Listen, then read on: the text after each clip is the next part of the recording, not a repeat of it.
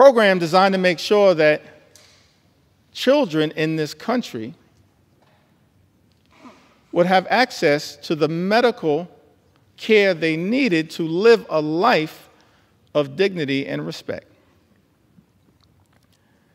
And it's extraordinary to me, Mr. Speaker, that in Donald Trump's one big ugly bill,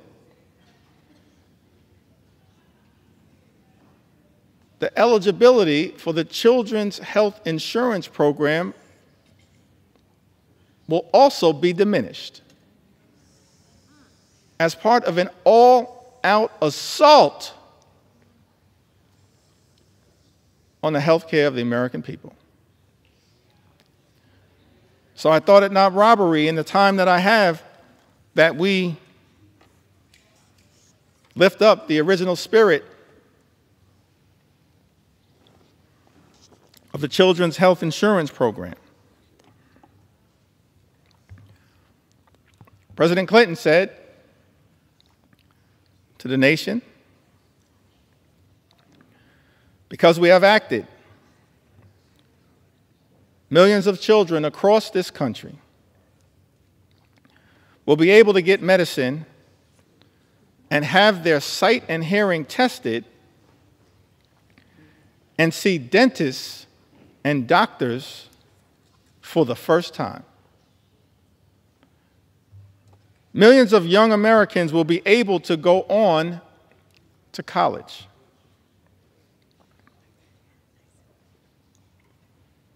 Millions of Americans not so young will be able to go back to school to get the education and training they need to succeed in life. Millions of families will have more to spend on their own children's needs and upbringing.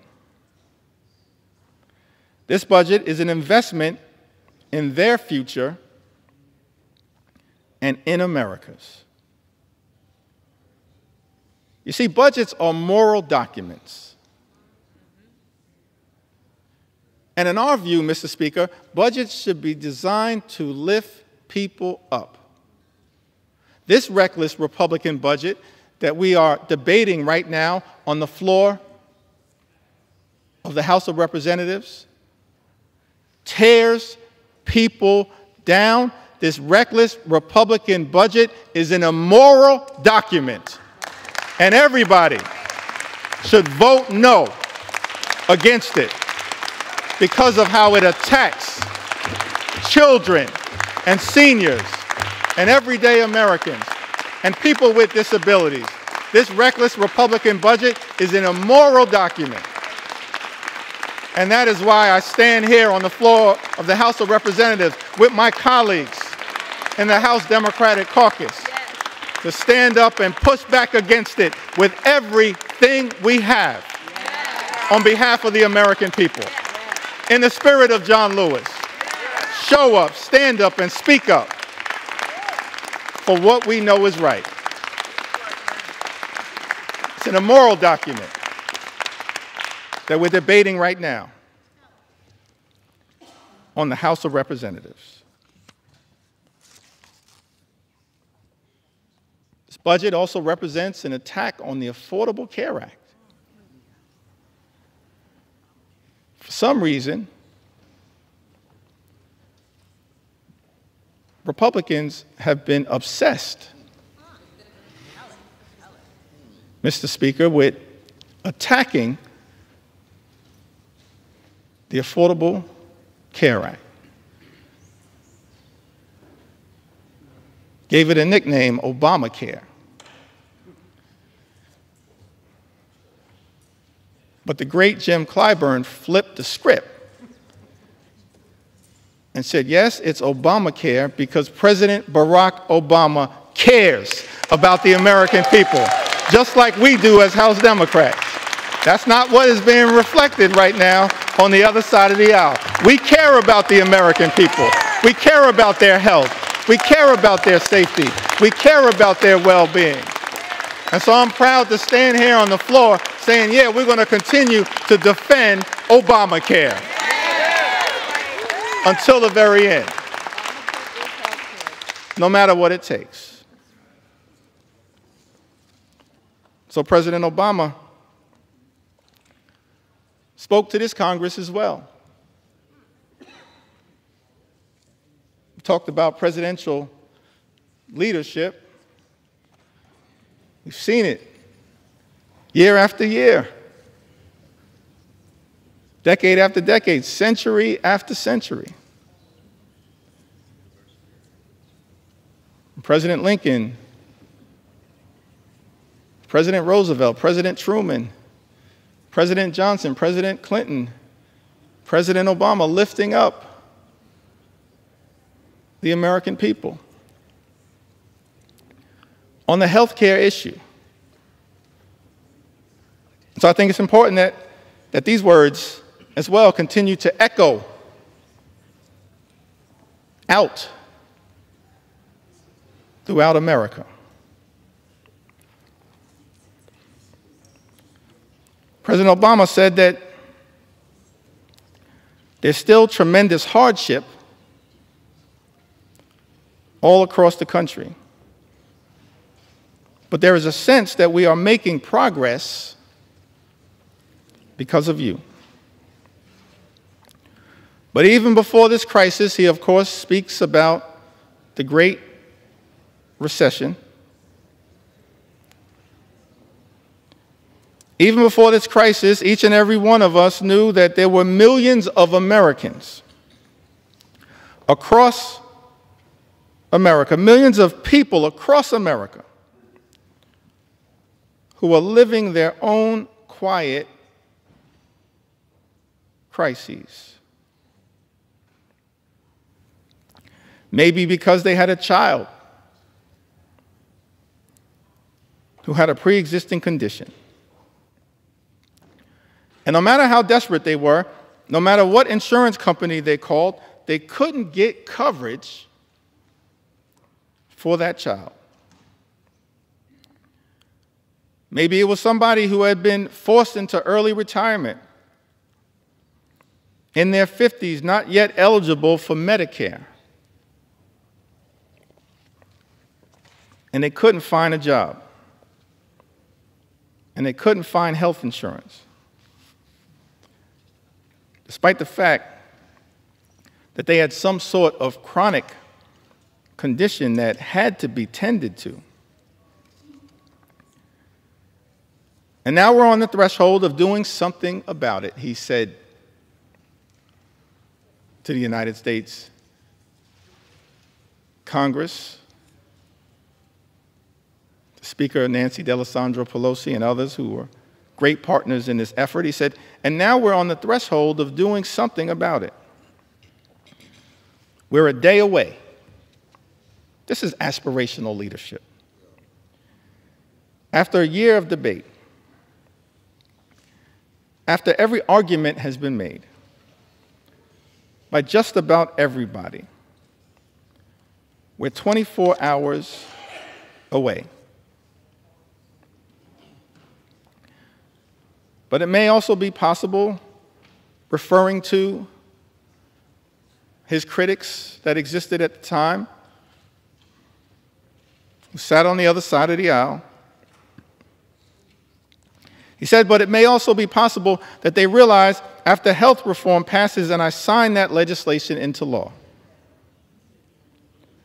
that it's going to be a little harder to mischaracterize what this effort has been all about. Because this year, small businesses will start getting tax credits so that they can offer health insurance to employees who currently don't have it. Because this year, those same parents who are worried about getting coverage for their children with pre-existing conditions now are assured that insurance companies have to give them coverage this year. Because this year, insurance companies won't suddenly be able to drop your coverage when you get sick, or impose lifetime limits or restrictive limits on the coverage that you have. President Obama went on to say, maybe they know that this year, for the first time, young people will be able to stay on their parents' health insurance until they're 26 years old. The Affordable Care Act was a tremendous step in the right direction. It's aspirational leadership. Tens of millions of Americans now have health insurance coverage as a result of the Affordable Care Act. But this reckless Republican budget, this one big, ugly bill that President Donald Trump has directed my Republican colleagues to sign off on, to recklessly rubber stamp, and to bend the knee to, even though this bill and its assault on health care, on Medicaid, on the Children's Health Insurance Program, on Medicare, and on Obamacare will rip away health care coverage from the people my Republican colleagues are here in Washington to represent. It's extraordinary to me that as a result of this one big ugly bill, this all-out assault on health care in this country, millions of people are going to lose coverage, thrown off of health care, set in motion a chain of events where hospitals will close, nursing homes will shut down, people unable to get the care that they need to live a life of dignity and respect. And that as a result of the all-out Republican assault on health care in the United States of America, people will die. Tens of thousands, perhaps year after year after year, as a result of the Republican assault on the health care of the American people. I'm sad. I never thought that I'd be on the House floor saying that this is a crime scene. And House Democrats want no part of it. No part of it. It's a crime scene going after the health and the safety and the well-being of the American people. And Mr. Speaker, we want no part of it, which is why we're fighting so hard to stop it. Serving in the United States Congress on this glorious floor, having to be part of a crime scene. Shameful. All-out assault on the American people. President Biden worked hard with many of the people in this Congress who still serve to try to build upon this great legacy, this journey that we've been on, set in motion in modern American presidential history by FDR, inspired by the great vision of President Truman, enhanced in years that were cut short far too early by President Kennedy, and then powered in such an extraordinary way by President Lyndon Baines Johnson. Built upon aspirationally by President Jimmy Carter. And then advanced the Children's Health Insurance Program by President Bill Clinton. Furthered in such an extraordinary way by President Barack Obama. and then built upon and enhanced by President Biden. None of us are perfect, but that's part of our march toward a more perfect union. That's part of the charge that we have as public servants, given that sacred charge in the preamble of the United States Constitution. We the people, in order to form a more perfect union,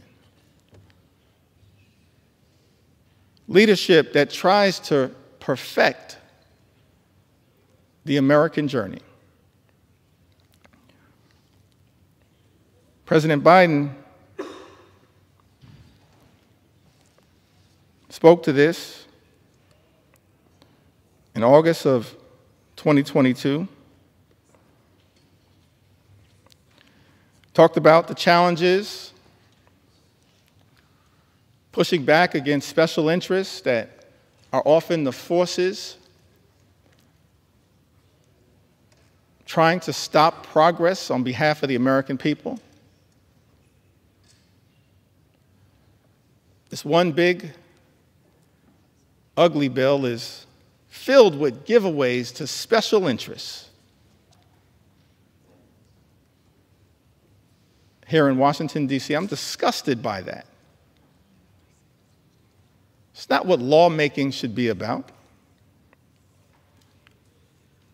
President Biden, reflecting upon the challenges of making progress on behalf of the American people, says in August of 2022, and yet we've not wavered. We've not flinched. We've not given in. Instead, we're delivering results for the American people. We didn't tear down. We built up. We didn't look back. We looked forward. This law that I'm about to sign finally delivers on a promise that Washington has made for decades to the American people. Guess what? We're giving Medicare the power to negotiate. The power to negotiate lower prices on behalf of the American people. This means seniors, President Biden goes on to say, are going to pay less for their prescription drugs, while we're changing circumstances for people on Medicare by putting a cap of a maximum of $2,000 per year on their prescription drug costs, no matter what the reason for those prescriptions are. That means if you're on Medicare, you'll never have to pay more than $2,000 a year.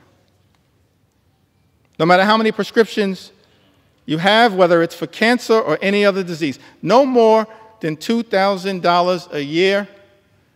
I don't care who in this town is trying to take credit for something accomplished by others. President Joseph Robinette Biden did that. He did that.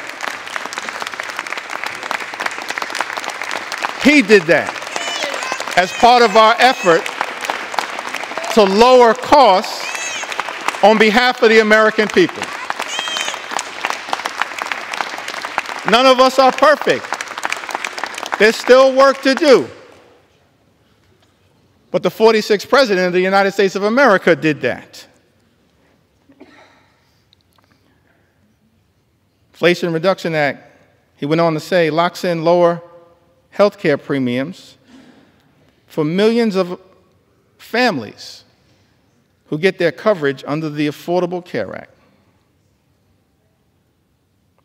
Last year, a family of 4 saved on average $2,400 through the American Rescue Plan that I signed into law that Congress voted in place. President Biden's talking about continuation of our march toward a more perfect union, the work that we in this Congress, many of us who had the privilege to serve over the last few years, did to try to expand and strengthen the Affordable Care Act, Obamacare, by enhancing the premium tax credits available so that millions of additional Americans would actually have the ability to get access to health care. And in this one big, ugly bill, Republicans are setting in motion the explosion of those tax credits that are designed to provide affordable health care coverage to the American people.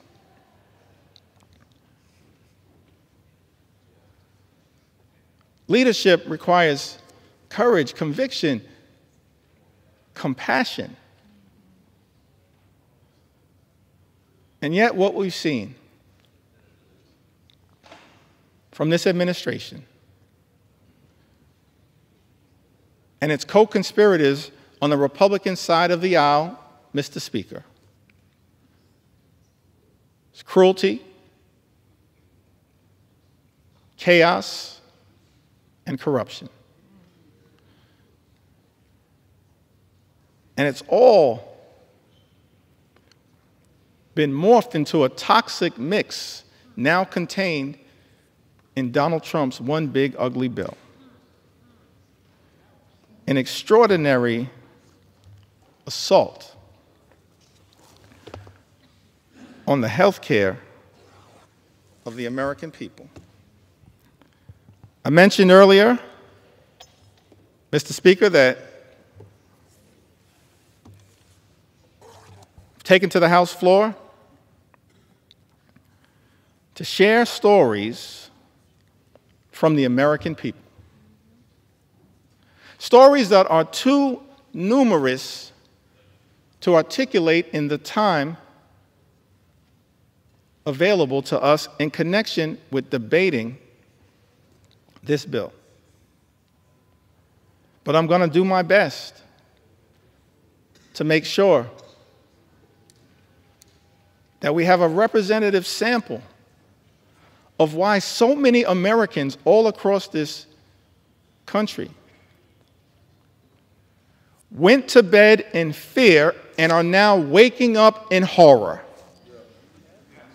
because Republicans are trying to jam this one big ugly bill down the throats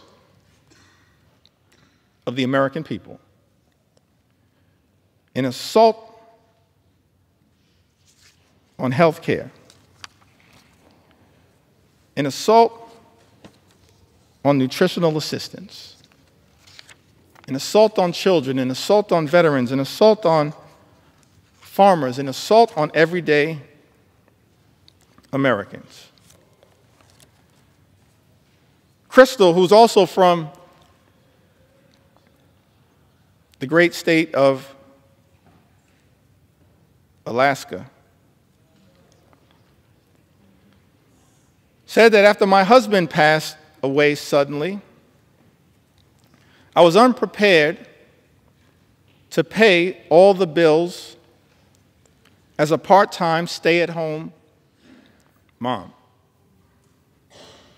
and working part-time while my young girls were in school. I applied for SNAP benefits.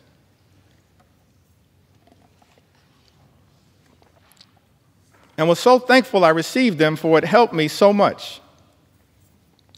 And I was so thankful it put food on our table. I didn't have to worry about how I was going to buy groceries while paying the other bills I had to take care of. The SNAP program has helped me many times, and through those times, I was struggling financially. And so I'm so thankful it was there when I needed it most. I am no longer on the program, But it was one of the biggest blessings in my life. During those hard years after my loss, thank you to the government for helping me. We all need help at times in life. And I think this program should remain available to those who really need it, who are struggling. Thank you, Crystal, for sharing your story with us. Mr. Speaker, Talise wrote to us, lives in Alabama's 5th Congressional District,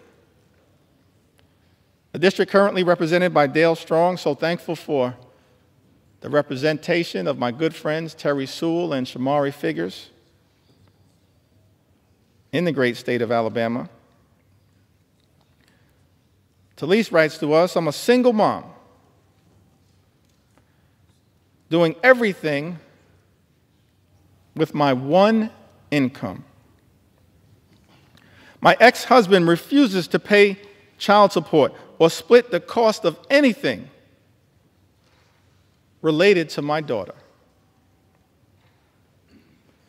If it wasn't for SNAP, we'd probably have very little in terms of food because I am always running on E. I'm so beyond grateful for the assistance. Curtis writes to us, Mr. Speaker, from the great state of Arizona, in my disabled senior status, I would be in a dire nutritional status, if not mostly for the SNAP nutritional assistance, a godsend.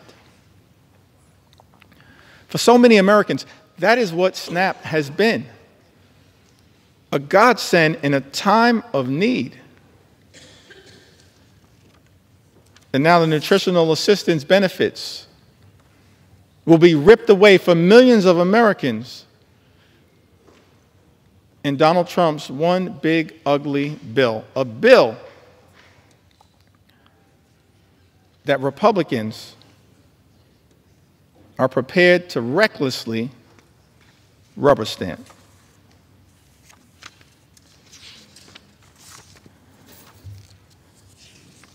You also heard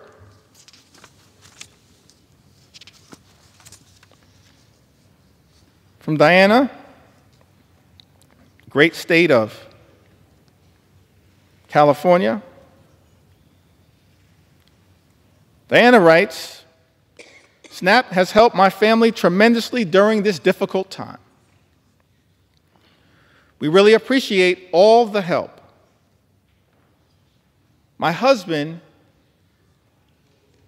was diagnosed with cancer, and we have a little one at home.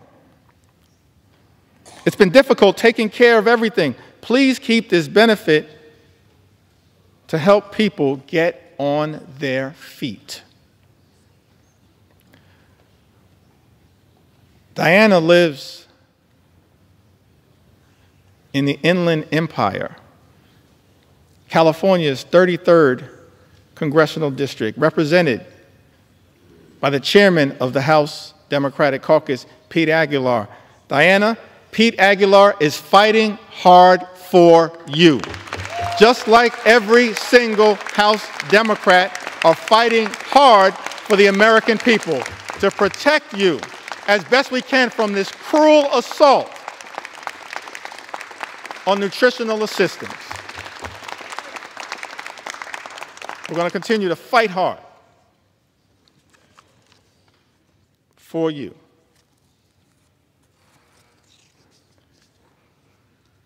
In Ohio, Julie writes to us, I'm so thankful for Amelia Sykes, Marcy Kaptur. Marcy Kaptur is the original gangster of the Ohio delegation. The longest serving woman in the history of the United States Congress, fighting hard on behalf of the people she incredibly represents. Along with Amelia and Shontel Brown and Greg Landsman, and of course, y'all know I couldn't leave out my big sister Joyce Beatty.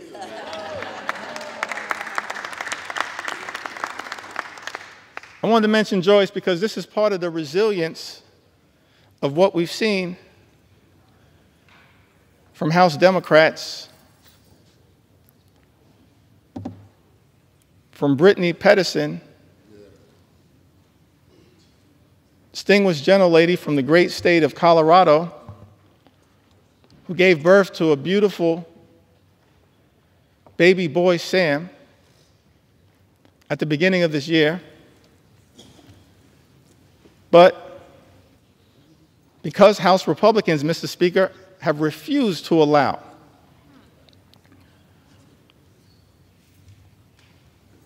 proxy voting, virtual voting, for expectant mothers and new mothers throughout this year, shortly after giving birth, Congresswoman Brittany Pedersen, each and every week, often with her baby boy, Sam, has come to the United States Congress to stand with House Democrats in defense of the American people.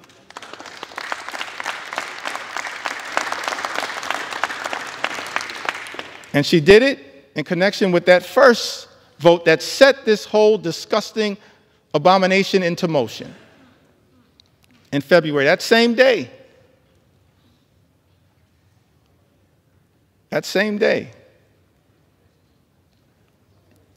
Kevin Mullins showed up to vote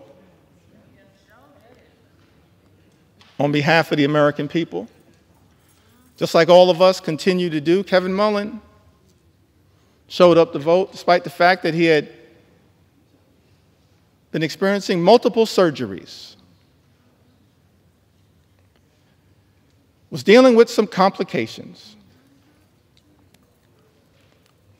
But he understood, just like all House Democrats understand, the need to stand up in this moment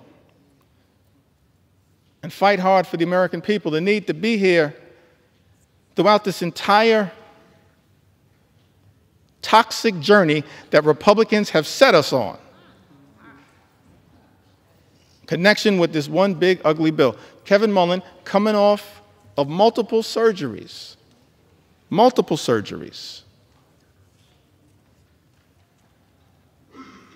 rolled out of his hospital bed, got on a plane from Northern California, took his wife with him so that she could change his IV on the plane across the country to be here and stand with his sisters and brothers in the House Democratic Caucus family to push back against this one big ugly bill. I was so thankful, so appreciative to see the great Joyce Beatty, who's been battling some issues, working her way through them, putting off surgeries for as long as she could. And yet, perhaps against some of the advice that she may have received, understood, as she said in her own words, the importance of being here on behalf of the American people, to stand up and push back against Trump's one big ugly bill, because it will have devastating consequences for everyday Americans.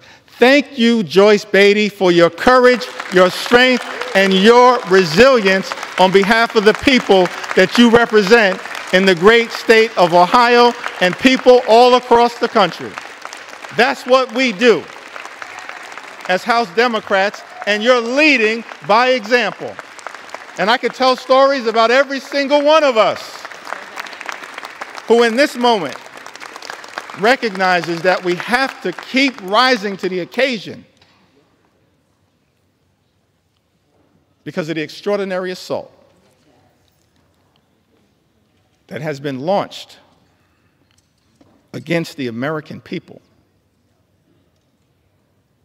by Donald Trump and complete Republican control here in Washington. Let's understand who is doing you in. People on the other side of the aisle. It's not too late. All we need are 4 Republicans to join us, to show John McCain levels of courage. Not on the battlefield, as he did in such an extraordinary way. And yes, Mr. President, John McCain was an American hero and patriot. An American hero and patriot. I may have disagreed with him on a whole host of issues. We cannot disagree with the fact that he was an American patriot and a war hero who served this country overseas.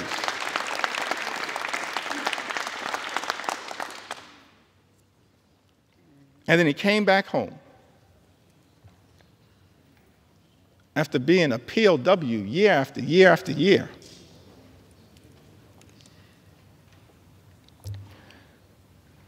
And got elected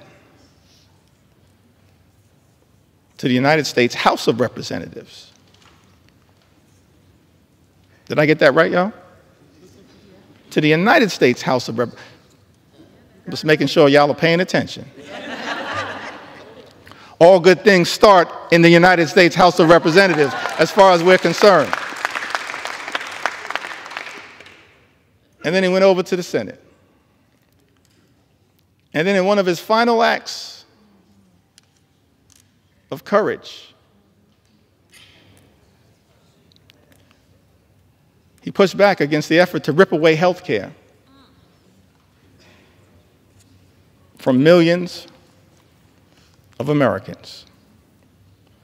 All we need is 4 Republicans to show John McCain levels of courage when it comes to protecting the health, the safety, and the well-being of the American people, protecting the nutritional assistance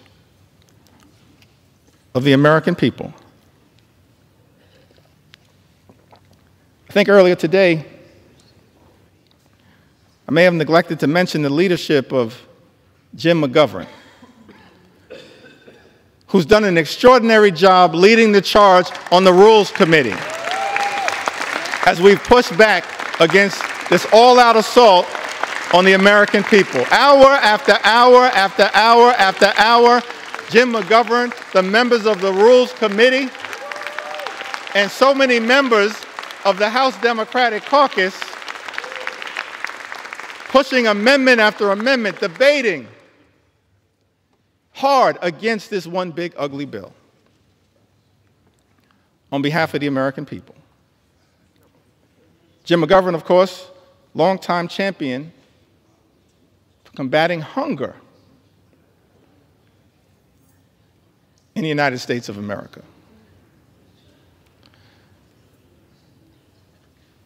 So thankful for Jim's resilience and his strength, even in the face of great tragedy. Continues to battle hard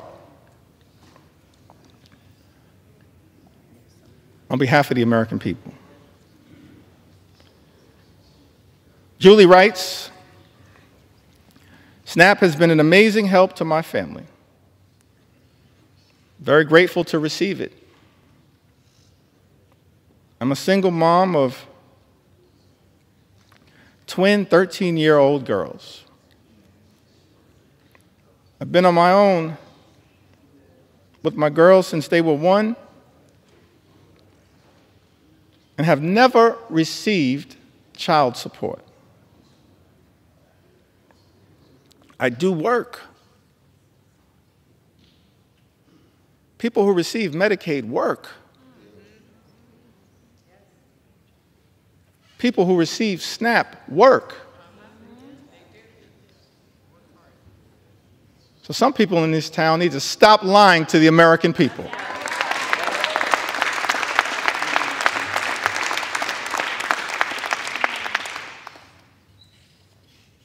Mr. Speaker, I said some people in this town need to stop lying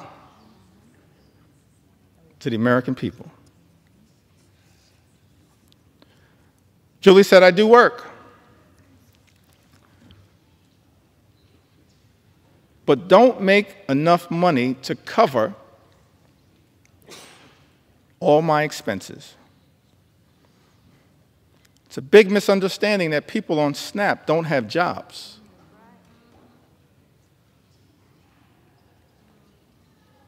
My children would eat very poorly if I didn't have SNAP. I would have to rely on church food pantries, and they could only offer the bare minimum. The food banks don't give basics like milk and bread. That's Julie's experience. Mr. Speaker, she lives in Ohio's 14th Congressional District, represented by our colleague, Congressman David Joyce. We heard from Mark from the Commonwealth of Pennsylvania. Mark says, I've collected Medicaid and SNAP benefits for over a decade now. I may well have found myself in a worse place if not for these programs. Giving freely and charitably is the way of Jesus.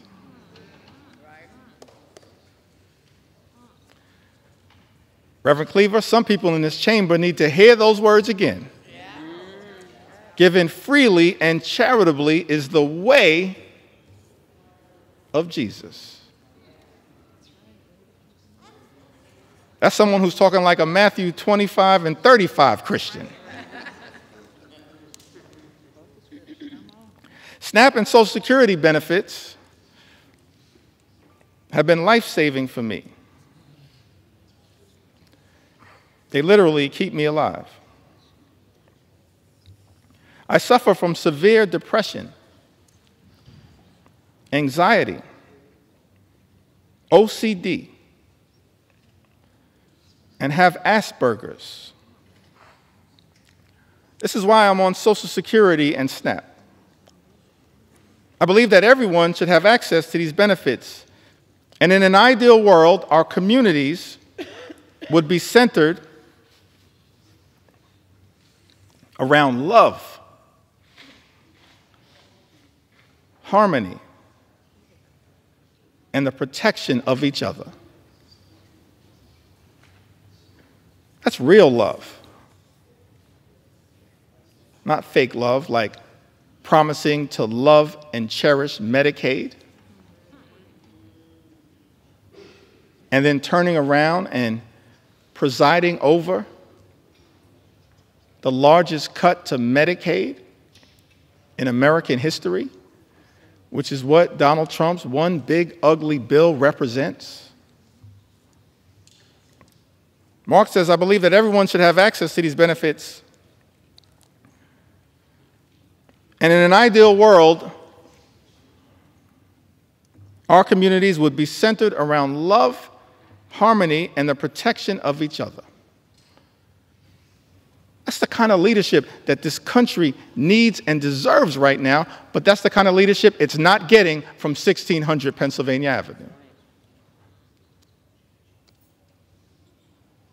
Mr. Speaker, Mark lives in Pennsylvania's 1st Congressional District. I believe that district is represented by our colleague, Congressman Brian Fitzpatrick. I want to ask the question, what happened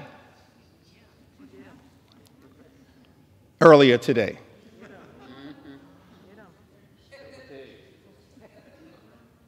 How was it that a few hours ago, several of my Republican colleagues had principled opposition to Donald Trump's one big, ugly bill? Several hours ago, how is it that so many of our Republican colleagues, Mr. Speaker, had principled opposition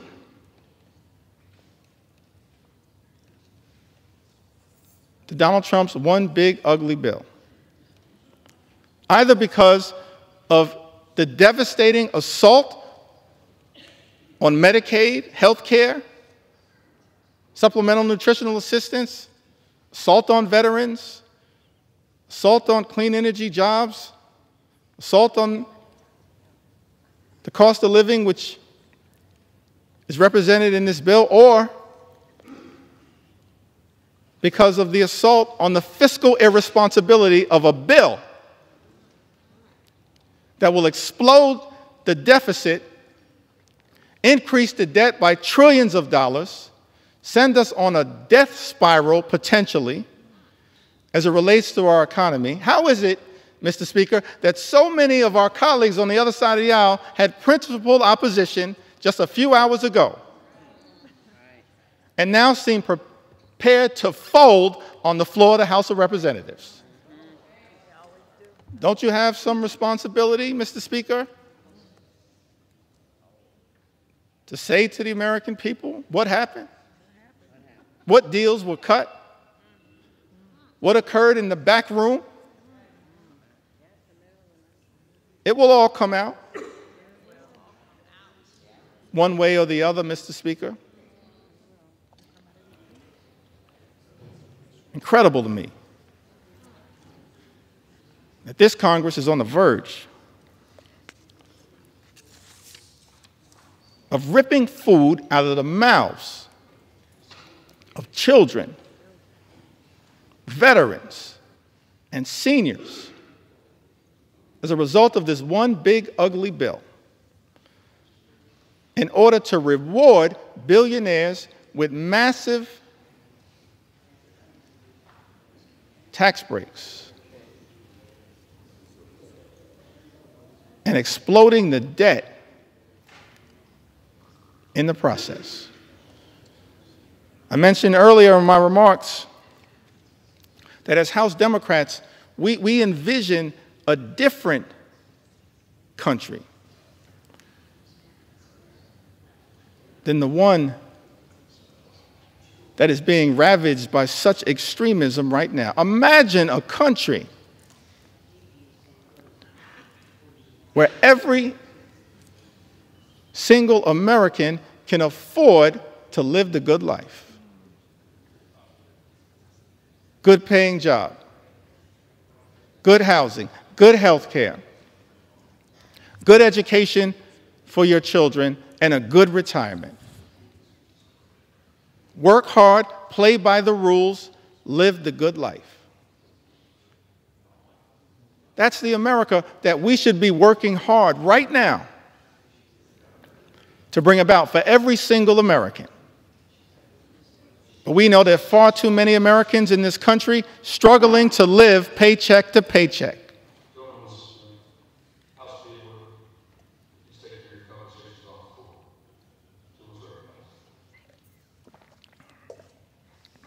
Thank you, Mr. Speaker. That should not be the case in this great country. the wealthiest country in the history of the world, a country that has become far too expensive for far too many people. Donald Trump promised to lower the high cost of living on day one. He made that promise to the American people. You lied. Made that promise, hadn't happened on day one, hasn't happened on month 1, month 2, month 3, month 4, month 5, month 6. It's not happening. Mr. Speaker, costs aren't going down. Costs are going up in the United States of America. Life is becoming more expensive. And it seems to me that in this great country, this Congress should be working hard to build an affordable economy for hardworking American taxpayers. That's our plan. That's our vision. That's our goal as House Democrats, an affordable economy for hardworking American taxpayers. But Donald Trump's one big ugly bill will make life more expensive for the American people. Lynette wrote to us. She's also a resident of the Commonwealth of Pennsylvania. She said, I'm a single mom of 3 girls. Although my 2 older girls are out of the home, they and I struggle. I work full-time, but it's not enough to get by. Without the help of SNAP and Section 8, I would not be able to afford anything. I sacrifice every day so my daughters can have food and a place to come home and call home. I get $124 a month in food stamps. $124 a month in food stamps, which isn't enough as food prices keep going up. With the little help I do get from the government, I am grateful and blessed. Last year, I passed out after a church service and was rushed to the hospital.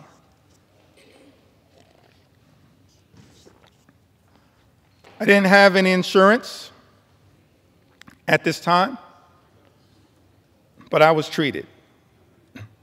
However, I could not pay back the services that I received, and I still need treatments. I have been choosing to pay for rent and food, but I have these bills and other appointments that I need to go to but don't have the extra money, and I don't qualify for Medicare, don't make enough to get insurance on the marketplace for insurance. Lynette, without the help of SNAP and Section 8, I would not be able to afford anything. Mr. Speaker, Lynette resides in Pennsylvania's 7th congressional district, a district represented by our colleague, Congressman Ryan McKenzie. Wendy writes to us from the Commonwealth of Virginia. Says that I am a single mother of 2 children, and due to bone cancer. I now live with a disability and am unable to work. I have not only survived cancer, but my children and I also survived domestic abuse. I have been making ends meet while not working or receiving any child support for almost 2 years. To my family, SNAP is literally life or death. And while I hope that one day my circumstances will improve to the point that I will not need the assistance for now, Wendy tells us, it is our lifesaver. That's what these safety net programs represent. Lifesavers for Americans in need. And instead of protecting these life-saving programs, these life-sustaining programs, what we see from this one big ugly bill is that nutritional assistance for the American people will be decimated. And as a result, millions of Americans, our fellow Americans, are at risk of going hungry. That is not right in the United States of America. It's not right. And that is why we're fighting hard for people like Wendy, who, Mr. Speaker, lives in Virginia's 5th Congressional District, a district represented by Congressman John McGuire. Jamie, from the great state of Wisconsin, the heartland, part of the heartland of the United States of America, the magical Midwest, the hardworking people of the great state of Wisconsin. I was privileged to just be there this past weekend. Jamie said, I work, I am a single mom. I need help to feed my kids. All the bills have skyrocketed. I'm doing this on my own. Please don't take away SNAP. That's a plea that I think is being heard all across this land. Please don't take away SNAP. It's a lifesaver. It's being ripped away from the American people as part of this Republican effort, Mr. Speaker, to provide massive tax breaks for billionaires. Jamie is represented. She lives in the 3rd Congressional District of Wisconsin, currently represented, Mr. Speaker, by Congressman Derek Van Orden. Healthcare under assault. Nutritional assistance under assault. Farmers in this country have also been under assault. And one of the reasons why so many Americans are cynical about our politics of the moment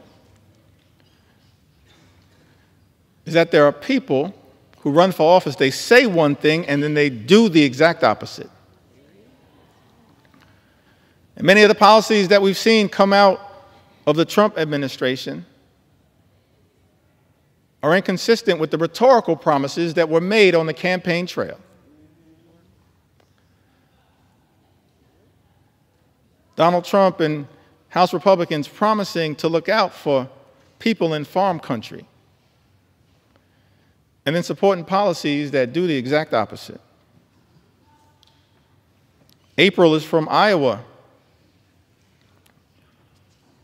Says that fourth-generation farmer on land her family has worked for almost 125 years in north-central Iowa.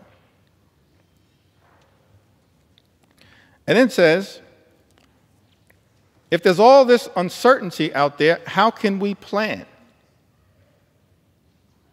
We need a path forward. It's like changing a tire while we're still driving down the road. That's what our farmers are being asked to do, change a tire while they're still driving down the road because of the uncertainty that has been unleashed by an administration far too focused on chaos, cruelty, and corruption. Those are my words. April goes on to say, we're kind of holding our breath for this fall. That's when it will hurt the most farmers. We need trade with Mexico and Canada too. That's why I think the reciprocal tariffs are going to hurt us more. We get fertilizer from Canada. We get parts and products made in Mexico. As House Democrats, we're focused on creating more good-paying jobs, on economic strategies that make sense, that are designed to lift up the American people. But I can't find anything in this 900-plus page bill that is actually designed to permanently sustain a positive trajectory for farmers in this country and for everyday Americans. In fact, the chaotic uncertainty of the economic policies that have been unleashed by the Trump administration and complete Republican rule in Washington, D.C., will have devastating consequences for the American people and for farmers like April.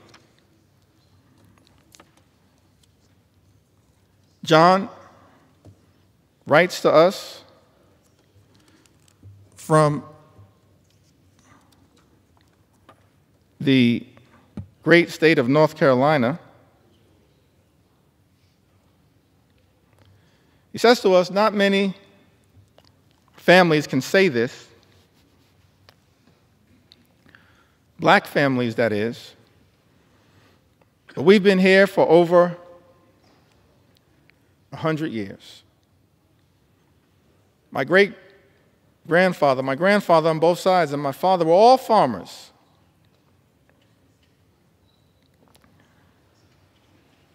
Honestly, I cannot understand it. I have not heard anybody from that administration that could tell me anything that makes any sense of what he's causing. John further writes, you cannot take a chainsaw and do surgery.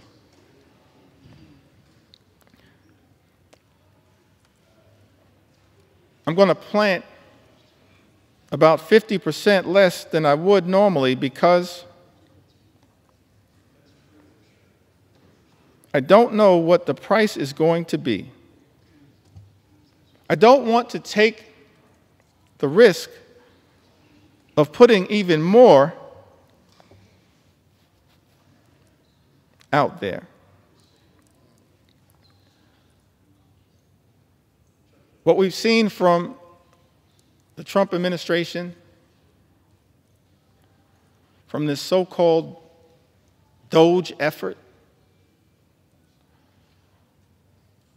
and from our Republican colleagues, Mr. Speaker, is deeply troubling.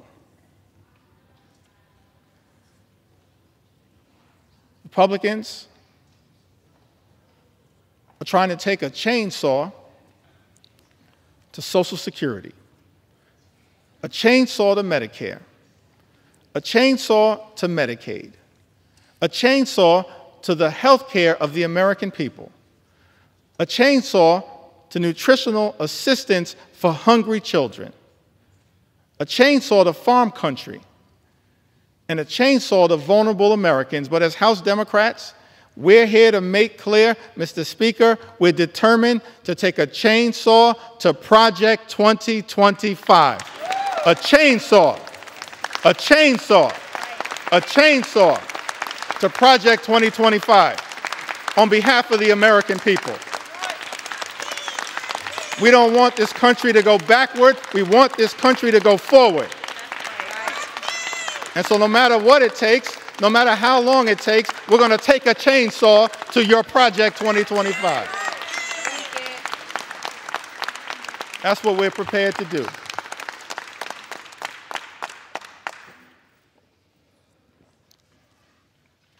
Thank you, John, from North Carolina. One last farmer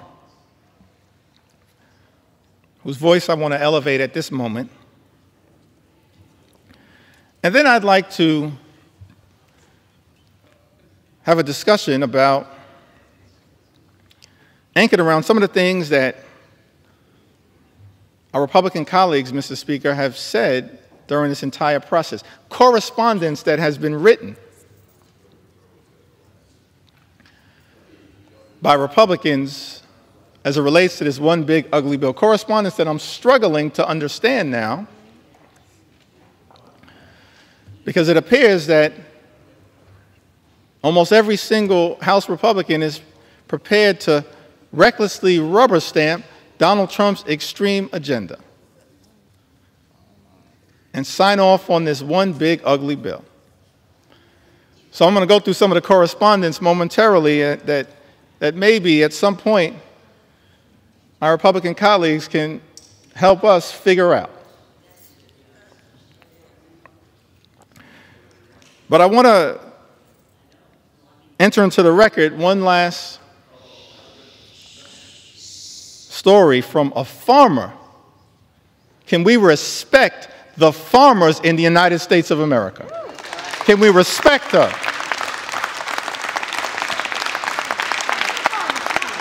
We began this country as an agrarian economy. We should respect the farmers in this country as I'm telling their stories. On the eve of our 249th birthday, can we respect the farmers in this country who we're working hard to defend?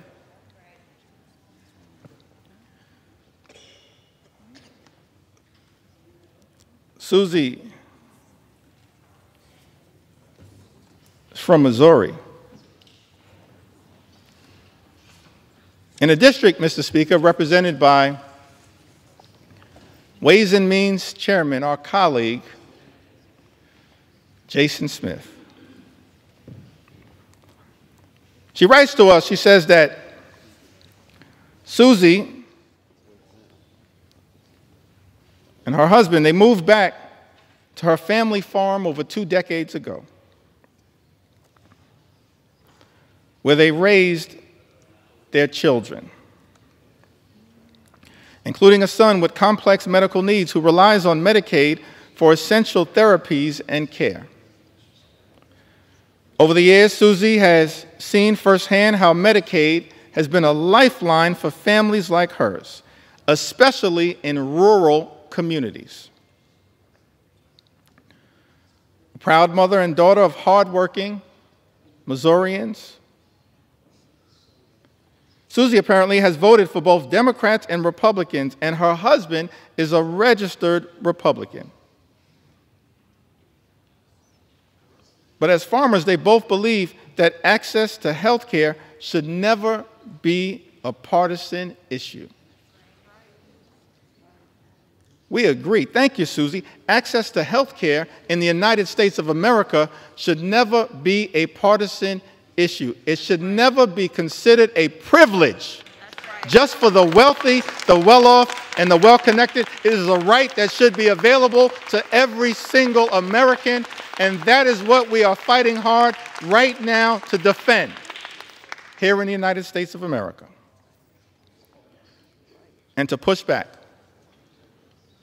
against this one big, ugly bill.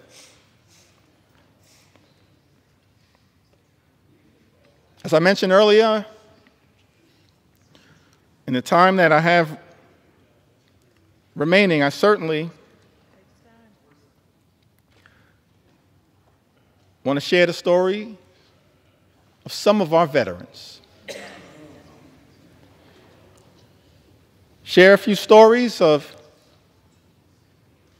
some of our small business owners who will also be under assault as part of this one big ugly bill. And share the stories of hardworking and law-abiding immigrant families who also will be targeted by this one big ugly bill. But I did want to take a little time at this moment to enter into the record some of the statements that have been made, Mr. Speaker, by our Republican colleagues.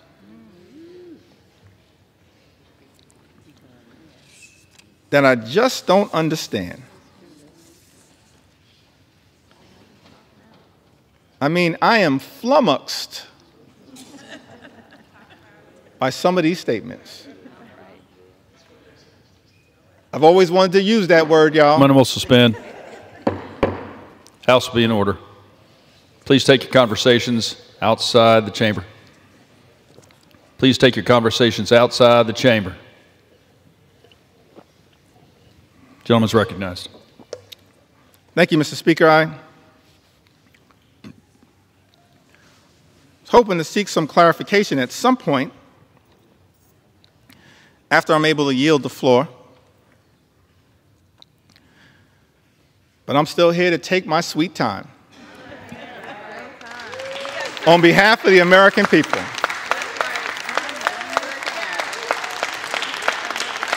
Because it was totally unacceptable that you would try to jam this bill, Mr. Speaker, down the throats of the American people with 15 minutes allocated for a debate that would hurt everyday Americans, allocated to the committees of jurisdiction. 15 minutes.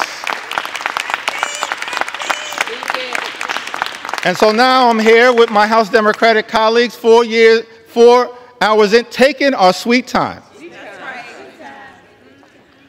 on behalf of the American people. And I'm flummoxed. Maybe it's flummoxed. As I mentioned, Mr. Speaker, I always wanted to use that word. I can't spell it, but I know what it means.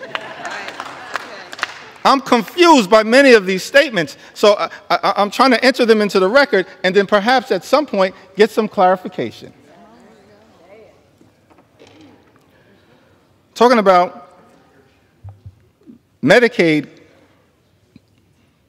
cuts, the largest cut to Medicaid in American history. Vice President said these cuts are immaterial. Are you kidding me? Immaterial? I'm perplexed. I'm astonished, I'm confused that someone who sits in the second highest office in the land would say that Medicaid cuts, $1 trillion or so of Medicaid cuts that are in Donald Trump's one big ugly bill are immaterial.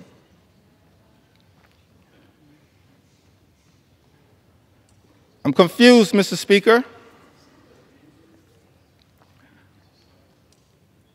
by the statement that was made by the former Senate Majority Leader, Mitch McConnell, who, when talking about the Medicaid cuts that millions of Americans have been reaching out to us, pouring into us their heartfelt concerns at the devastating impact that these Medicaid cuts will have on their health, their safety, and their well-being. I'm confused, Mr. Speaker, by the statement that Mitch McConnell made. He said, people will get over it. No, Mitch.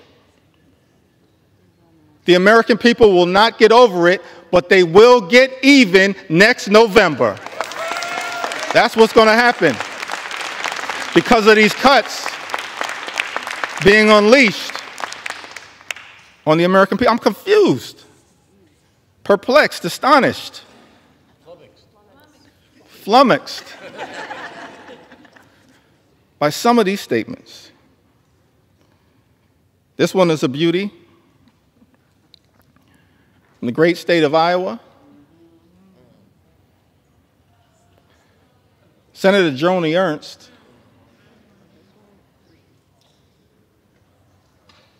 she showed up at a town hall meeting in Iowa. First of all, I'll give her credit for showing up at a town hall meeting because House Republicans were instructed not to show up at town hall meetings. So she shows up, Mr. Speaker, at a town hall meeting, is questioned about the fact that health care in America, that the Medicaid is a question of life or death.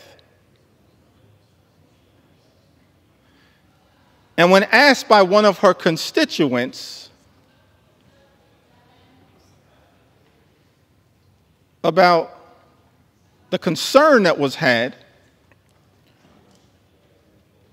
the fact that people will die as a result of the devastating cuts to Medicaid and health care that are in Donald Trump's one big ugly bill, Senator Ernst says, we're all going to die anyway.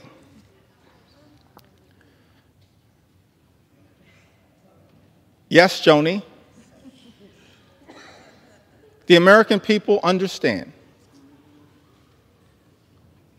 that at some point all of us will transition. But the American people do not deserve to die as a result of the Republican cruelty that is in this legislation. Do not deserve to die as a result of the cruelty that is embedded, Mr. Speaker, in this legislation. Ending Medicaid as we know it, the largest cut to Medicaid in American history. And as a result of this all-out assault on health care in America, and Mr. Speaker, there are 220 Republicans who I serve with in this Congress, and I wish I had time to go through the impact in all 220 districts. Actually, since I have unlimited time, maybe I do.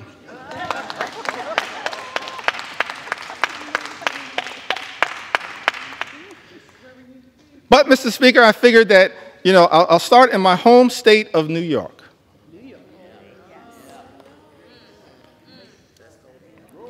Mr. Speaker, in New York's 1st Congressional District, represented by our colleague, Congressman Nick LaLota,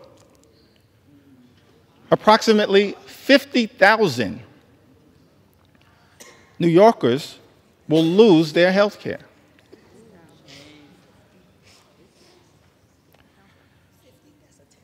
In New York's 24th Congressional District, Mr. Speaker, represented by our colleague, Congresswoman Claudia Tenney, over 30,000 New Yorkers will lose their health care.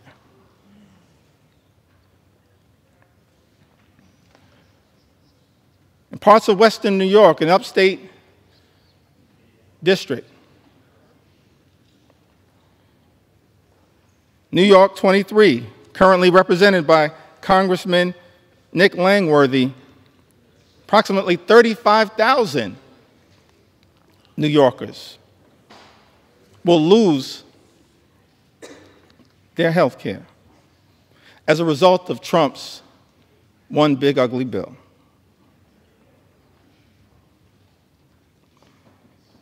In New York 17, currently represented by Congressman Mike Lawler, more than 30,000 New Yorkers will lose their health care. In New York 21, the North Country,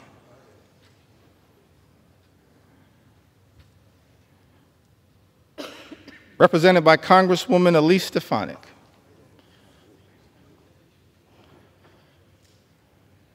welcome back to Congress. I'm sorry it did not work out for you. That's a lesson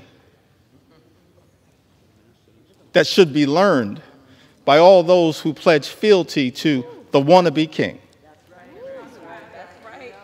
That's right. But I digress.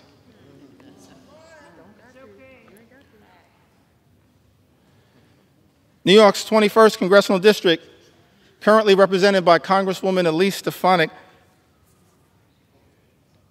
approximately 44,000 New Yorkers will lose their health care.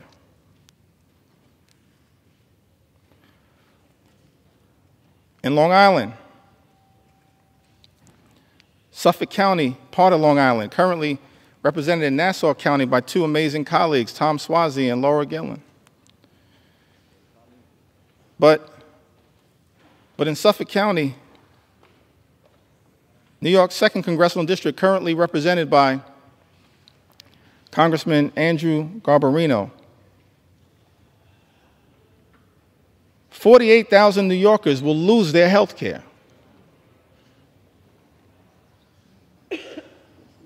In Suffolk County, in New York's 2nd Congressional District, as a result of Trump's one big ugly bill. And in the 11th Congressional District, a district that includes all of Staten Island, a district, Mr. Speaker, currently represented by Congresswoman Nicole Malliotakis, more than 50,000 New Yorkers will lose their health care as a result of Donald Trump's one big ugly bill on Staten Island and in New York's 11th Congressional District. I don't think the Wu-Tang Clan would approve of that.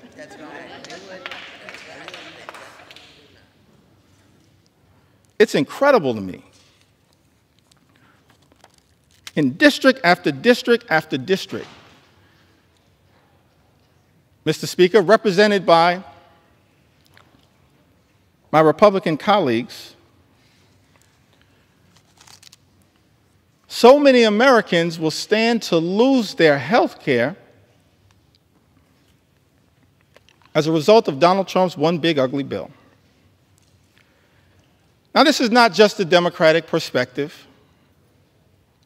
We stand by that perspective. will continue to articulate that view and forcefully defend the health care of the American people, but it's not just a Democratic perspective. And so I thought that it was important that we enter into the record some of the words, Mr. Speaker, of members of the House Republican Conference who wrote directly to you, Mr. Speaker, in their own words, talking about the challenges of this one big ugly bill. February 19th of this year, in a letter written to the Honorable Mike Johnson, Speaker of the United States House of Representatives, the subject line was, "Protecting American Communities in the Budget Reconciliation Process." For all of the American people who may be watching the floor of the House of Representatives right now, that's the process that we're in. It's one big ugly bill. Mr. Speaker, Republicans chose to go down this road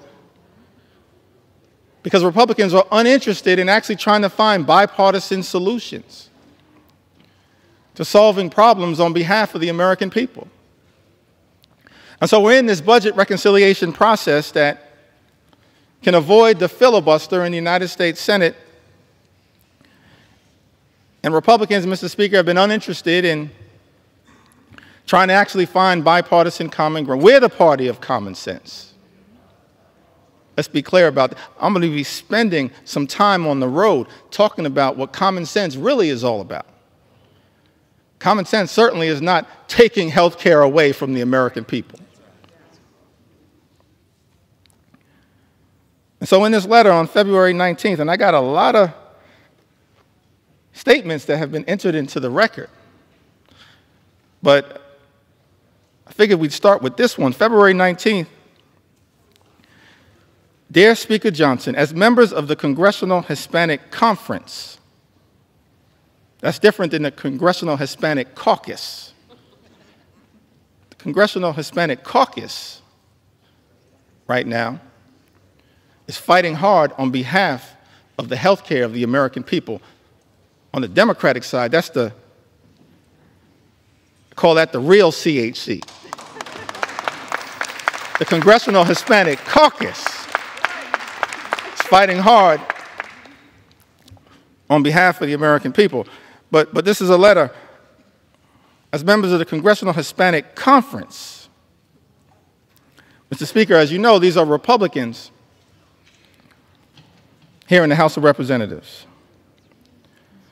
And those who represent sizable Hispanic populations. We are writing to express our concerns regarding possible funding decisions stemming from the House Budget Resolutions Committee instructions advanced on February 13, 2025. Those budget instructions, by the way, were what set this whole toxic process in motion that has resulted in this moment that we find ourselves in right now on the floor of the House of Representatives, connected to this one big ugly bill. And in this letter, it says that while we fully support efforts to rein in wasteful spending and deliver on President Trump's agenda, let me park right there parenthetically for a moment. Nothing in this bill is about waste, fraud, and abuse. Nothing is doing anything meaningful about waste, fraud, and abuse. The letter continues, it is imperative that we do not slash programs that support American communities across our nation. It then goes on to say that the House Budget Resolution proposed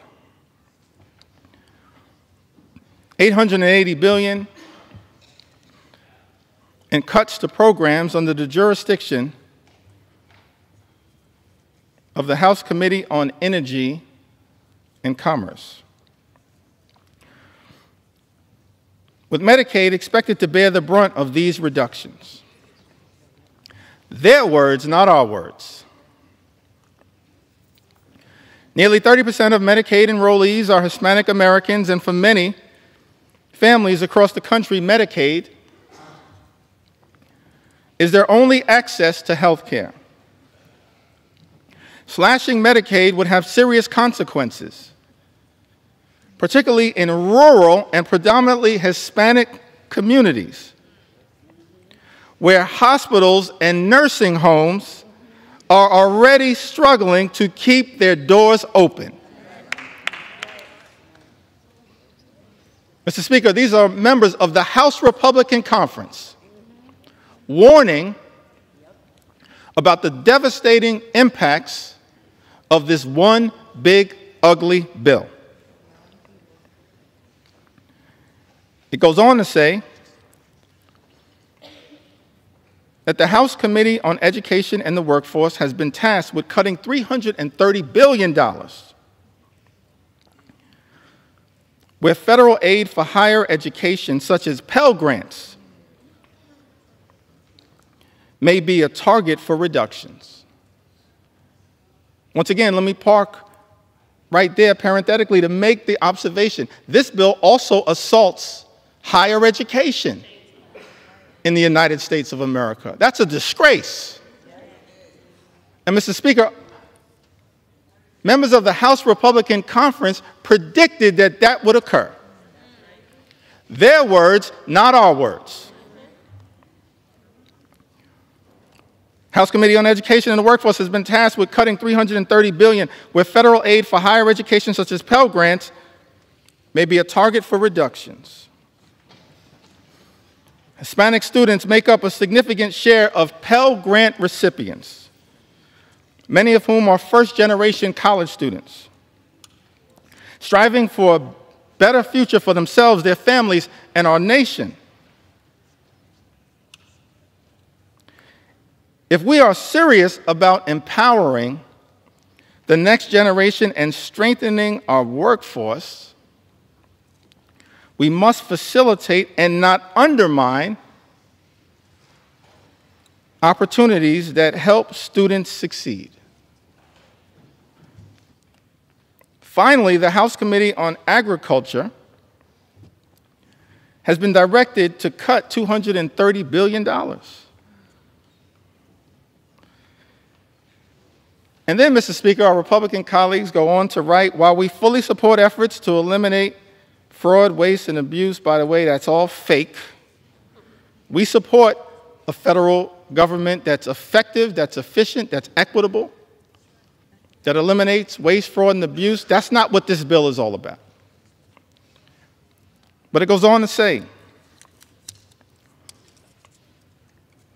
while we fully support efforts to eliminate fraud, waste, and abuse, we must ensure that assistance programs, such as SNAP, remain protected. I mean, I'm just confused. Remain protected, as nearly 22% of Hispanic families rely on this critical program as a temporary safety net during difficult times. And then this letter concludes, written to you, Mr. Speaker,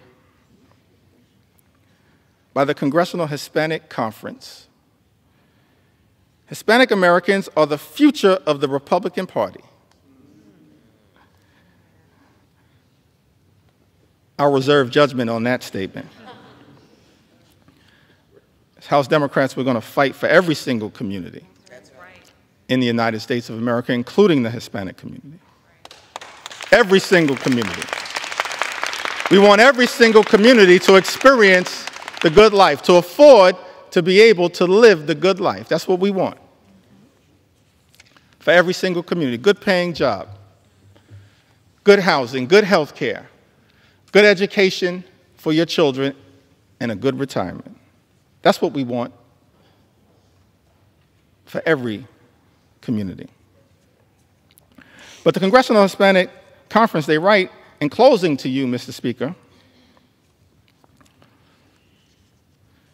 that these Hispanic Americans are closely watching to see if we will govern in a way that honors their values and delivers results.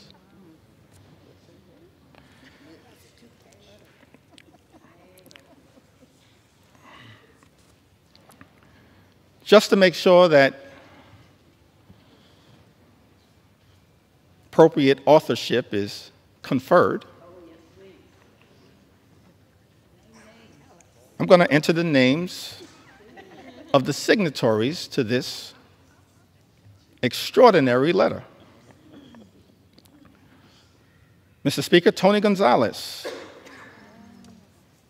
Nicole Maliatakis, Monica de la Cruz, David Valadeo, who represents more Medicaid recipients than any other member of Congress, Juan Ciscomani, Rob Bresnahan, what a beauty, James Moylan, Kimberlyn King Hines. They all signed this letter. And the question that many Americans have to ask right now is that after signing a letter indicating your commitment, Mr. Speaker, to protecting Medicaid and SNAP and access to affordable higher education through Pell Grants, how is it possible that, Mr. Speaker, some of our Republican colleagues will turn around and devastate Medicaid, devastate supplemental nutritional assistance, and devastate the ability of Hispanic communities to achieve the type of upward mobility, in part through higher education, that is talked about in this letter? That letter was written in February. And then we go to March. Can I talk about it?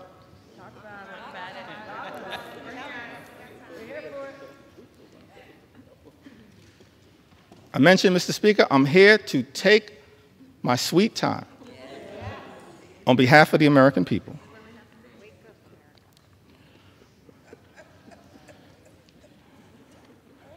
And so on March 9th, there's a letter that's written to Ways and Means Chairman Jason Smith, Mr. Speaker.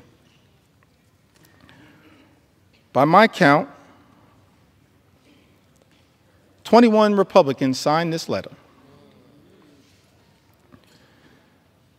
And it's about the importance of the clean energy economy in the United States of America. I would assume, based on this letter, that all of the signatories to this particular piece of correspondence are now horrified by the attack on clean energy jobs, and the clean energy economy in this one big ugly bill.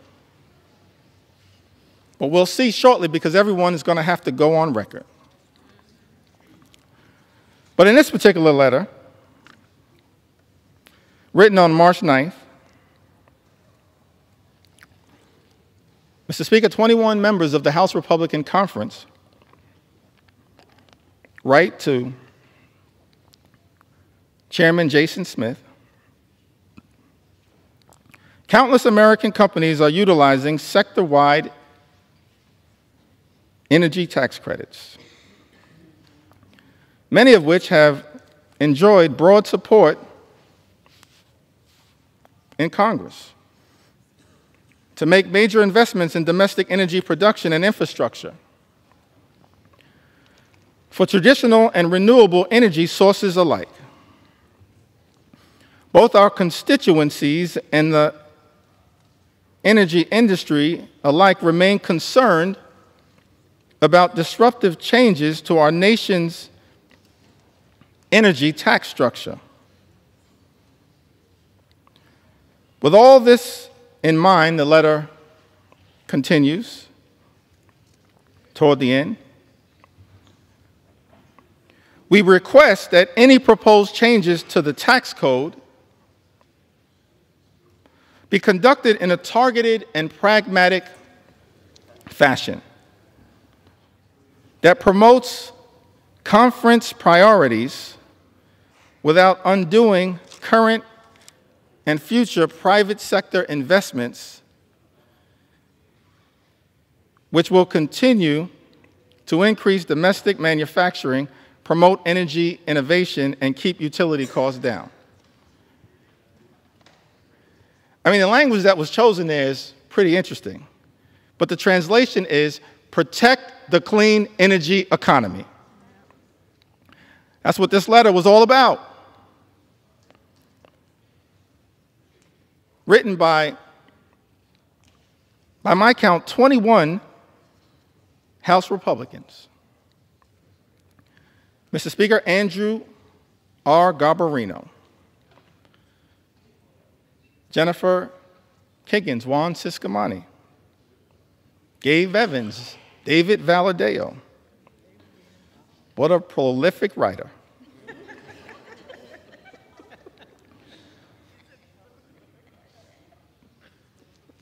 Mark Amadei, Michael Lawler, Young Kim, Don Bacon, Vince Fong, Jeff Hurd, Tom H. Kane, Jr., Nick LaLota,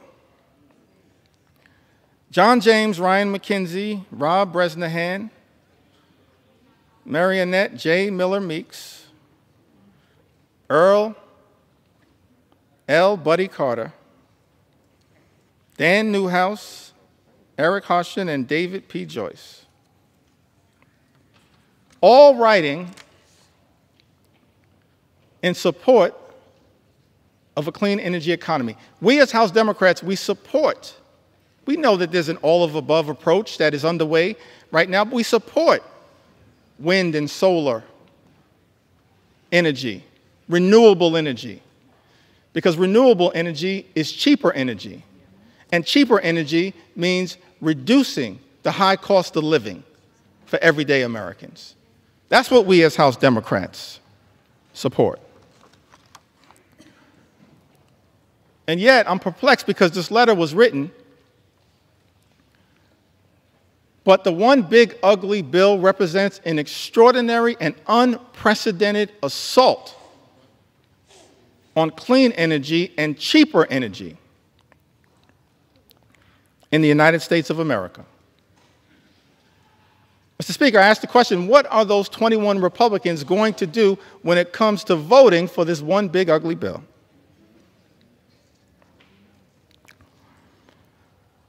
And then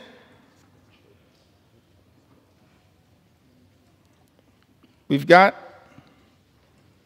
another letter in April. So we've got a February letter, a March letter, an April letter. Quite elegant with these letters. April 14th, 2025, this is correspondence written by 13 House Republicans, Mr. Speaker. Written to you and Steve Scalise. Majority Leader written to Tom Emmer. The Majority Whip, and written to Brent Guthrie, the Chairman of the Energy and Commerce Committee. It says, as members of Congress who helped deliver a Republican majority, many of us representing districts with high rates of constituents who depend on Medicaid we would like to reiterate our strong support for this program. By the way, a program that the one big ugly bill now will cut and devastate, gut, Mr. Speaker, by almost $1 trillion. In this letter, 13 Republicans say we would like to reiterate our strong support for this program that ensures our constituents have reliable health care. Balancing the federal budget must not come at the expense of those who depend on these benefits for their health and economic security. Mr. Speaker, that's their words, not our words.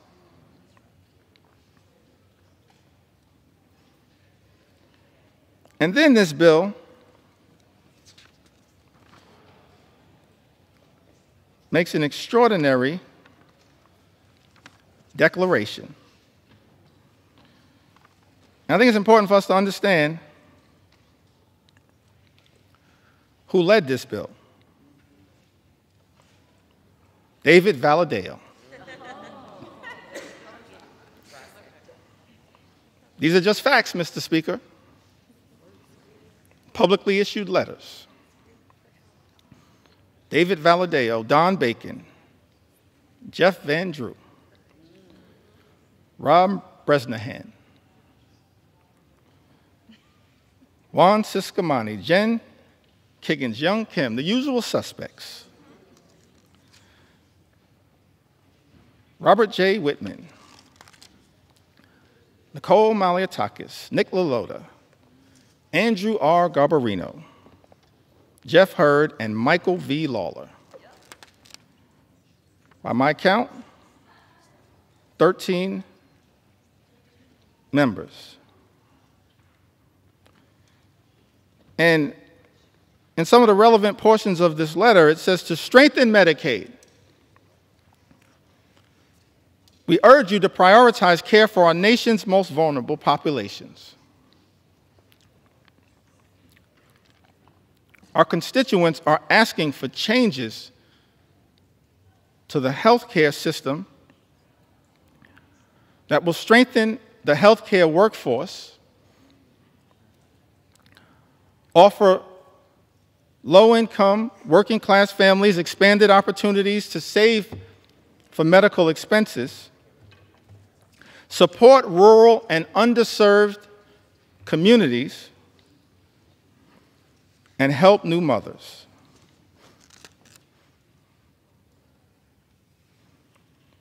And in the second paragraph of this letter dated April 14, 2025, Mr. Speaker, these 13 members of the House Republican Conference make this extraordinary representation. It says, however, we cannot and will not support a final reconciliation bill that includes any reduction in Medicaid coverage for vulnerable populations. This bill represents the largest cut to Medicaid in American history. It will devastate vulnerable populations all across America. And so the reality is, all 212 House Democrats are going to stand up and protect the health care of the American people. We're going to protect the Medicaid of the American people against this assault on vulnerable communities. And I'm looking forward to all 13 of you joining us to protect the health care of the American people that you represent. That's the promise, Mr. Speaker, that your Republican colleagues made in this April letter. What's changed? We're looking forward to all 13 Republicans in this letter joining us to protect the Medicaid of the American people.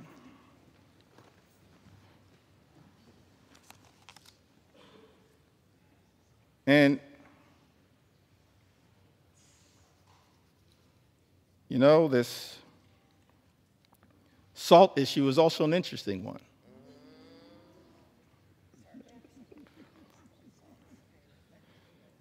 Statement was issued on May 8th from my colleagues in the New York delegation: Elise Stefanik, Andrew Garbarino, Nick LaLota, Mike Lawler.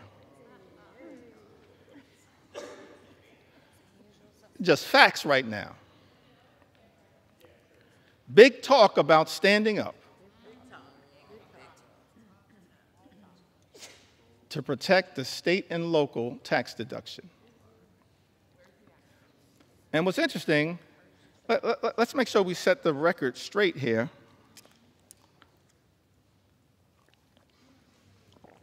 As to what happened to the state and local tax deduction, which impacts millions of hardworking American taxpayers all across the country, including in the districts represented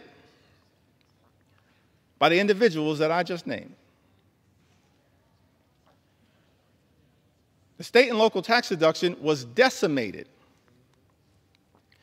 Mr. Speaker, by Donald Trump, House Republicans, and Senate Republicans in 2017 in connection with the GOP tax scam that callously and unnecessarily imposed a $10,000 cap, wiping away thousands of dollars a year for hardworking American taxpayers. Republicans did that. Mr. Speaker, let's set the record straight. And so, Mr. Speaker, there are people in this chamber claiming to be saviors. Saving what? From the devastation that Republicans have wrought by decimating the state and local tax deduction? And you know what's interesting about this is that people who are against this claim that the state and local tax deduction is subsidizing states in certain places to the detriment of others.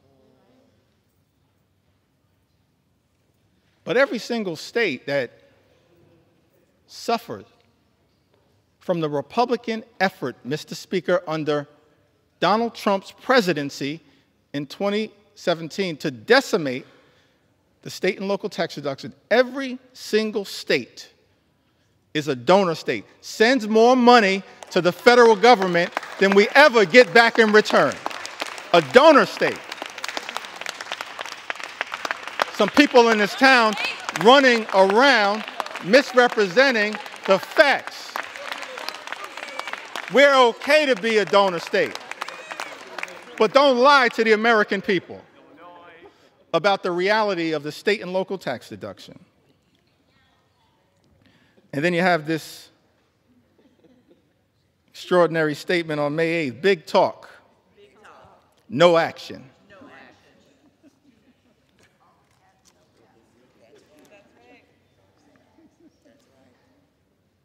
I guess in Texas they say all hat, no cattle.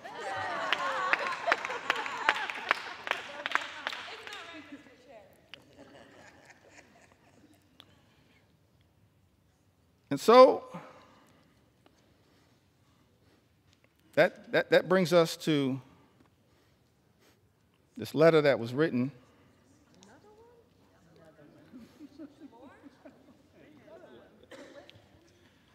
prolific writers, Mr. Speaker, in the House Republican Conference. On June 6th, I'm really confused by this combination of this particular letter, followed by an interesting statement that was made after the Senate passed Donald Trump's One Big Ugly Bill by Lisa Murkowski. And maybe somebody, Mr. Speaker, can help me reconcile these statements. Because all of us in the House and in the Senate were independently elected to stand up on behalf of our constituents in the chambers that we serve in. I'm going to get back to that point momentarily. So in the House, we passed this One Big Ugly Bill initially in late May. It devastated Medicaid, devastated nutritional assistance, devastated the clean energy economy that actually is benefiting red state after red state after red state in the United States of America. And so,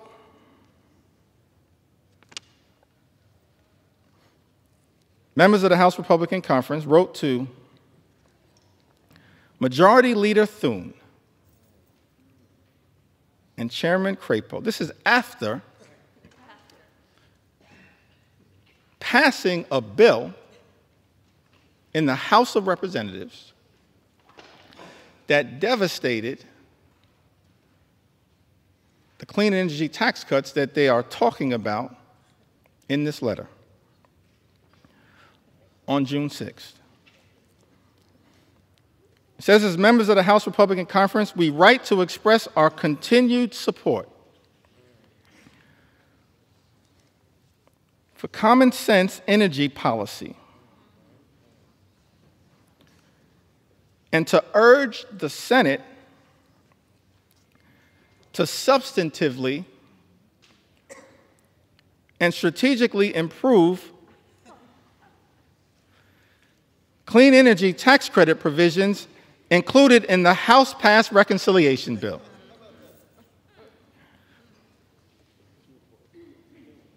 I mean, what is happening right now? Maybe I don't understand the legislative process. So in this letter,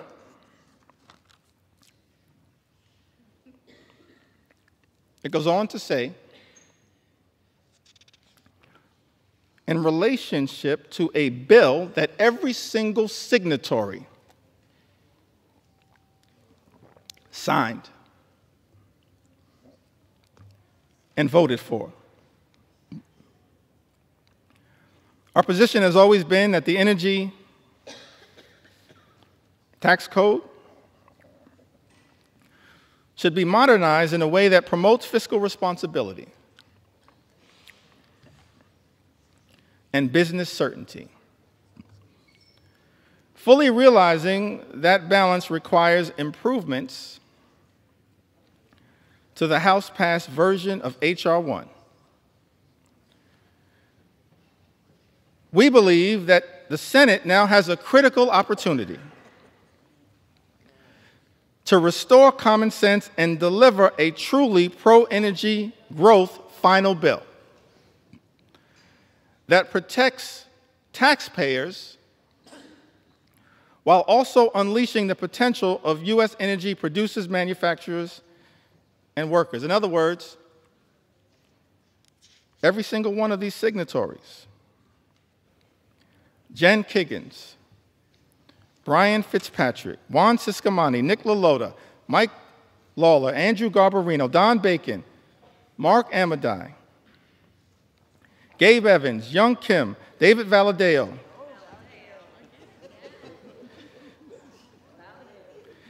Rob Bresnahan, and Thomas H. Kane, Jr. Every single one of these signatories voted for a House bill that undermined the clean energy economy, noted that it would hurt their own constituents, voted for the bill anyway, and then begged the Senate to make a difference. That's not how we should be legislating in the United States House of Representatives. That's not how you legislate, particularly when every single House Democrat voted against the bill. It left the House, limped out of the House by a single vote. So every single signatory on this letter could have stopped the bill that you yourself, Mr. Speaker, indicated the signatories of this letter damaged the very thing they claim to be fighting for. I'm confused, perplexed, flummoxed at what the heck is going on. Extraordinary.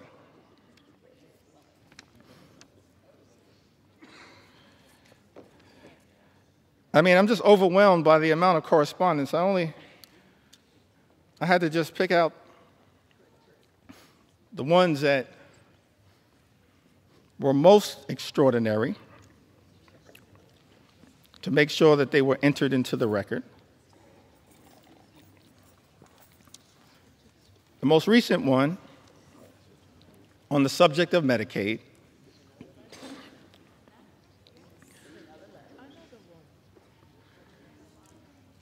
was written on June 24th. It was directed to the Honorable John Thune, Majority Leader of the United States Senate, the Honorable Mike Johnson,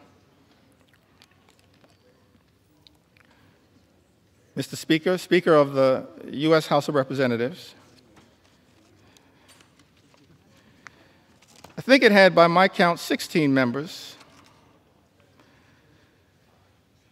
No surprise, y'all. It was authored by David Valadao.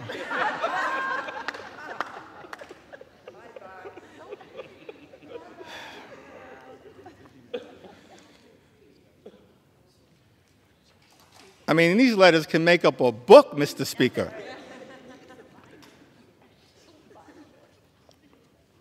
David Valadao, Juan Ciscomani, Rob Bresnahan. Mr. Speaker, these are just facts.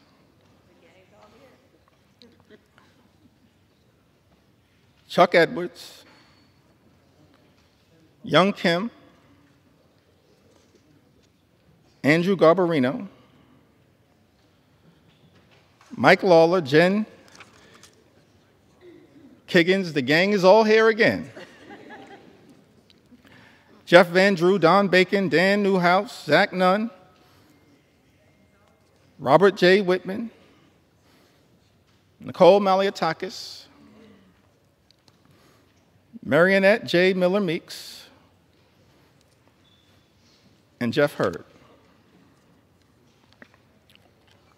16 members, Mr. Speaker, of the House Republican Conference, in a letter written to you, Mr. Speaker, and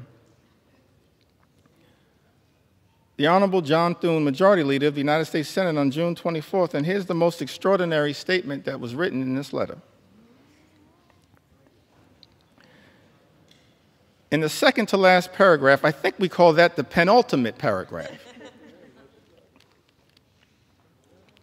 In the second to last paragraph, it says, protecting Medicaid is essential for the vulnerable constituents we were elected to represent. Therefore, we cannot support a final bill that threatens access to coverage or jeopardizes the stability of our hospitals and providers. Mr. Speaker, 16 members of the House Republican Conference who just a few days ago made clear on the record that they will not support devastating cuts to Medicaid. 16 members. All we need, Mr. Speaker, are 4 Republicans from this group to join us, and we can stop these devastating cuts to Medicaid. Join us. Join us. Join us. We welcome you with open arms into the warm embrace of members of Congress who are here to protect the health care of the American people. Just 4 y'all, we welcome you with open arms into the warm embrace of members of Congress determined to protect the health care of the American people. All we need are 4. And so many of y'all are on record.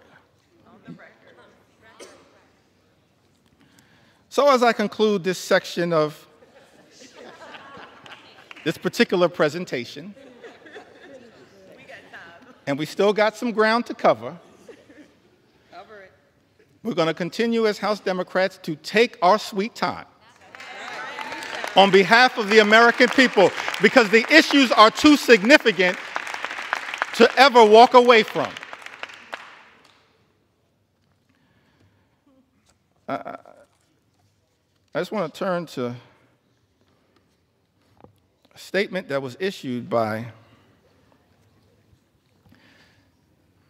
Senator Lisa Murkowski. I want to give some love to the other side of the Capitol.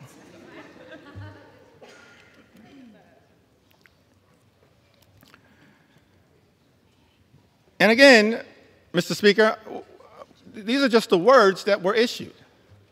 I'm not even trying to characterize the words. But the American people need to hear these words from the people that were sent to Congress to protect their interests.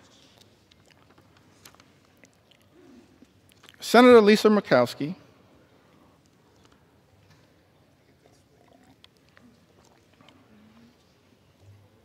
says this was one of the hardest votes I have taken during my time in the Senate. Let me just editorialize there briefly. This should not be a hard vote, Senator Murkowski. This should be a hell no vote on behalf of the people you were sent to Washington to represent. It's a hell no vote for us because we're standing up on behalf of the American people. It should be a hell no vote. But, Mr. Speaker, these are the words. Senator Murkowski says this was one of the hardest votes I have taken during my time in the Senate.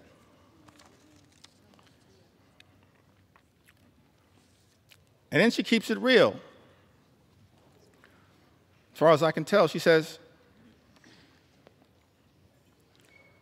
but let's not kid ourselves.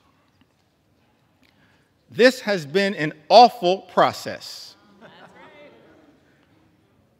Mr. Speaker, those are the words of a Republican senator, not us. This has been an awful process, a frantic rush to meet an artificial deadline that has tested every limit of this institution.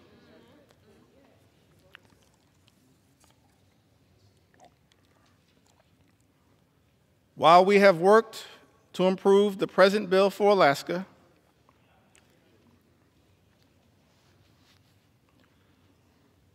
it is not good enough for the rest of our nation.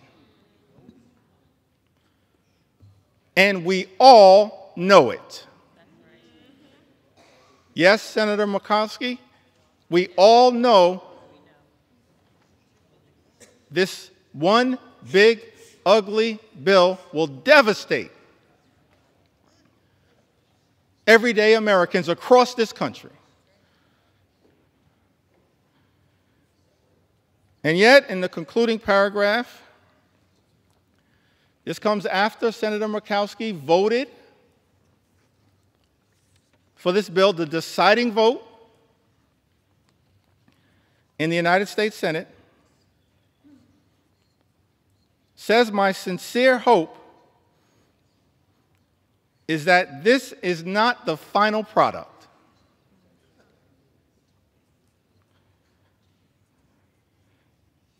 This bill needs more work across chambers and is not ready for the president's desk.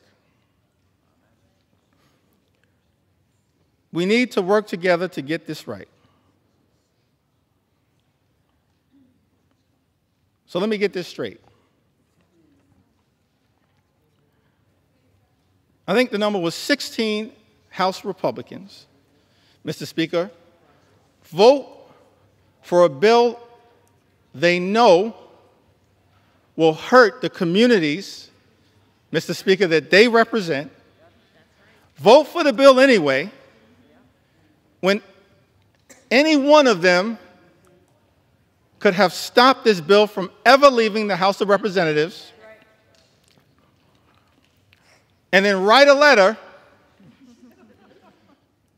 to the senators in the other side of the Capitol saying, "Fix this bill," when any single one of them could have stopped the bill dead in its tracks.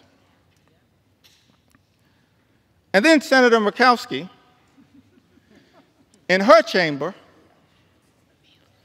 turns out to be the deciding vote for a bill that she says, Mr. Speaker, is not good enough for the rest of the nation, and we all know it, votes for it anyway, and then begs the House to fix the bill. That is not how the people's business should be done in the United States Congress. We have a responsibility to stand up for what is right and stand up for what is right in the chamber that we serve in. That's what we should all be doing. And so our House Republican colleagues, Mr. Speaker, have one last opportunity to join us as Democrats. Every single Democrat who's going to stand up and protect the health care of the American people, stand up and protect the nutritional assistance of the American people, stand up and protect our farmers, stand up and protect our veterans, stand up and protect the clean energy economy, stand up to protect our public schools. Every single one of my House Republican colleagues have the opportunity now in this chamber, not the other chamber, in this chamber, to join us as Democrats and stand up for what is right. The eyes of America are watching. Started this process, Mr. Speaker, 3:28 in the morning, this debate. Took to the House floor, maybe an hour and a half after that. And we still have a lot to say. On behalf of the American people. For such a time as this, every single one of us have an opportunity to stand up for what is right here in the United States of America. I want to speak for just a few moments about some of the people who've been targeted in a callous way by this administration, some of the stories that need to be told on behalf of the American people. I mentioned, of course, Mr. Speaker, throughout this process, we have been thankful for the stories shared by everyday Americans who went to bed last night fearing the worst, and have woken up this morning horrified by Donald Trump's one big ugly bill that will hurt everyday Americans and rewards billionaires with massive tax breaks that will serve to devastate the social safety net and explode our nation's debt. And so I want to tell a few stories on behalf of our nation's veterans who've also written to us to share their concerns with this one big ugly bill. Victoria from Arizona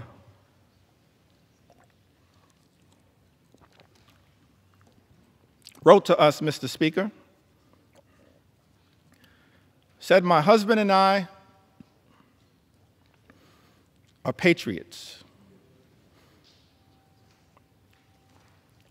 We are both Army veterans who were disabled as a result of our service. We have 5 children and run a small electrical contracting business. We live on a fixed income and, like most families, have struggled with rising costs. One of our sons is adopted. He is a wonderful, loving 7-year-old who has autism and ADHD. He qualifies for Medicaid because he was adopted, and it has been the saving grace for his health and well-being. Medicaid is the reason we were able to get his formal diagnosis of his autism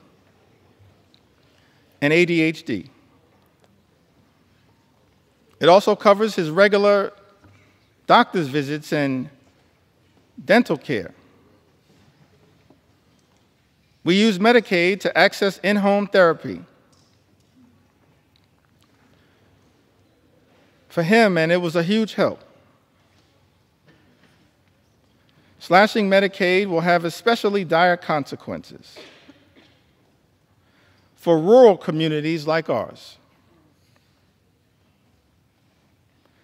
Forcing hospitals to close. Health resources are already slim in our area. And then this Army veteran writes, President Trump is causing enormous stress and hardship for families like mine. He and his billionaire friends don't need more tax breaks. It's outrageous. The last thing we should even be considering is cutting Medicaid. These programs are lifelines. We agree with you, Victoria. She lives in Arizona's 6th Congressional District. District, Mr. Speaker, currently represented by Congressman Juan Ciscomani. Troy, another veteran, lives in California, Mr. Speaker. Lives in a district currently represented by Jay Obernolte. That's California's 23rd congressional district, I believe. He writes to us and says, I was in the U.S. Army and went to Kosovo in 2001, Iraq in 2003, and 2005. I depend on the VA as I am too disabled to work. I depend on VA health care. My children are now on Medicaid. I have worked from when I was 14 years old to 42. I am suffering from long COVID. And until I can return to work, I need help from the American people. I have had your backs. Time for you to cover my back. Writes Troy. Mr. Speaker, I need NIH's help. Now is the time to stand up for all Americans. Stop the assault on the VA, NIH, Medicaid, and the rest of Americans. We agree with you, Troy. It's time to stop the assault on the American people. Stop the assault that is represented in this one big, ugly bill.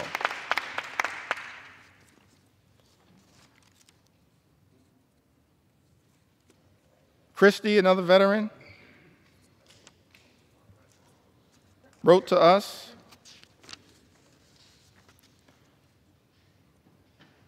and says, I was drafted in 1970. My choice was incarceration or militarization. So I enlisted in the Navy and became a Navy corpsman serving on the USS Long Beach, CGN-9, and her Marine detachment, where I was assigned to the 3rd Marines, 1st Medical Battalion. I was blessed. I lived through 2 tours, giving medical care to my shipmates. Every other day, I was assigned to flight ops to transfer or pick up the wounded and dead Marines from shore to ships waiting offshore about 8 miles. I hated the smells of war. This veteran writes, death and misery were my constant companions. The war left me unsettled, mentally and morally corrupt. For 50 years, I have suffered with my PTSD, which went undiagnosed for years. After 12 years of VA therapy and working hard for my soul to be repaired, I find myself living alone and isolating from others. And I am one of the lucky ones, thanks to the care I have received from the VA. Veterans pouring out their heart and their soul, sharing their anxiety with all of us, urging this Congress to do something, to stand up on behalf of the veterans who are going to be hurt by this one big, ugly bill. Devastated by this one big, ugly bill.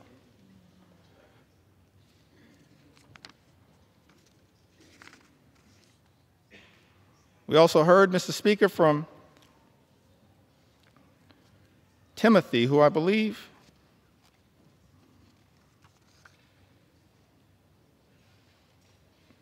may have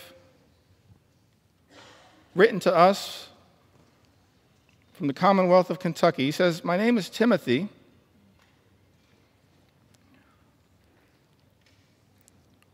And for the past 5 years, I have worked at the Department of Housing and Urban Development. in field policy and management, a Department of Housing and Urban Development that was once led so ably by our former colleague, Congresswoman Marcia Fudge, and now has been taken in a very different direction. Timothy writes, "In this role, I've educated the community about HUD's programs such as FHA loans and housing counseling that allow people to purchase homes, affordable rental housing that help people pay their rent, and homeless services that help people find shelter and leave the streets. I have worked with internal data that focused on improving our programs.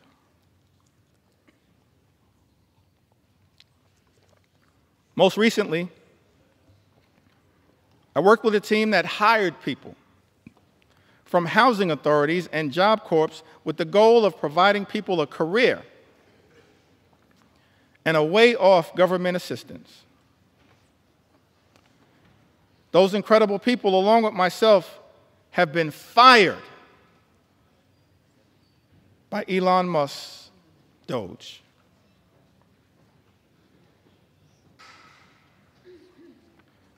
My entire professional career, I have taken jobs that I considered bigger than me. I served in the military, both enlisted and as an officer. I deployed and am now a disabled vet with a rating of 90%. After the military, I focused on giving back and challenging myself in a way while continuing a job that was bigger than myself, so I joined the Peace Corps. Served in Ukraine for years, working as a youth development volunteer. Now as a HUD employee, I'm being fired by an unelected official and being called lazy by my president. I want to know why Elon Musk has this power and authority and why our elected officials are not doing more to stop it. I have served this country and the government my entire life because I love my country. Why is this happening? Tim writes to us. That is such an important question, Mr. Speaker. Why is this happening in the United States of America? Why are we living in a country where this administration has launched an all-out assault on veterans in the United States of America, firing veterans like Tim in the United States of America, jeopardizing services from the VA, earned benefits that these veterans are entitled to because of their extraordinary service. Men and women in uniform who serve this country, Mr. Speaker, benefits that they've earned, and now find themselves in the legislative line of fire from their own government, their own country, and stand to be hurt in such an extraordinary way by this extreme Republican budget, this one big, ugly bill. We're here on the House floor, Mr. Speaker, to say to Tim and every single veteran who put on the uniform, every single man and woman who served this country, we will not abandon you in your hour of need. We're going to stand up for every single veteran in this great country and make sure that the veterans of the United States of America are treated with the dignity and respect that you deserve. That is our promise to each and every veteran in the United States of America, and that's why, Mr. Speaker, we stand in strong opposition to Donald Trump's one big ugly bill. An all-out assault here in the United States of America, an extraordinary assault. An assault on the economy, an assault on our veterans, an assault on farm country, an assault on health care, an assault on nutritional assistance. And of course, this one big ugly bill and the Trump administration, I wish it was not so. Because at the beginning of this Congress, Mr. Speaker, I stood right where you stand right now and said in my first remarks to this Congress and the American people that as Democrats, we were prepared to find common ground on any issue to make a difference in the lives of the American people we all represent. But then, Mr. Speaker, beginning on January 20th, a flood of extremism, the likes of which have never before been seen in the United States of America, has been unleashed on the American people. An all-out assault on the American way of life. An assault on small businesses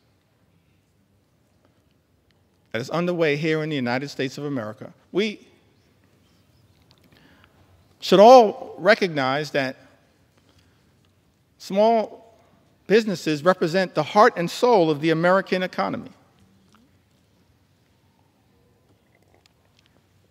And if we're going to stand up for any group of people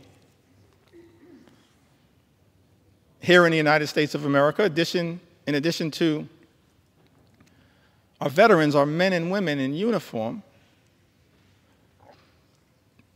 and I'm proud that I stand here as the son of someone who once wore the uniform. My father, he's in heaven right now. Marlon Jeffries grew up in Newark. His nickname was Pudding. One of my regrets is that I never got to ask him, how did he get the nickname Pudding? But he left Newark as a high school graduate and put the uniform on, enlisted in the Air Force, and served in Germany during the Cold War. We have to stand up for our veterans, stand up for small businesses. And we've heard a lot throughout this process about concerns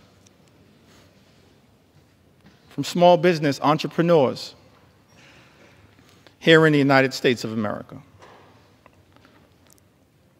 Heard from Mercedes, lives in the great state of Colorado. Mercedes writes, my husband and I are the owners of a small business. Without the ACA, my family would not be able to afford health insurance. My daughter also receives free dental coverage as a result of the ACA. I still have major issues with our healthcare system, but at least we have health insurance. My mother, who is retired, also receives benefits from Medicaid in addition to her Medicare. She would not be able to afford health insurance or dental insurance due to the fact she lives on a fixed income. Any cuts to these programs would be detrimental to our health and welfare as a family. I want to thank Mercedes for reaching out and sharing her story, because it helps to put to bed the lie that's been told, Mr. Speaker, by some people in this town. That the people, the everyday Americans who are participating in, have access to programs like the Affordable Care Act, are unworthy, aren't hardworking American taxpayers. They are hardworking American taxpayers. A group of people that real leaders in this country, beginning in modern American history, as I illustrated earlier from President Franklin Delano Roosevelt all the way through our most recent president, who we served with in the last Congress, have recognized that we have a sacred obligation to stand up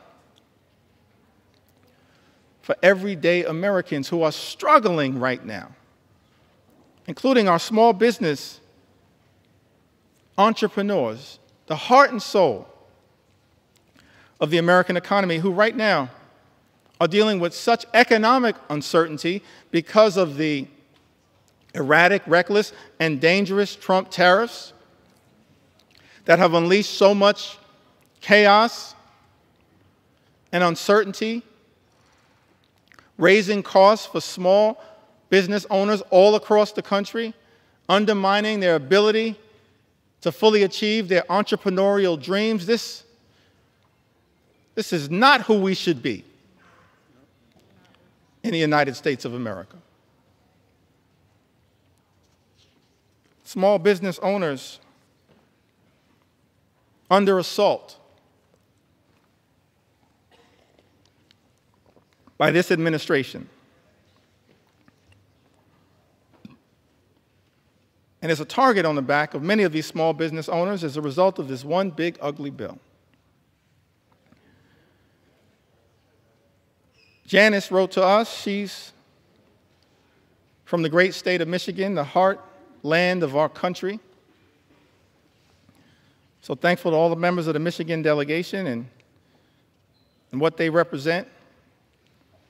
Janice, however, she resides, Mr. Speaker, in the 7th Congressional District, represented by Congressman Tom Barrett.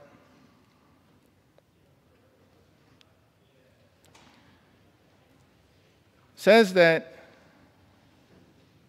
small business owner, mother, ACA recipient in Michigan, who recently spoke about how Trump's tariffs would potentially force her to close her business, which has given her family a livelihood for a decade and helped put 2 children through college. I just don't understand why Trump thinks putting tariffs will help American businesses. It's not. She writes, it's going to decimate us. People like us will be hit the hardest. But then Janice shows the great resolve of the American people, the great spirit of resilience of the American people, the refusal to run away from difficult circumstances. Janice writes, people like us will be hit the hardest. But, Janice then writes, I refuse to call it quits. I won't give in to him. Janice, neither will House Democrats. Not now, not ever. We will never give in to this type of extremism as being unleashed on the American people. We will continue to stand up for you. One last small business owner that I'd like to mention. So many who've written to us, whose stories I want to be able to share, but let me perhaps go back to the Big Apple, the great state of New York. But let me also say to the American people, one of the ways in which we've received all of these stories, and we urge you to continue to share these stories from all across the land. You can share your story with us at democraticleader.house.gov/share your story. democraticleader.house.gov/share your story. We want to hear from the American people as to how we can best represent your interests on this day and on all days moving forward, because your stories are powerful. Your stories will continue to give us the resolve to fight for an America that's fair and just, an America where every single person can afford to live the good life. Good paying job, good housing, good health care, good retirement, and of course a good education for your children. That's not too much to ask in the wealthiest country in the history of the world. Work hard, play by the rules, and every single American should be able to afford to live the good life. But we know that in this country, far too many people are living paycheck to paycheck. Far too many small business entrepreneurs living paycheck to paycheck.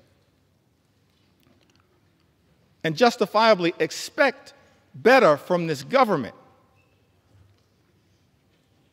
We should be working hard in a bipartisan way to make their life better, not unleashing shock, awe, and pain on the American people. That's what this one big ugly bill will do. Devastate everyday Americans. Linda writes to us, a small business owner. I believe she's from the North Country. Lives in New York's 21st Congressional District, Mr. Speaker. Linda's a flower farmer and flower importer in upstate New York. Small business has been impacted by Trump's tariffs on products being imported from Western Europe, the Netherlands, I believe. The economic strain and uncertainty imposed by the tariffs on small business owners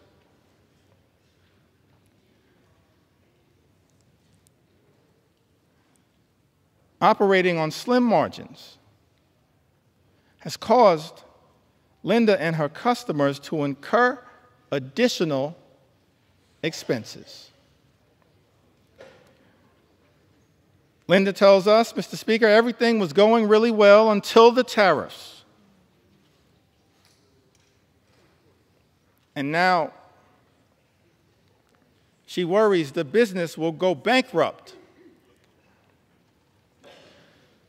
and be forced to close if the tariffs stay in place. How is it that we're living in America where President Trump, Mr. Speaker, and House Republicans promised to address the high cost of living in the United States, promised to lower costs on day one? But costs aren't going down, they're going up. And as a result of these Trump tariffs, are now at risk of experiencing thousands of dollars per year in additional costs. And there is nothing in this one big ugly bill that is going to meaningfully make the lives of everyday Americans, of hardworking American taxpayers, of working class folks, of middle class folks, of all those Americans who aspire to be part of the middle class, of the poor and the sick and the afflicted. Nothing in Donald Trump's one big ugly bill that will meaningfully make their life more affordable. An all-out assault on the economy. We're dealing with an all-out assault on health care, on Medicaid, on the Affordable Care Act, on the Children's Health Insurance Program. All-out assault on the care,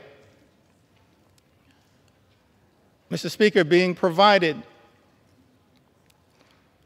by Planned Parenthood. The medical care being provided by Planned Parenthood that is jeopardized in this very bill. All-out assault on hungry children, on hungry veterans, and on hungry seniors, millions of people who will lose their nutritional assistance, will go hungry. Food is being ripped out of their mouths by this one big, ugly bill. Mr. Speaker, that so many of my Republican colleagues seem prepared to support, notwithstanding their prior statements on the record to the contrary. All-out assault on veterans. An all-out assault represented in this bill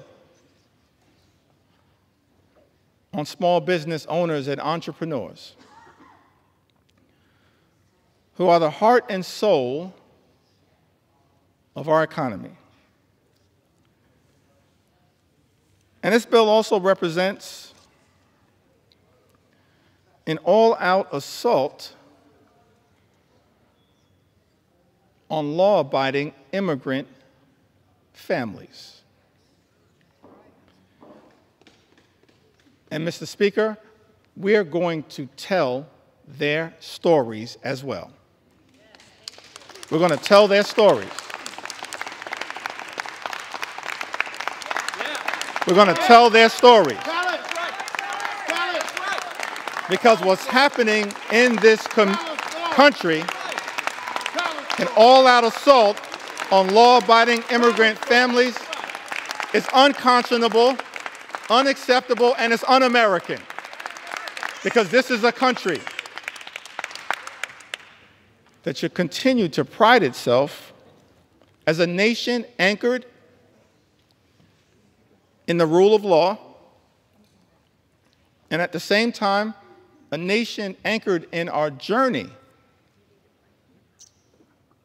as one of immigrants from all over the world. And we should never abandon that journey. We're approaching the 249th birthday of this great country, this exceptional country. And I believe, and we can go directly, if necessary, Mr. Speaker, to the words that were initially issued by Thomas Jefferson, the author of the Declaration of Independence. And he went through a whole series of indictments against the king. That America, 13 colonies, which became the 13 states, were working hard to break free from. I mentioned earlier the Declaration of Independence, and of course some of the aspirational aspects of it. There are really two parts, as I can tell. I'm not a constitutional scholar. I'm thankful for the constitutional scholars that serve in this Congress. No one more constitutional and more scholarly than my friend and colleague, the top Democrat on the Judiciary Committee, Jamie Raskin, who continues to lead the charge, standing up for the Constitution here in the United States of America. But as I read the Declaration of Independence, there seem to be two parts to it. There's the aspirational part, Mr. Speaker, of the Declaration of Independence. Of course, we hold these truths to be self-evident, that all men are created equal. We understand that now in a more enlightened way, all men, all women, all children, all of God's children created equally. That they are entitled to certain unalienable rights. That among these are life, liberty, and the pursuit of happiness. And so we spent a little time talking about what that could look like, our commitment to bringing about the American dream, the good life for every single person in this country, everybody. Work hard, play by the rules. You should be able to afford the good life in the United States of America. That's what we're going to continue to work on. Bring the American dream to life, consistent with that aspirational part of the Declaration of Independence, the life, the liberty, and the pursuit of happiness. But then, as far as I can tell, there was also a second interesting part of the Declaration. It was the indictment against the king. And I commend everyone in this chamber, all of the American people who may be observing the proceedings in the House of Representatives, particularly as we approach July 4th, to read that Declaration of Independence. Perhaps I may even enter it into the record later on today. Because we're here, Mr. Speaker, to take our sweet time on behalf of the American people. To make sure as best I can, as best we can, to cover all of the things that as Democrats we're fighting hard to defend during this extraordinary moment of assault directed at the American people as a result of this one big, ugly bill that will hurt everyday Americans in order to reward billionaires with massive tax breaks and then exploding the deficit and the debt in ways that will jeopardize the future of our children and our grandchildren. But the aspirational part of the Declaration of Independence, of course, that is often famously quoted. But then if you read other parts of the Declaration of Independence, extraordinarily written document, it reads like an indictment against the extremism of the king. It reads like an indictment against the kings. I think of King George. It reads like an indictment against King George's flood the zone strategy. It reads like an indictment against King George's shock and awe strategy. It reads like an indictment against what I think may have been called Project 1775, which is what brought us to Project 1776. And you look at this indictment, and one of the things it alludes to, it talks about, is the notion of the king's effort to stop the assimilation of people from other parts of the world into the United States of America. So we understand that from the very beginning of this great country, there was a recognition, of course, of the importance of immigration to the success and vitality of the United States of America. And let me be clear, Mr. Speaker, so there's no misrepresentation. As House Democrats, we understand the importance, the urgency of securing the border. We believe that our immigration system is broken and that it should be fixed in a comprehensive and bipartisan way.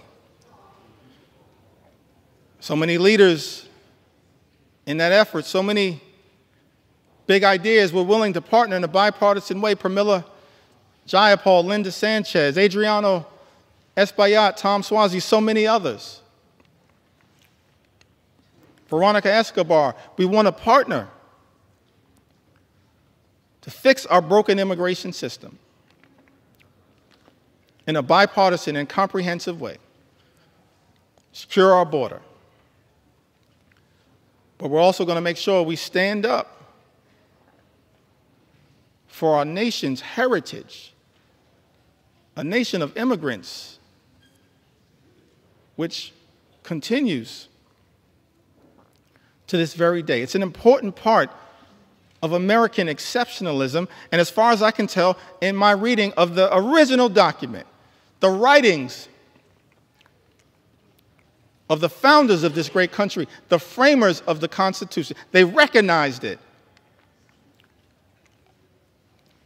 from the very beginning. They weren't perfect. We didn't have a perfect start. But of course, as the preamble to the United States Constitution set forth, we the people, in order to form a more perfect union. Mr. Speaker, we've been set on this magical course, our march toward a more perfect union.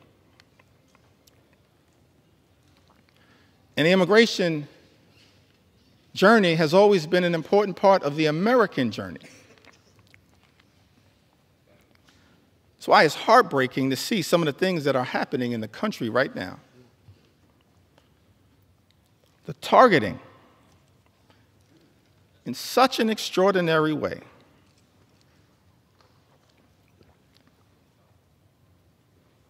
of law-abiding immigrant families, including American citizens. How can this be in the United States of America? Some people who might suggest that we should stay away from these stories. No, I'm going to lean into this part of the American journey because we support our heritage as a nation of immigrants. And we're going to stand up for dreamers, stand up for farm workers, stand up for law-abiding immigrant families all across this country. U.S. citizen children have been deported, Mr. Speaker. Is this who we've become in the United States of America? How can this be? This is extraordinary. 2-year-old American named Manu Borges Santos was born in Fort Lauderdale, Florida, in September of 2022. February, she was taken into custody in Florida alongside her mother and father, both of whom were undocumented. And as a result of this situation, 2-year-old Manu was deported to Brazil. Because of the Trump administration, Manu, a U.S. citizen, only 2 years old, is now effectively stateless. Manu is not a citizen or resident of Brazil. She's a 2-year-old girl, an American citizen.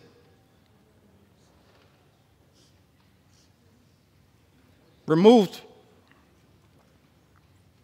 from her homeland, but can't get legal status in her parents' ancestral home.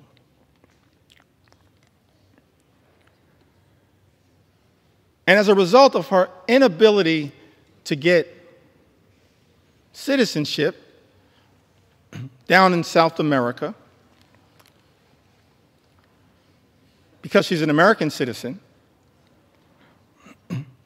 she has no right to routine pediatric checkups, even though Brazil has a public health system, cannot easily enroll in daycare, and finds herself in an untenable situation. I think we are better than this. We've got to find a better way, because I thought this administration promised, Mr. Speaker, to target violent felons, not 2-year-old American citizens. That's unacceptable, as far as I can tell, in the United States of America. Target violent felons all you want. We support that. They should be deported. But why are resources being spent targeting 2-year-old American children? That's not American. And I don't believe the American people support that, Mr. Speaker. That's not what this country should be all about. Manu wasn't the only one. The only American citizen who's been targeted by the deportation machine, a deportation machine that will be unleashed on steroids by this one big ugly bill.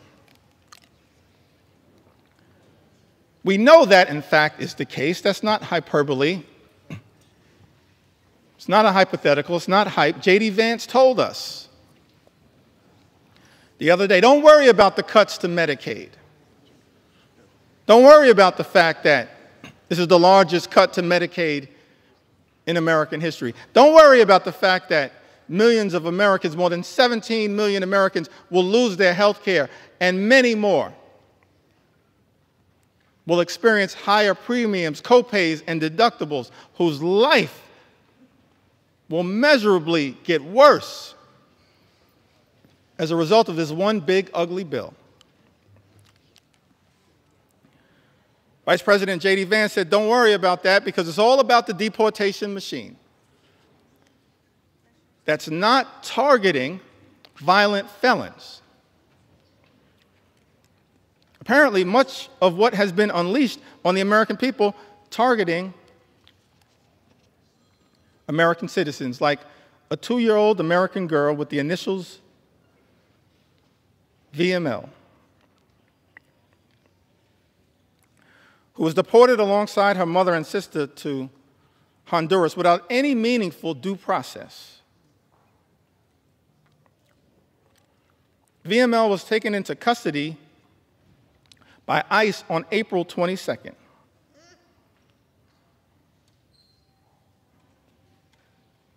April 22nd happens to be the birthday of my mom. I love you, Miss Lanita Jeffries.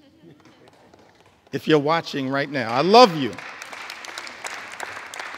My younger brother and I, we thank you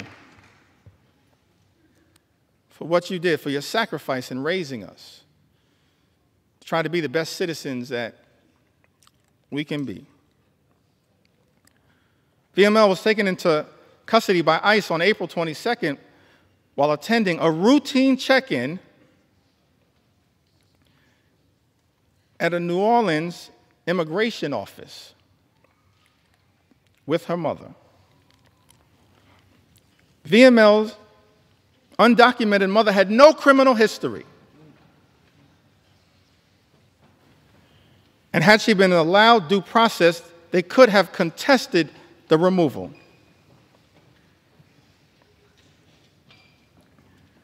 Instead,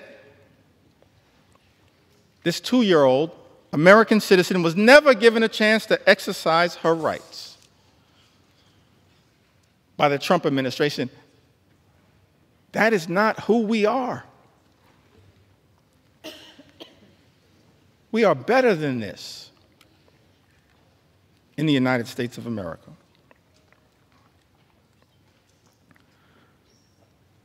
Carlos or Carrie Lopez Alvarado, a U.S. citizen, arrested while she was 9 months pregnant, masked men wearing Border Patrol uniforms, followed by a white truck into a building's private parking in the city of Hawthorne. In that truck was Carrie's partner, Brian. When she tried asking questions about who the agents were and what authority they had to arrest her partner, she was arrested. And Carrie, an American citizen, recounted that they started grabbing me from both sides, and I ducked down to sort of shield my stomach because I was afraid. An American citizen afraid that they were going to hurt me.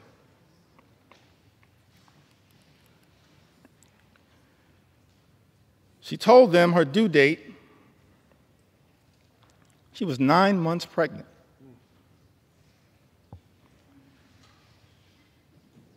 Apparently, these CBP officers responded, okay, your baby is going to be born here, but you're from Mexico, right? They were wrong. They were detaining an American citizen. This is what has been unleashed on the American people. One last story that I feel compelled to share on this issue. Mr. Speaker, I still got some ground to cover. Take your time. Take your time. On a few other issues of importance to the American people, but one last story that I think needs to be shared, Mr. Speaker, in connection with this issue. This received some attention, some notoriety. Americans were horrified, should be horrified. All of us should be horrified. I'll never forget the journey that we were originally on. Set forth, spoken to by the founders of this country. E pluribus unum, out of many, one. How can we forget that at this moment in time? One last story in this area that I feel compelled to share, Mr. Speaker. Story of Narciso Barranco, 48-year-old, undocumented landscaper who has been in the United States since the 1990s and has no criminal record.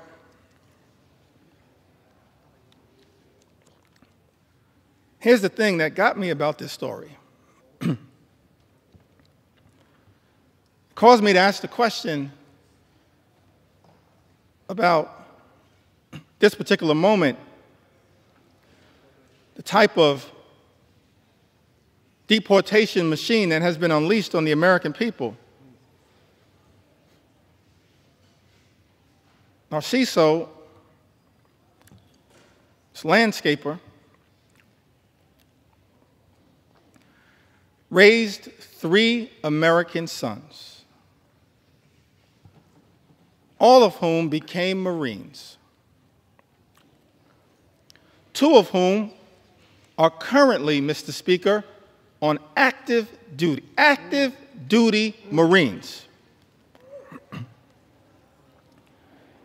His sons,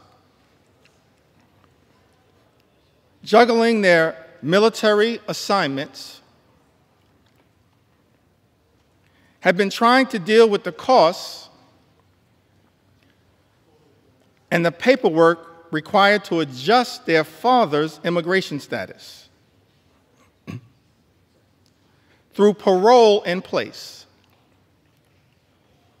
a program which allows undocumented members of military families to apply for a green card. But these men in uniform, juggling their military assignments, had not gotten there yet. So after 3 decades,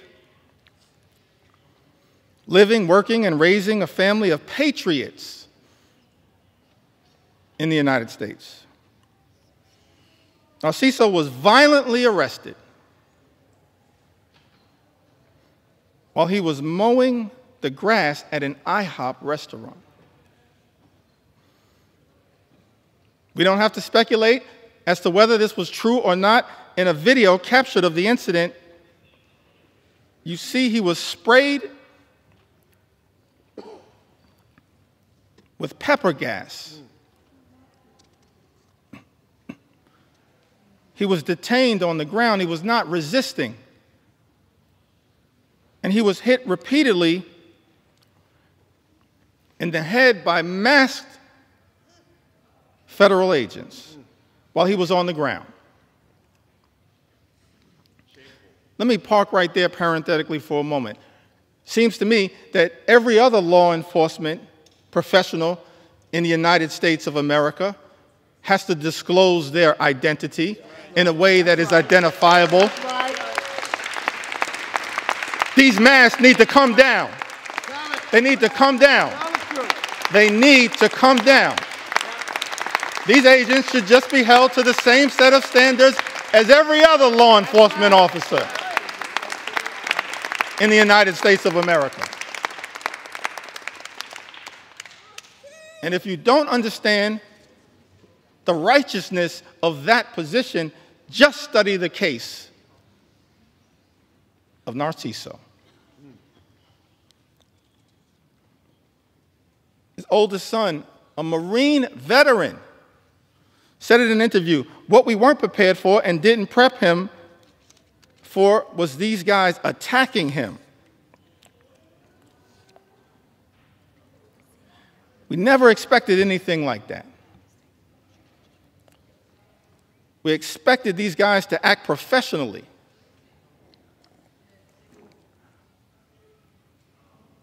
And up to the standards of the United States government. Are masked, armed federal agents who beat people on the ground really the standards the United States government should be standing by? Are these the types of actions, Mr. Speaker, that House Republicans endorse and support? This is not the way that anyone in the United States of America should be treated, particularly the father of 3 patriotic Marines. No one should be treated this way, but certainly not the father of 3 patriotic Marines in the United States of America. It's outrageous. It's out of control. And it's completely and totally unacceptable. Unacceptable. Unacceptable here in the United States of America. We are better than this. Better than this. Mr. Speaker, I've talked about the aspirational vision that we have for a country where everybody can afford to live the good life and work hard, play by the rules, experience the American dream, live the good life, good paying job, good housing, good health care, good education for their children, and a good retirement. That's not too much to ask in the United States of America, the wealthiest country in the history of the world, a great country, an exceptional country, as Abraham Lincoln once observed in a speech in the chamber of the House of Representatives. America, the last best hope of Earth. Spent a little time talking about the type of things, the type of America that we should be working hard at a bipartisan way to bring about, and spent some time critiquing this one big, ugly bill. And it's not like Republicans, Mr. Speaker, weren't given every opportunity to try to address the concerns that we have raised. I'm thankful for my colleagues in all of the committees of jurisdiction who worked hard, pulling all-nighters, offering amendments, to try to improve this one big ugly bill. We've actually introduced throughout this process,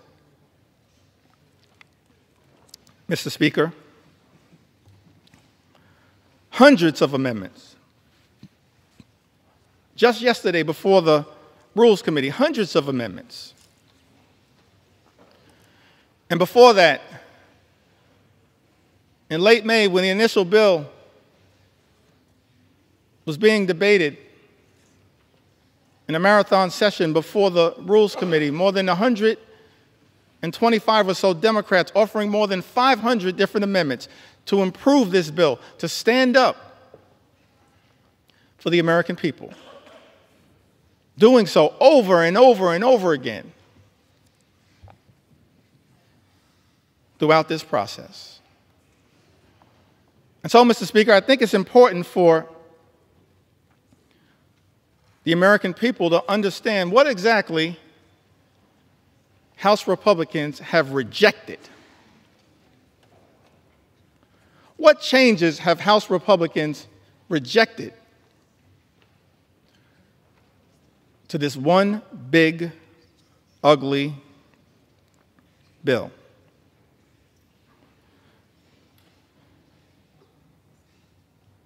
We repeatedly tried to offer an amendment, both in rules and on the House floor on behalf of the American people, to strike every single provision that would cause the largest cuts to health care and food assistance in history, which will result in 17 million people or more losing health coverage and jeopardizing nutritional benefits for about 42 million Americans who might otherwise go hungry. Republicans voted down that amendment.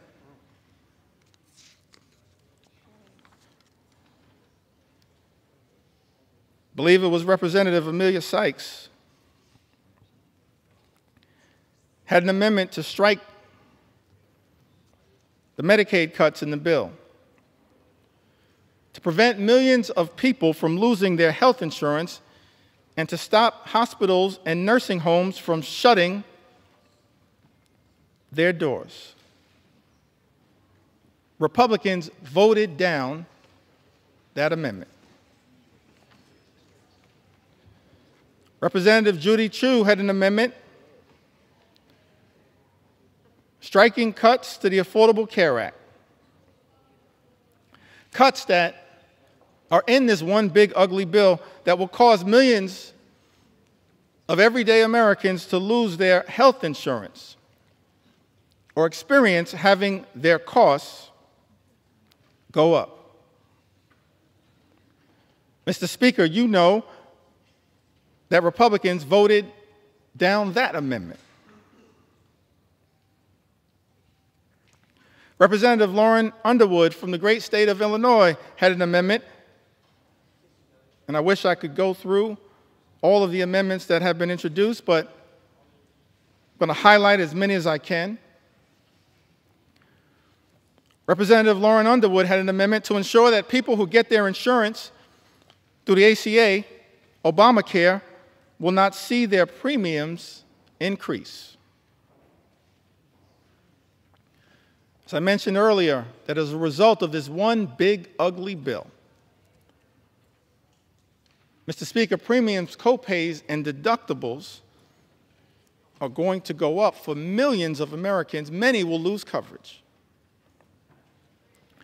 And so this amendment was introduced to ensure that people who get their insurance through the ACA will not see their premiums increase this year, which is expected to cause 5 million people to lose coverage. Mr. Speaker, Republicans voted down that amendment.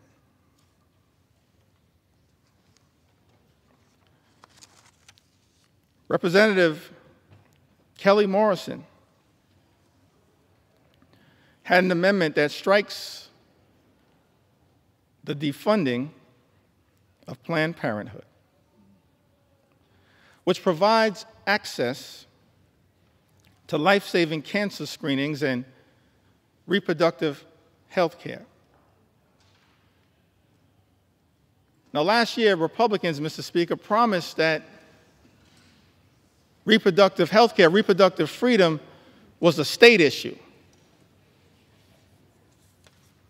President Trump promised that reproductive health care, reproductive freedom was a state issue. And yet, in this bill, there's a backdoor attack on reproductive freedom by targeting health care, preventative health care, that Planned Parenthood provides to millions of people all across this country. Representative Kelly Morrison had an amendment that strikes the defunding of Planned Parenthood, which provides access to life-saving cancer screenings along with reproductive health care. Republicans voted that down. Let me pause there parenthetically just to make one observation on this issue of reproductive freedom. What we're seeing right now in the House of Representatives, Mr. Speaker, Republicans unleashing a march toward a nationwide abortion ban. That's what's going on right now. What does this provision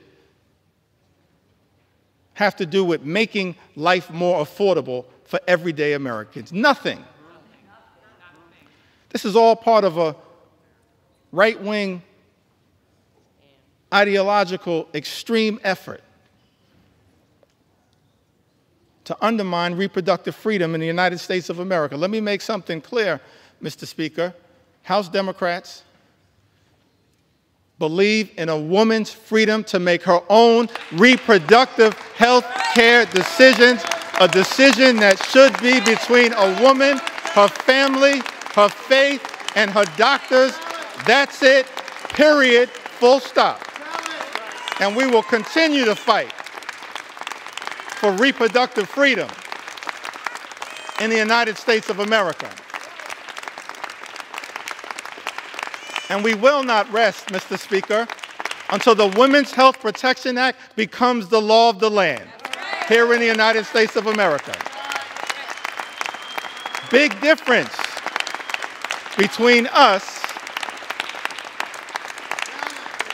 and them. Big difference.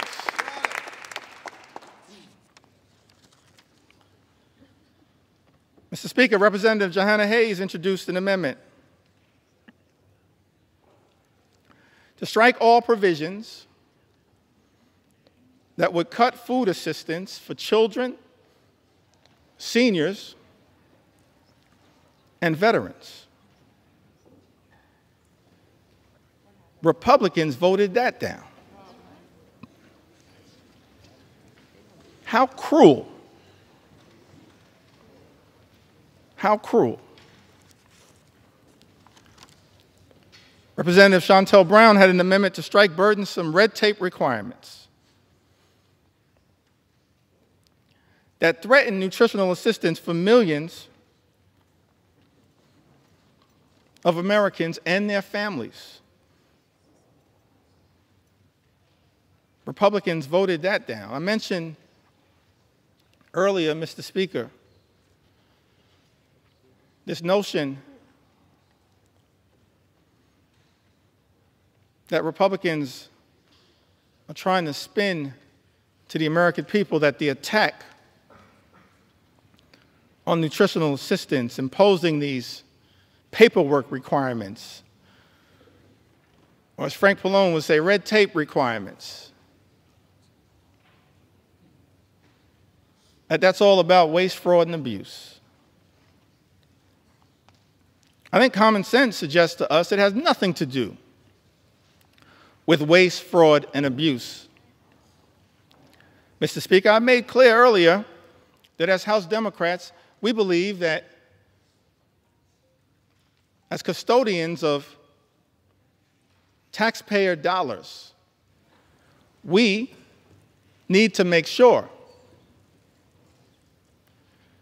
that we are spending that money efficiently, effectively, and equitably. And that we are committed to eliminating waste, fraud, and abuse wherever it may be found. I mean, one of the things that's interesting about this bill, this appears to be part of the deal that was negotiated by the senator from Alaska,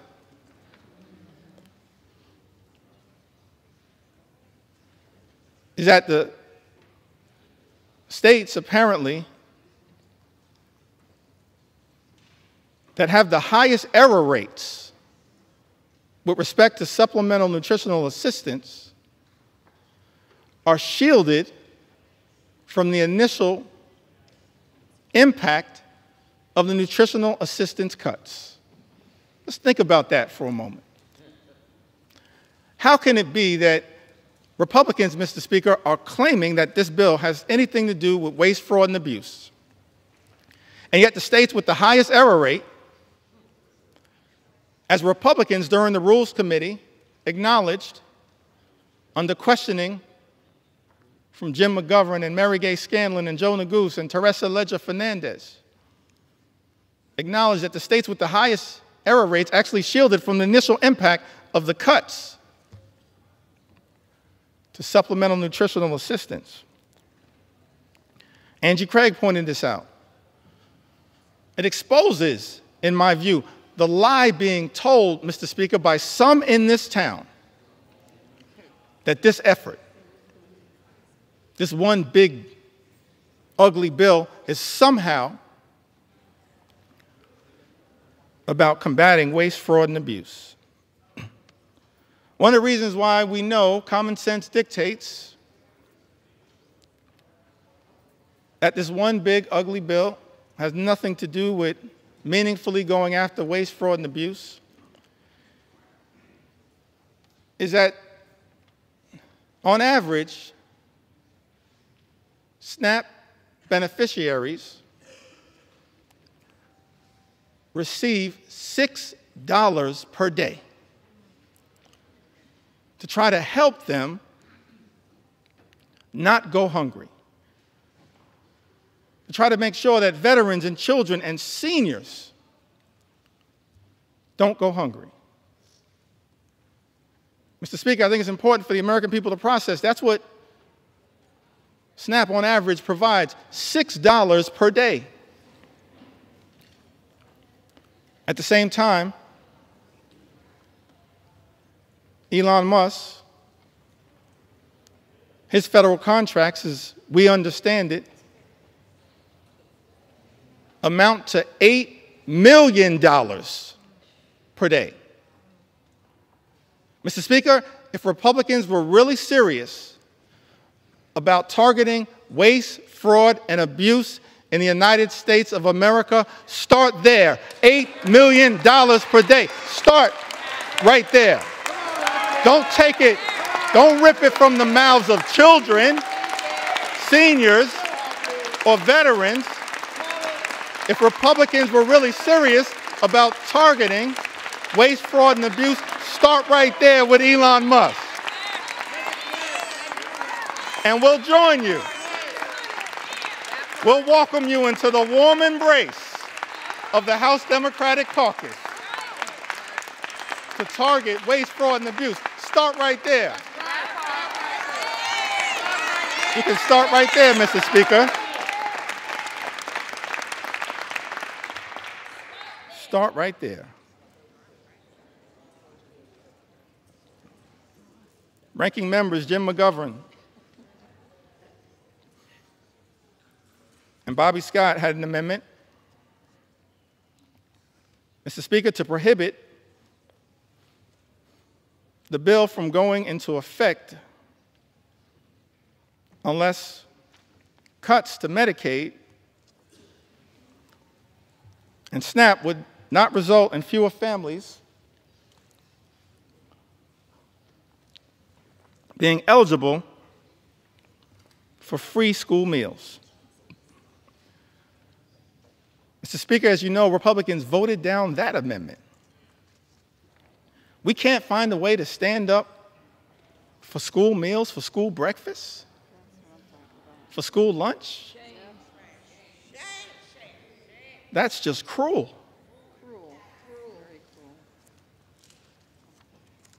It is callous. It's a corrupt perversion of this process, targeting, as this one big, ugly bill does, school children, hungry school children in the United States of America. Speaker, Representative Mike Thompson had an amendment that would have ensured Americans would not see their energy costs go up, and to protect the millions of good-paying jobs that this bill will eliminate, because this one big, ugly bill puts a target on the backs of the clean energy economy, on clean energy jobs, which result in cheaper energy and lower costs for the American people. We were told by President Donald Trump when he was on the campaign trail, costs would go down on day one. He was going to focus, we were told, on lowering the high cost of living in the United States of America. That's not what this bill does. And we know it, because 21 House Republicans made that clear in a letter that I cited earlier that's now part of this public record. Representative Mike Thompson, supported by others, had an amendment. All of these amendments co-sponsored by members all across the gorgeous mosaic of the House Democratic Caucus. We're proud of the fact that we look like we represent, in the most intimate way possible, consistent with John Adams' original vision of the House of Representatives, that the House should be a portrait of the American people. That's what we represent. We're proud of that fact. The gorgeous mosaic of the American people. That's what we're all about, in the most intimate way possible. That's why we love the House, and what the House is supposed to represent. The best of the House, not what we're seeing on the floor right now. Mr. Speaker, Republicans voted down the amendment introduced by Representative Mike Thompson that was designed to ensure that Americans would not see their energy costs go up. It was also designed to protect the good-paying American jobs that were part of both the Bipartisan Infrastructure and Jobs Act, the Infrastructure and Jobs Act, as well as the Inflation Reduction Act. And so this amendment was designed to lift up the principle of actually trying to create good-paying union jobs that actually allow people to provide a comfortable living in the United States of America. Amongst this all-out assault that we are witnessing in the United States is an all-out assault on organized labor, an assault on collective bargaining, an assault on the freedom to negotiate.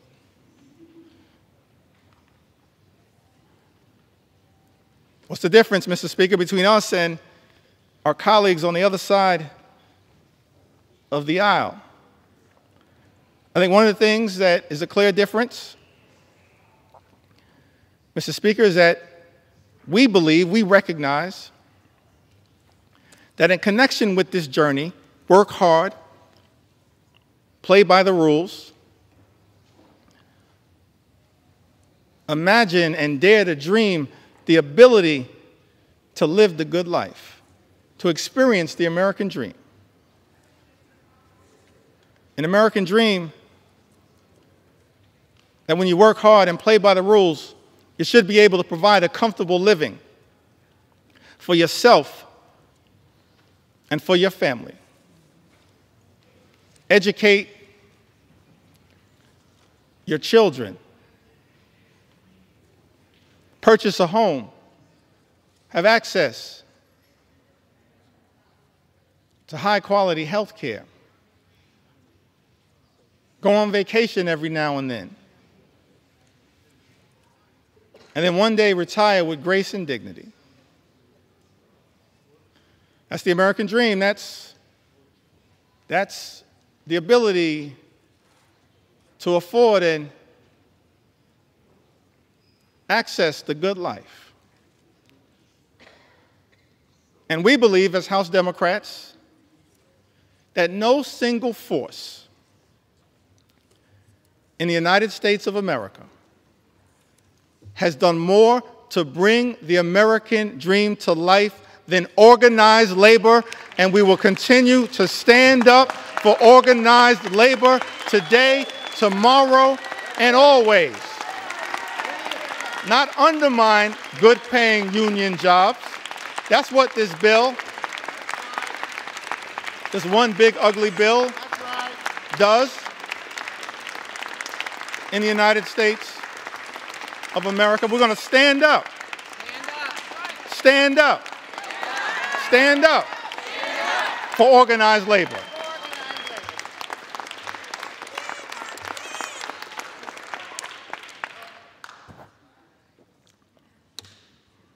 This is personal to me. My parents, Marlon Jeffries, Lanita Jeffries, they raised us, my younger brother Hassan and I, they raised us in a working class union household. I'm thankful for that. We were raised in central Brooklyn. Now, my mom grew up in Connecticut. And I mentioned, that must be Johanna Hayes.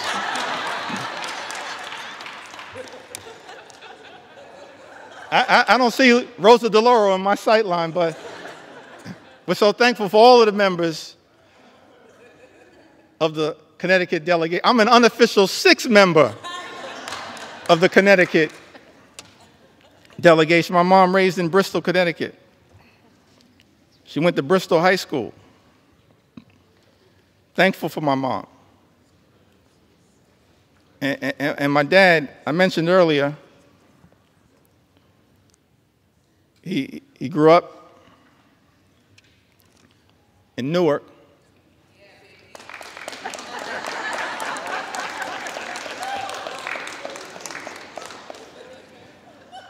That must be LaMonica MacIver. I grew up in Brick City. I mentioned earlier he had the nickname Pudding. I failed to ask him, but I'm going to see if my mom can unlock the key to that nickname for me. My mom grew up in Bristol, Connecticut, and my father grew up in Newark. And I mentioned earlier that he then went off to serve this country in uniform as an Air Force member, served in Germany during the Cold War. I think about that a lot. I didn't get to talk too much about it. I wish I would have had the opportunity to talk a little bit more with my dad about that. It's an extraordinary thing in the United States of America that someone could grow up in inner city Newark and then have the ability, in part thanks to President Harry Truman, to serve with people of all races to defend this great country. I wish I would have had the opportunity to talk to my dad a little bit more about his experience in Germany, because the one thing that I've been able to take away from that experience was that he came back having fallen in love with Heinekens and Becks.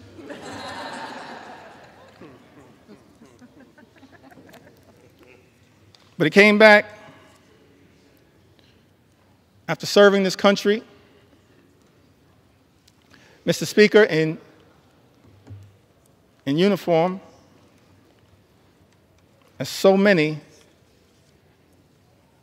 men and women do right now in uniform. And let me make clear, we're so thankful, we're so appreciative of the courage of the men and women in uniform who serve in the United States military, and we will always stand behind you. We thank you for your service, your patriotism, your courage, your heroism, and your sacrifice, lifting up the freedom that is America. You are not suckers, you are heroes. You're not suckers, you're heroes.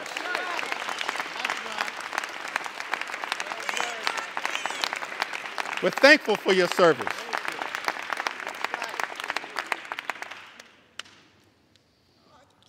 The men and women, no better hype person than Frederica Wilson.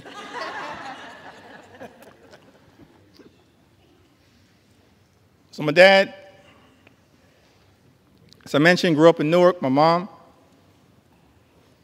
in Bristol, Connecticut. So they meet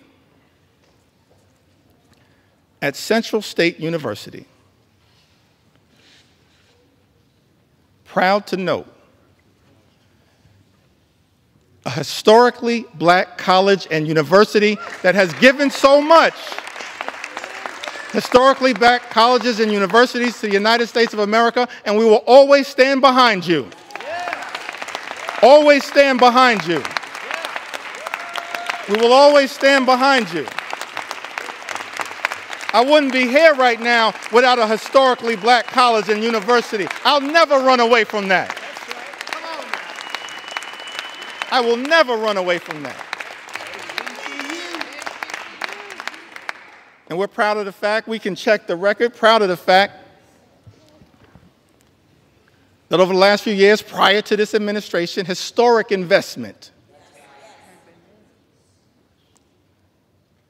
in Hispanic serving institutions, in historically black colleges and universities, in higher education.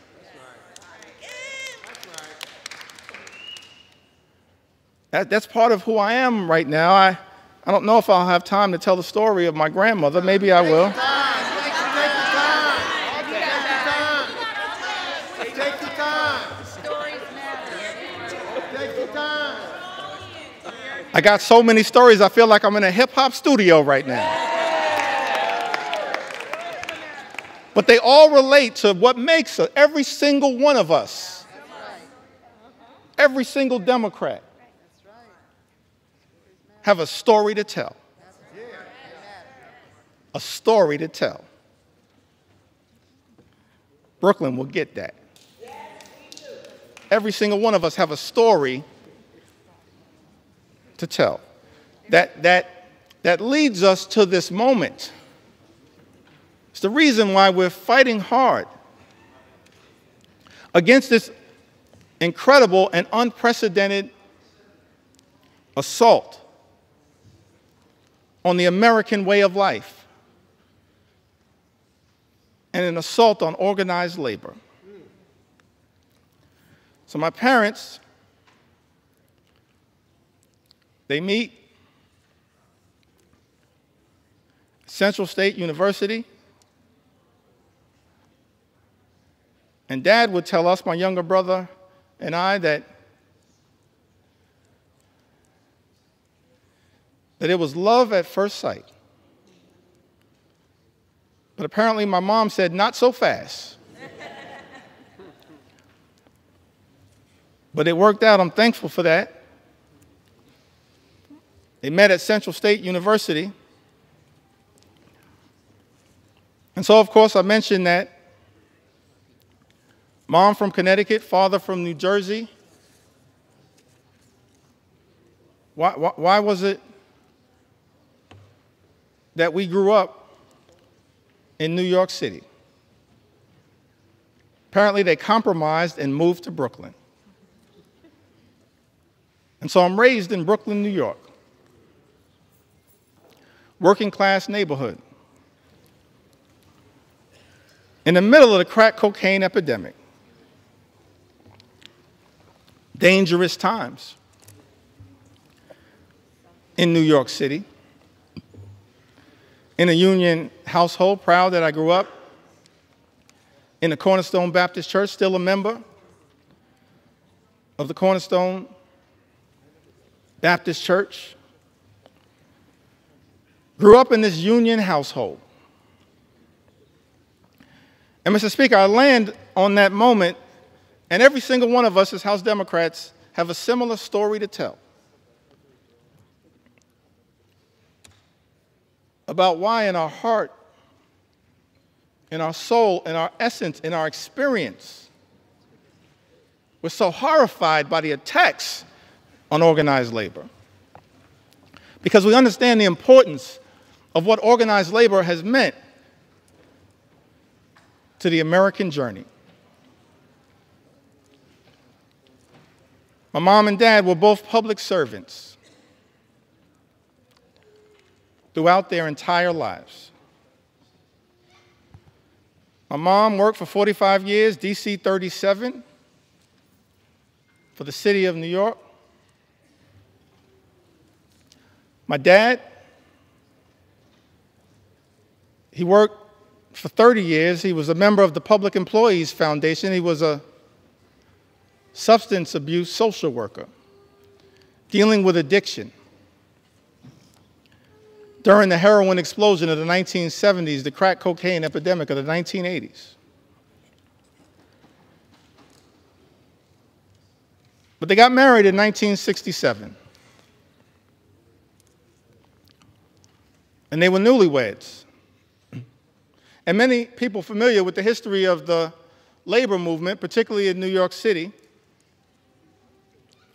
know that in 1967, the Social Service Employees Union, which they both belonged to at the time, famously went on strike for better pay, better health care, better working conditions, and most importantly, better service to the clients that they served. And I've thought about that fact. They were newlyweds. A few months in, and they had to make a decision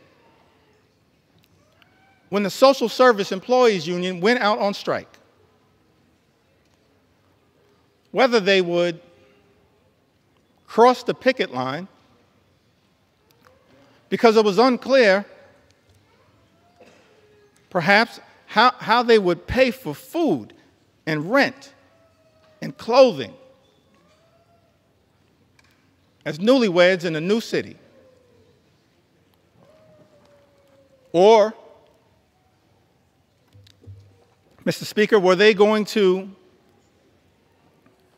stand in solidarity with their union brothers and sisters?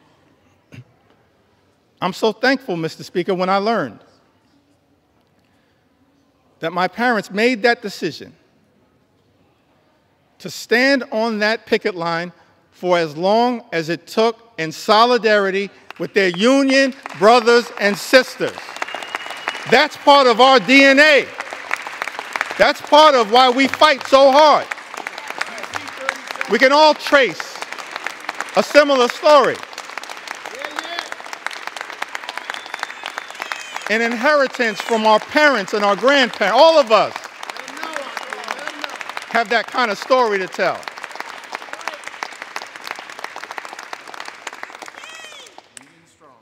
Why am I so thankful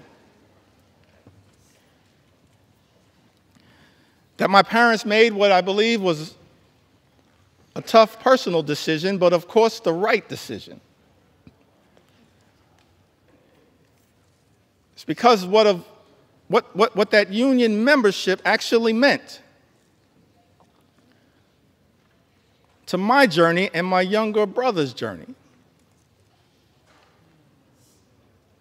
1973,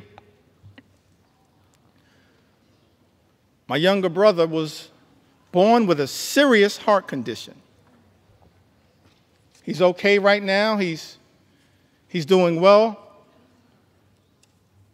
Right now, he continues to say on social media that he's our mother's favorite son. Let me say from the House floor, no, you are not. I think she favors both of us. A younger brother, 1973, he's born with a serious heart condition. He's okay right now. He's born with a serious heart condition. I'm thankful that it was that union negotiated health care that got our family through that difficult moment. That's why we do what we do. Our own personal experience.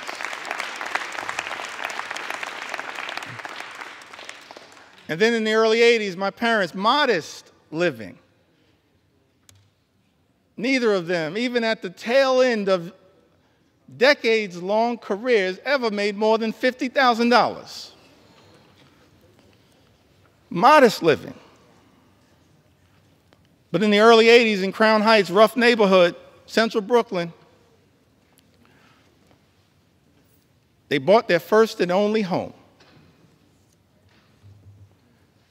They were able to buy that home, the home that my younger brother Hassan and I were raised in, because of that union negotiated salary, and pay off the mortgage down to zero because of that union negotiated salary. This is personal to us, our own journey. And lastly, as it relates to this part of my journey, why we all fight for what we fight for, why we stood behind Mike Thompson's amendment to protect good-paying union jobs. I went to college. I went to Binghamton University.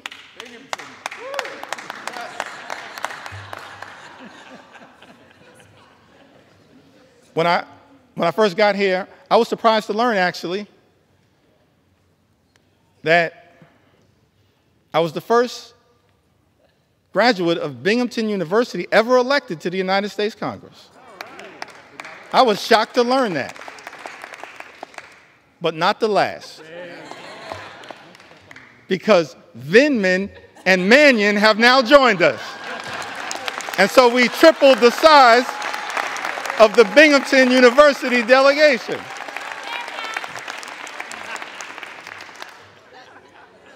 It's part of the reason why we stand up for higher education and public education. That's our own experience. So I graduated from Binghamton University.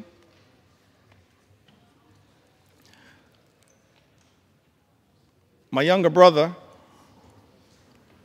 graduated from Morehouse University. I think that was Hank Johnson.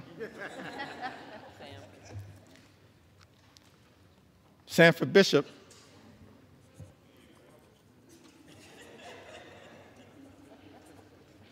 Graduated from Morehouse. I graduated from Binghamton University. And somehow, we managed to graduate from college without owing anything. And for the life of me, I couldn't figure out how. Because as I mentioned, my mom, my dad, they just earned a modest living all throughout their careers. So one day I had a conversation with my mom, and I was trying to figure it out. How did you pull that off? She said, well, I wanted to make sure my two sons could have a clean start to life. So I borrowed against my union negotiated pension to make sure my two sons could get free and clear of loans and get a higher education as part of our effort to experience the American dream. And so we all say to our brothers and sisters in organized labor, you don't ever have to worry about whether House Democrats are going to stand up for you, because you've always been there for us. You've always been there for us. You've always been there for us. That's our personal story. And every single one of us,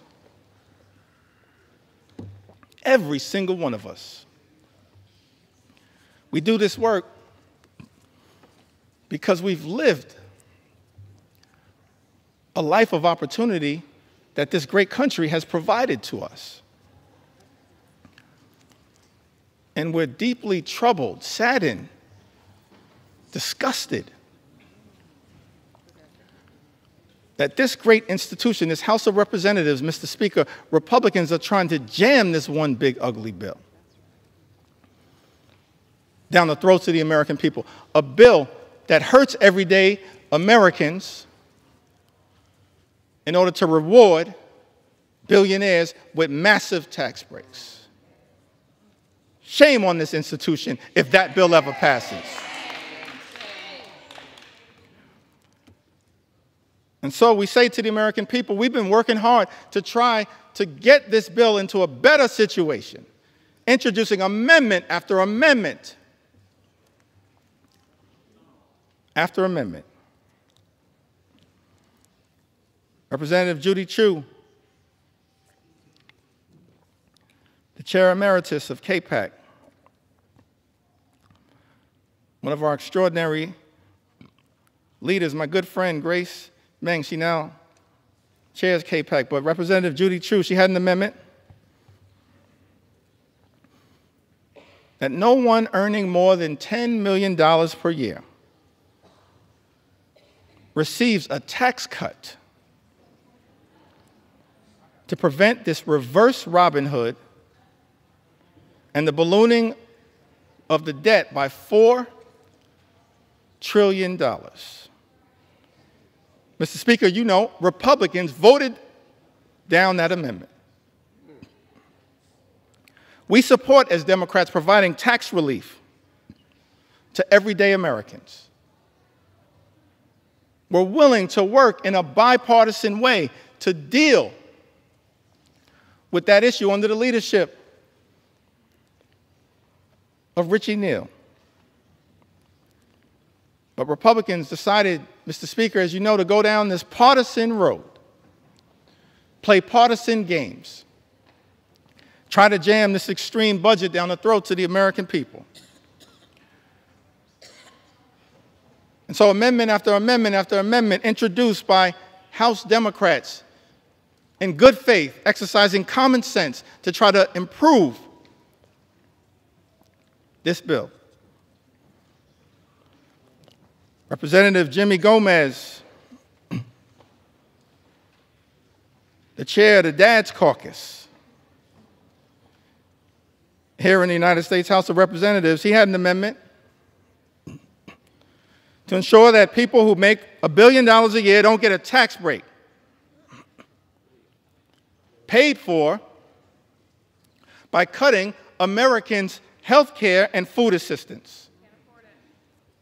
Mr. Speaker, you know, Republicans voted that down.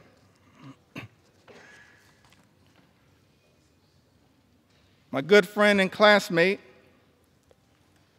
Representative Susan DelBene, she had an amendment that would have made the child tax credit fully refundable. Susan DelBene, a great champion of the child tax credit. Let me also shout out a person that I believe is the mother of the enhanced and expanded child tax credit as well. The top Democrat on the Appropriations Committee, Rosa DeLauro. We're thankful for your leadership, Rosa.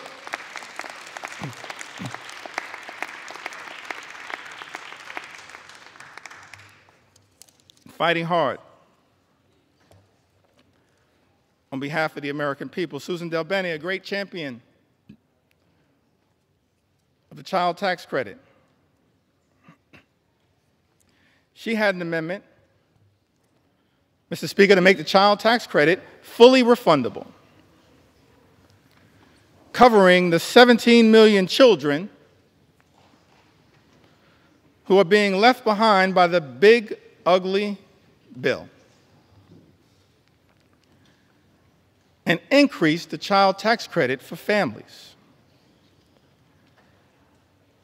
Because what Republicans are doing, Mr. Speaker, as you know, in this particular bill, not enhancing and expanding the child tax credit, you are undermining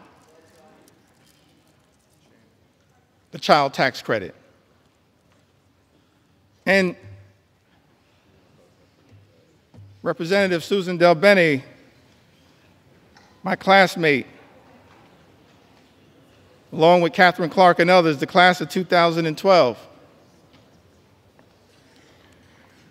We used to be the new kids on the block, now we're just the OGs.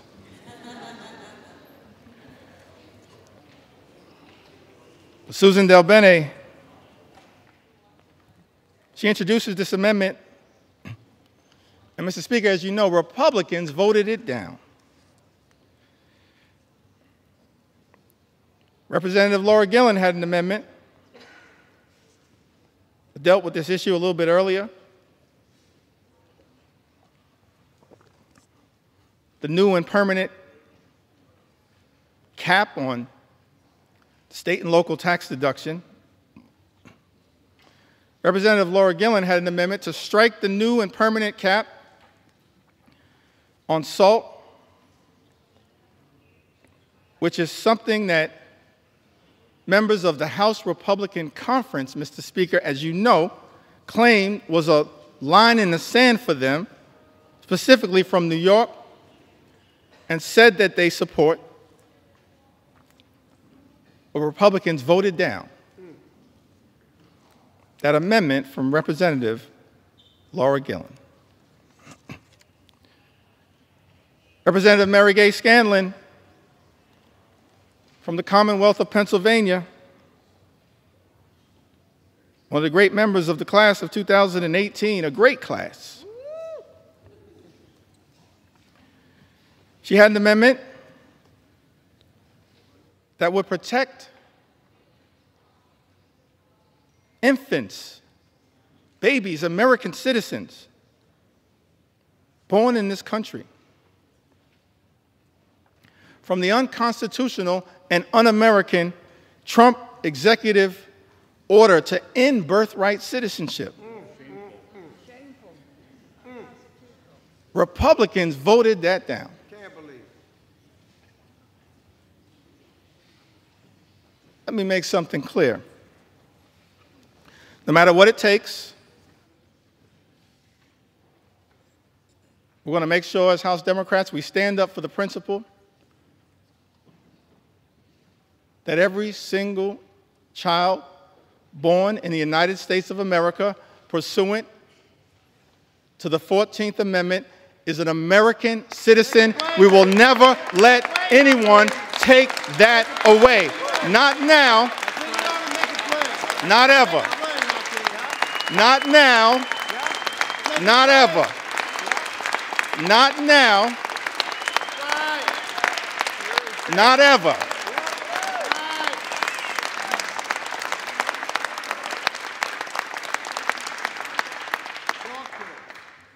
I think Mary Gay Scanlon, I'm appreciative of my big brother, Congressman Greg Meeks, my big brother in the United States Congress. We're a family as House Democrats, committed to working hard, standing up on behalf of the American people. It's an honor of a lifetime to be part of this family.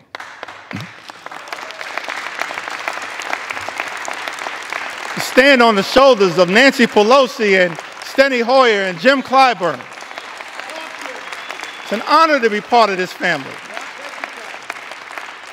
Fight hard on behalf of the American people. Representative Mary Gay Scanlon, I've got to repeat this, had an amendment, Mr. Speaker, to protect infants, children, babies against the unconstitutional and un-American Trump executive order to end birthright citizenship. Republicans voted that down.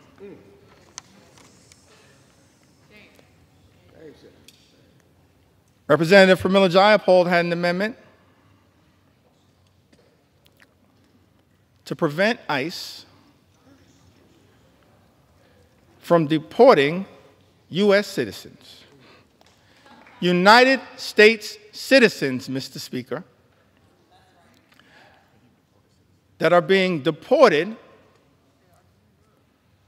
by the Trump administration. I documented some of that earlier today. We're happy to provide more examples. In fact, I'm happy to debate my colleague, Speaker Mike Johnson, on any of these issues anytime right here on the floor of the House of Representatives. I sent you that invitation. I sent you that invitation. I sent you that invitation months ago. I'm still waiting to get a response. We're not running from the American people. We're ready to debate any of these issues anytime, any place, particularly right here on the floor of the House of Representatives. Representative Pramila Jayapal, she had an amendment, Mr. Speaker, to prevent ICE from deporting U.S. citizens. Republicans voted that down.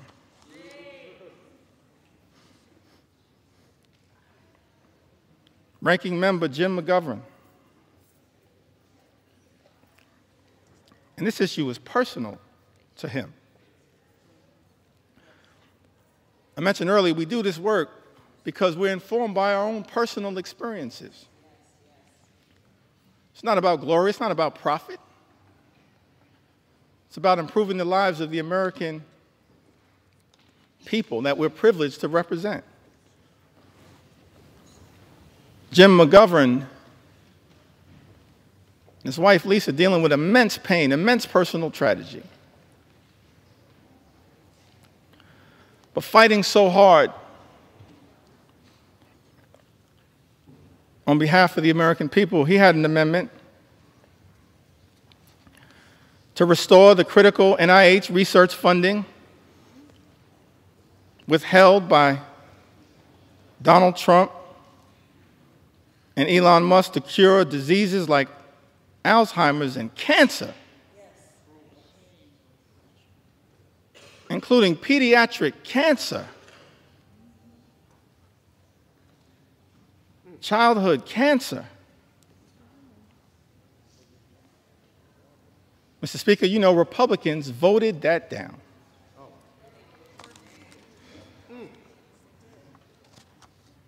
Hundreds of amendments introduced by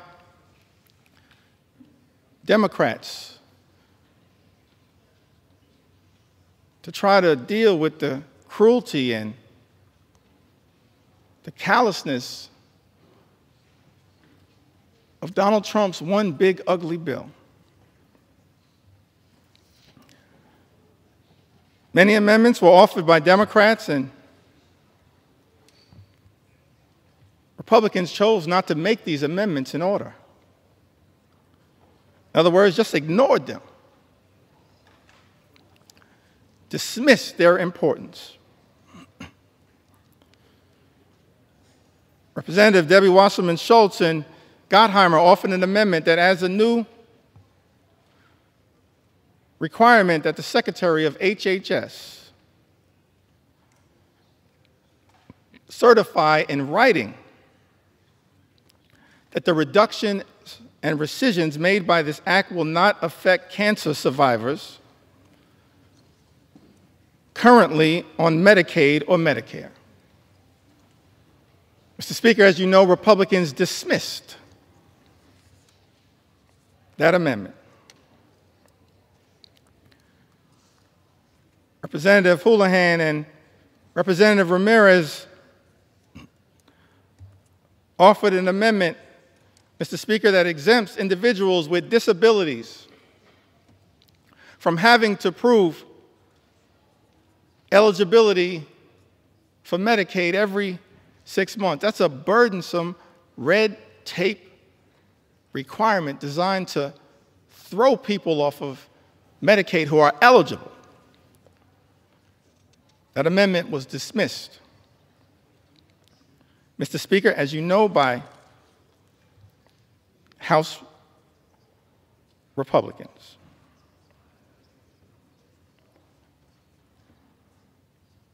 Representative Sarah McBride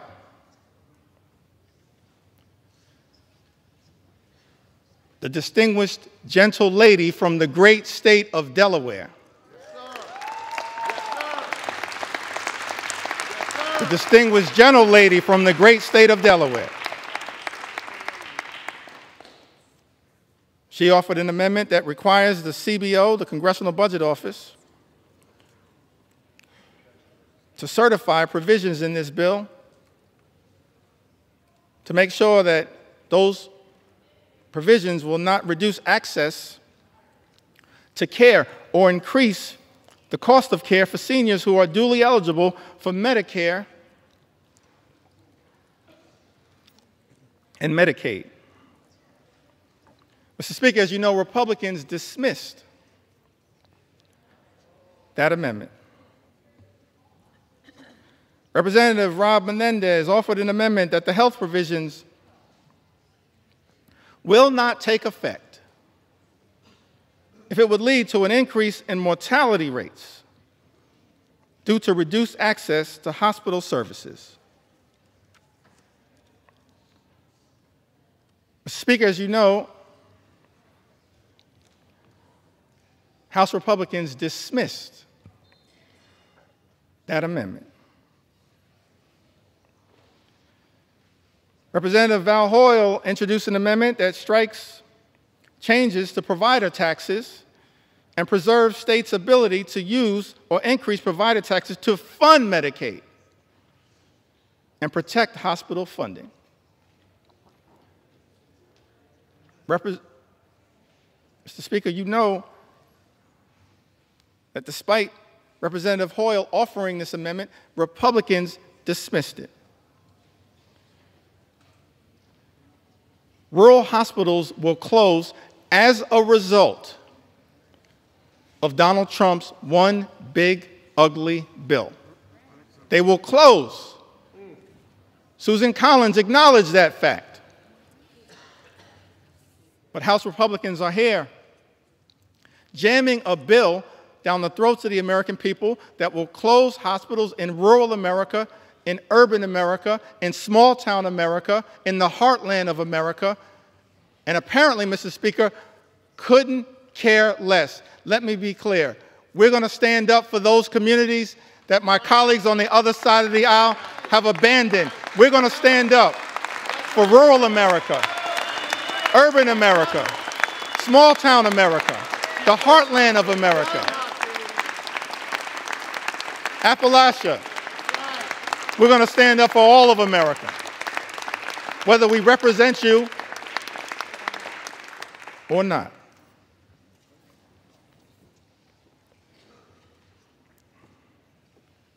Representative Nanette Barragan,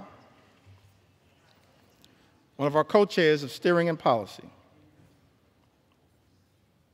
along with Robin Kelly and DWS, she offered an amendment increasing the Hospital Stabilization Fund that they had to include in this one big ugly bill. This amendment was designed to protect hospitals from closing and expand eligibility for safety net hospitals that we know exist all across America. In every corner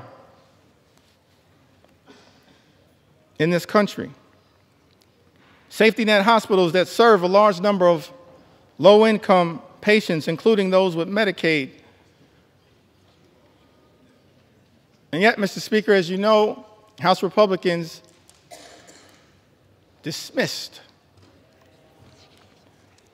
this amendment. Amendment after amendment after amendment. The Democrats have introduced to try to relieve the pain that is being visited upon the American people by this one big ugly bill, voted down by Republicans or dismissed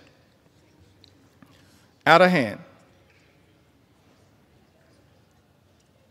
Representative Costa introduced an amendment to protect those on the low-income heating and energy assistance program who are also targeted by this one big ugly bill. It's part of an effort to ensure that all households on SNAP can continue to qualify. Mr. Speaker, as you know, Republicans dismissed that amendment out of hand, ignored it, did not see fit to take it up. Representative Jill Takuda from the great state of Hawaii, she introduced an amendment trying to prevent the nutrition title of this bill from taking effect. Against USDA can determine that the provisions of this one big ugly bill would not result in material economic harm to farmers, ranchers, and producers. Mr. Speaker, as you know, Republicans dismissed that amendment out of hand. Representative Lloyd Doggett had an amendment to extend tax cuts for the 98% of the American people who make $400,000 or less per year. Had that amendment been taken up and passed, it would have cut the cost of this one big, ugly bill by approximately 50%. And we would have been standing up for those everyday Americans who are now going to be hurt by other provisions in this GOP tax scam, this disgusting abomination. Mr. Speaker, as you know, that amendment dismissed out of hand by the House Republican majority. Representative Seth Magaziner from the great state of Rhode Island. He's only in his second term. Somehow he's the dean of the delegation.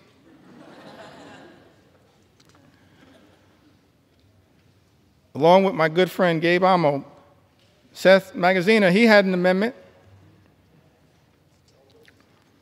to provide a tax cut for the middle class, paid for by increasing taxes on the wealthiest here in this country. Taxes and a tax rate that had previously been at 39%, lowered by the original GOP tax scam in 2017. He had this amendment to provide a tax cut for middle-class Americans. Instead, Republicans are spending $1 trillion on massive tax breaks for the wealthiest amongst us. And that amendment was dismissed out of hand. Representative Stephen Horsford, who also came in the class of 2012, he had an amendment to make no tax on tips, which we support. But we support no tax on tips becoming a permanent part of the law, and that's not what this one big, ugly bill does. Tax breaks for billionaires, permanent. Tax breaks for everybody else expire. That's not the way to stand up for everyday Americans.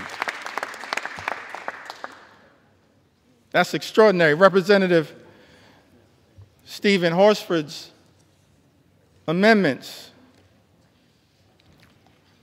to make no tax on tips permanent and to close loopholes that are in this one big ugly bill. Dismissed out of hand. Amendments introduced by Ranking Member Huffman, Andrea Salinas, Dave Min, Emily Randall, and others, protecting public lands, dismissed out of hand. Amendments on energy introduced by members like Luz Rivas, dismissed out of hand. And I think I'll end this portion of my presentation. Mr. Speaker,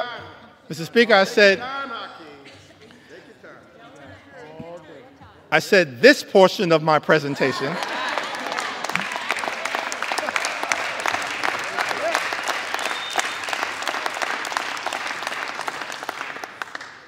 Still got a little more time. Donald Trump's deadline may be Independence Day. That ain't my deadline.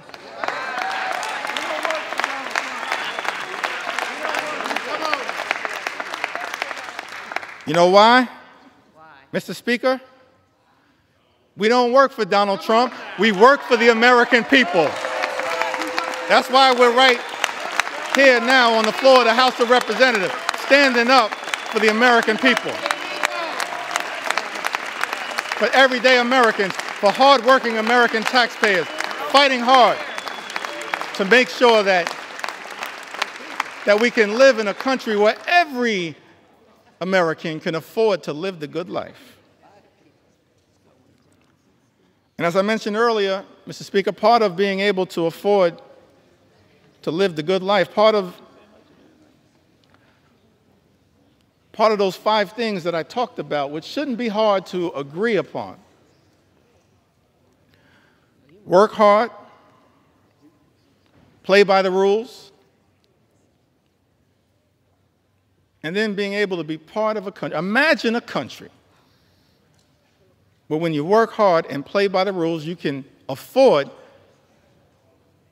to obtain the American dream, to experience the good life, good paying job, good housing, good health care, a good education for your children, and then a good retirement. So we had a series of amendments, Mr. Speaker, introduced on the subject of education. Let me say something about the Department of Education, and every agency, every department can, of course, be improved in terms of its efficiency, but the Department of Education does important work, particularly as it relates to the most vulnerable children amongst us. And as part of this unprecedented assault on the American way of life, President Donald Trump issued this executive order, effectively trying to abolish the Department of Education. I know there are people all across the country as I travel throughout America concerned about this. Let me make something clear. The Department of Education was established by an act of the United States Congress. It cannot be abolished by anyone pretending to be a wannabe king. Not anyone. It's us, the United States Congress. So we introduced, Mr. Speaker, a series of amendments related to this commitment, this recognition of the importance of education as part of accessing the American dream. Ranking Member Bobby Scott is also battling some issues. Life hits us all, but made sure to make his way here to the House of Representatives. It's part of his commitment to stand up for the education of our children and others. He had an amendment, Mr. Speaker, that strikes all of the extreme parts of the Committee on the Education and Workforce elements of this bill that make it harder for students to access high-quality education.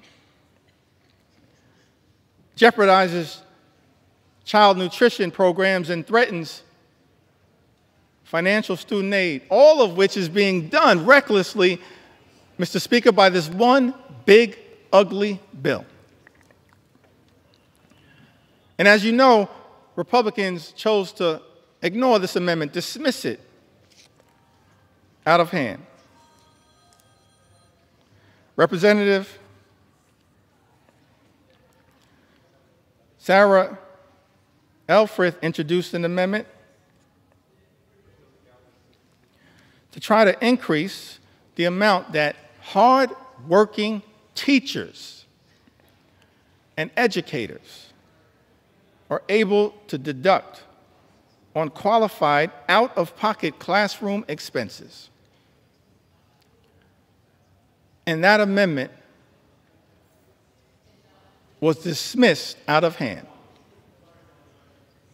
Tax breaks for billionaires, Mr. Speaker, but Republicans have decided hardworking educators can't get an enhanced tax benefit for their out-of-pocket expenses.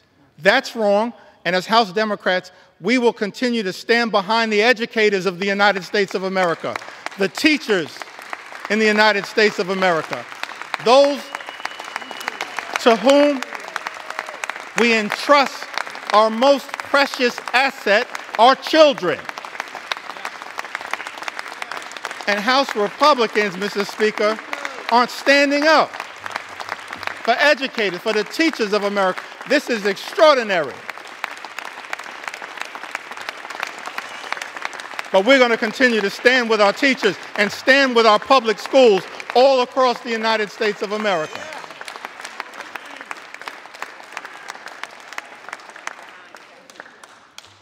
That's what House Democrats are going to continue to do. Representative Val Hoyle had an amendment to increase Pell Grant funding, Pell Grant awards that are severely undermined in Donald Trump's one big ugly bill. Mr. Speaker, it's extraordinary to me that this reckless Republican budget manages to go after blue-collar jobs, organized labor, hardworking American taxpayers who don't shower before going to work but shower after work, that Donald Trump's one big ugly bill goes after blue-collar, good-paying, prevailing wage jobs here in the United States of America, and then also goes after access to higher education. Representative Val Hoyle had an amendment, Mr. Speaker, increasing Pell Grant awards that are severely undermined in this bill. House Republicans chose to ignore this amendment, dismiss it out of hand.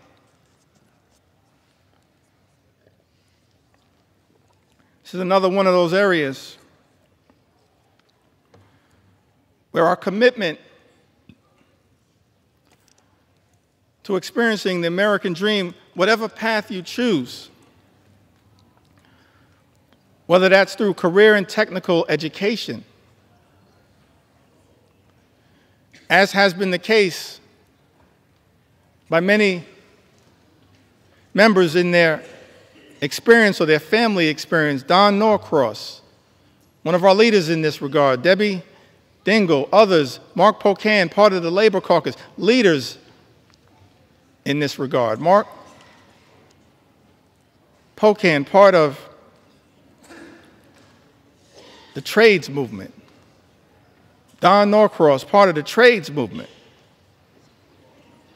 Debbie Dingell, so close to the UAW and the trades. This is one of those areas where we also are informed by our personal experiences, why we find what is taking place, Mr. Speaker, in this one big ugly bill so disgusting. These attacks by Republicans on the ability of all Americans to achieve the American dream, to be part of imagining an America where everyone who works hard and plays by the rules can live the good life. Higher education is not the entire solution, but it certainly is part of it. This was taught to me by my grandma Nana. She never had a formal 4-year education, but perhaps she was the wisest woman I've ever known. And she was determined to make sure that her 2 grandsons had the ability, as best she could, to obtain an education that might ultimately, for us, coming out of this working class neighborhood, Crown Heights in central Brooklyn, spending a lot of time in Bedford-Stuyvesant where she lived, on the corner of Putnam and Lewis, right down the block from the Cornerstone Baptist Church. She was determined to make sure that her 2 grandsons had the best opportunity, and in her view, and Grandma Nano's view, that meant access to education. And so, when we were young, she said to my younger brother and I, I'll never forget this conversation. We were in her home in Bed-Stuy. She said that the 2 of you are going to go to elementary school and then you'll graduate, go to middle school and graduate, high school and graduate, college and graduate. And then she dreamed about us going to graduate school, get a law degree, a PhD, a medical degree, an MBA, some form of advanced education. We were like, Grandma, we're going to be in school our entire lives. And she was so committed to that journey that every single time we graduated, this is a woman of modest means, she gave my younger brother and I, whoever was the graduate, $500 in cash. I still don't know where Nano got that money from.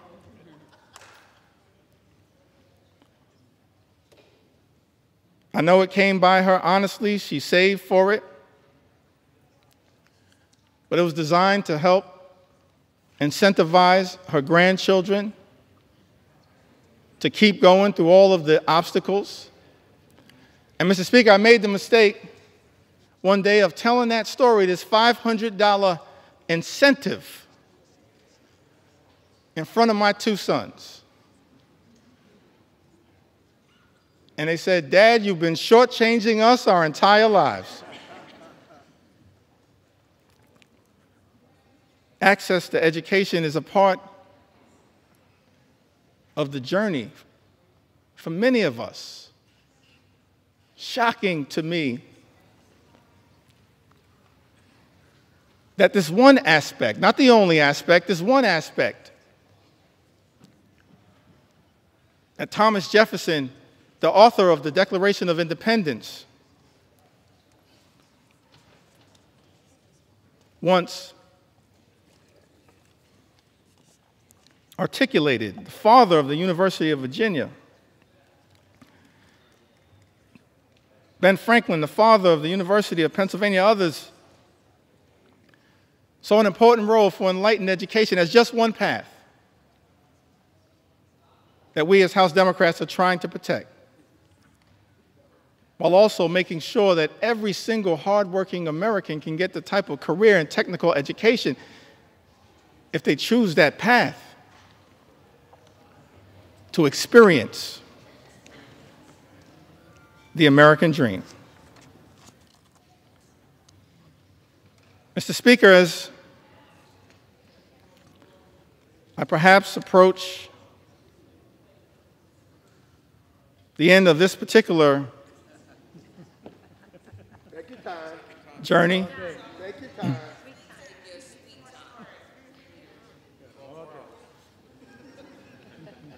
let me just reiterate that as House Democrats, we maintained from the very beginning of this Congress, we acknowledged the election of President Donald Trump, offered to work with our colleagues on the other side of the aisle whenever and wherever possible in order to make life better for the American people, to stand up for the things that matter, not as Democrats, independents, or Republicans, but as Americans. But the route, Mr. Speaker, that has been taken by House Republicans is to go it alone and to try to jam this one big, ugly bill filled with extreme right-wing policy priorities down the throats of the American people. That's why, in good conscience, we can't stand here, Mr. Speaker, and support this effort, this one big, ugly bill that hurts everyday Americans and rewards billionaires with massive tax breaks. America is too expensive. Housing costs are too high. Grocery costs are too high. Childcare costs are too high. Energy costs are too high. Insurance costs are too high. America is too expensive. President Trump and House Republicans promised to lower costs on day one. Mr. Speaker, but costs aren't going down, they are going up. The policies unleashed by the Trump administration have been so chaotic, so all over the place, so much uncertainty has been created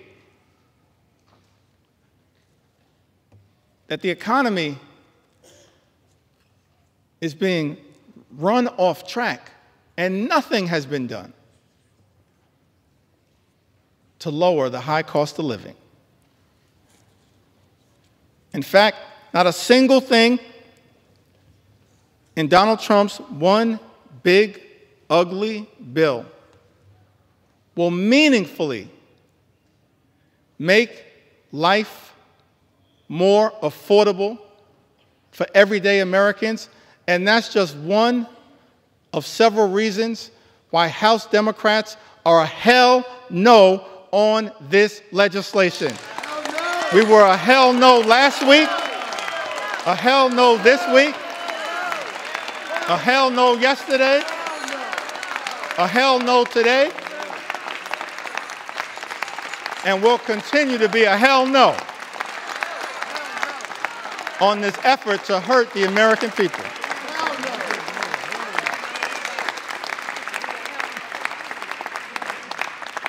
And I note for the record, Mom, hell is in the Bible.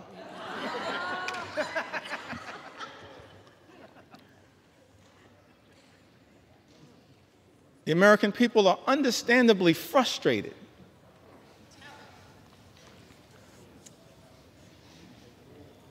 by the high cost of living. Yes, they're frustrated by the unprecedented assault on the American way of life, on our democracy, on the rule of law, on due process, on health care, on Social Security, on nutritional assistance, but it's my sincere hope that we can find a path forward to actually address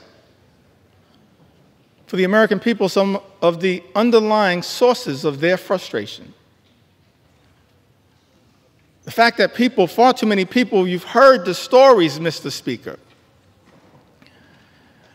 And that's just a fraction of the stories that have been shared with us,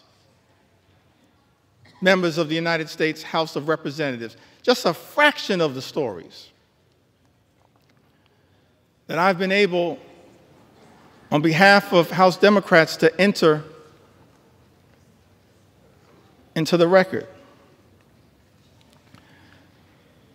They're frustrated by a lot of the things that have gone on in this country since January 20th. I'm frustrated by a lot of what has gone on, disgusted by a lot of what has gone on, Mr. Speaker, in this country since January 20th. We are better than this. But it's also important, one of the things that I hope, Mr. Speaker, we'll be able to address at some point is the source of the underlying frustration. It's a frustration in the comments, in the eloquent words of all of those presidential leaders that I mentioned earlier today, this frustration, this economic frustration. FDR talked about it. Truman talked about it. Kennedy talked about it. Johnson talked about it. Carter talked about it. Clinton talked about it. President Obama talked about it. President Biden talked about it. It's a consistent strand. And while progress has been made in the United States of America, we've come a long way on behalf of working class Americans. There is still a way to go to ensure that in this great country, hardworking American taxpayers don't simply work hard and play by the rules just to survive, barely paycheck to paycheck, but are able to actually thrive. That's the America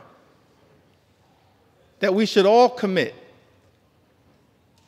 to work hard towards bringing about. Good paying job, good housing, good health care, good education for your children, and a good retirement. A fair shot at achieving the American Leap. A good retirement, let me reiterate it for the record, that means, Mr. Speaker, that people in this town need to keep their hands off the Social Security and the Medicare of the American people. Keep your hands off Social Security, Medicare, Medicaid, all of the things. Hands off.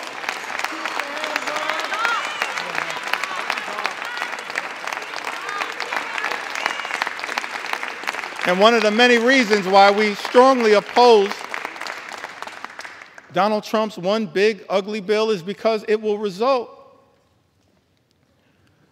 in the largest cut to Medicare, sets in motion the largest cut to Medicare, more than $500 billion by some estimations in American history. The American people, understandably frustrated, not for years, but for decades, that far too many have dealt with a situation where the system is not building an economy that works for hardworking American taxpayers. for everyday Americans, for working class Americans, for everyone who aspires to be part of the middle class. It's our sincere hope that we can get to a place one day, perhaps in a bipartisan way, not connected to this extreme and reckless, dangerous, partisan bill, this one big, ugly bill that will hurt everyday Americans in order to reward billionaires, that we actually can get to the work of lifting up everyday Americans, because the deck has been stacked against you for far too long. And that's not the America that the American people deserve. And part of the challenge,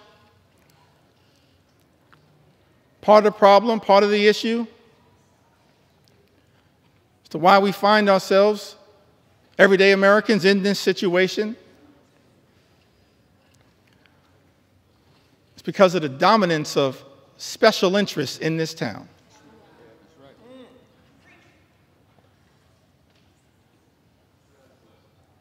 And this one big, ugly bill represents a massive giveaway to special interests in this country. And we reject special interests, because our job here in the United States of America, Mr. Speaker, is to protect the public interest at all times, today, tomorrow, always, and forever.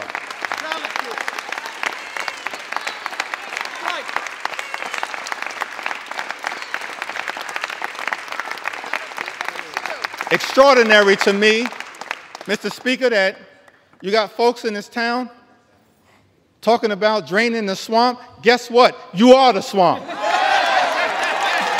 You are the swamp. You are the swamp. We've never seen anything like this. The type of corruption that has been unleashed on the American people and has poisoned, Mr. Speaker, this bill.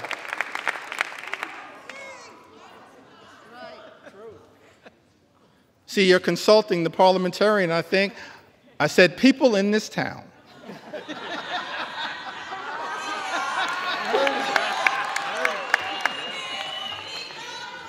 I'm thankful that my grandmother saw fit to have her grandson educated. We've never seen a level, Mr. Speaker, of this type of corruption unleashed on the American people that has made its way into this one big, ugly bill. Extraordinary levels of corruption in this town, unleashed on the American people. Corruption on steroids would be an understatement. In terms of what the American people are now being subjected to. So one of the things we look forward to changing in this town, I want to make this commitment, House Democrats. We are committed to making sure that we end corruption once and for all in the United States of America, in corruption in Congress, in corruption at the Supreme Court, and in corruption with the administration. That's part of our agenda,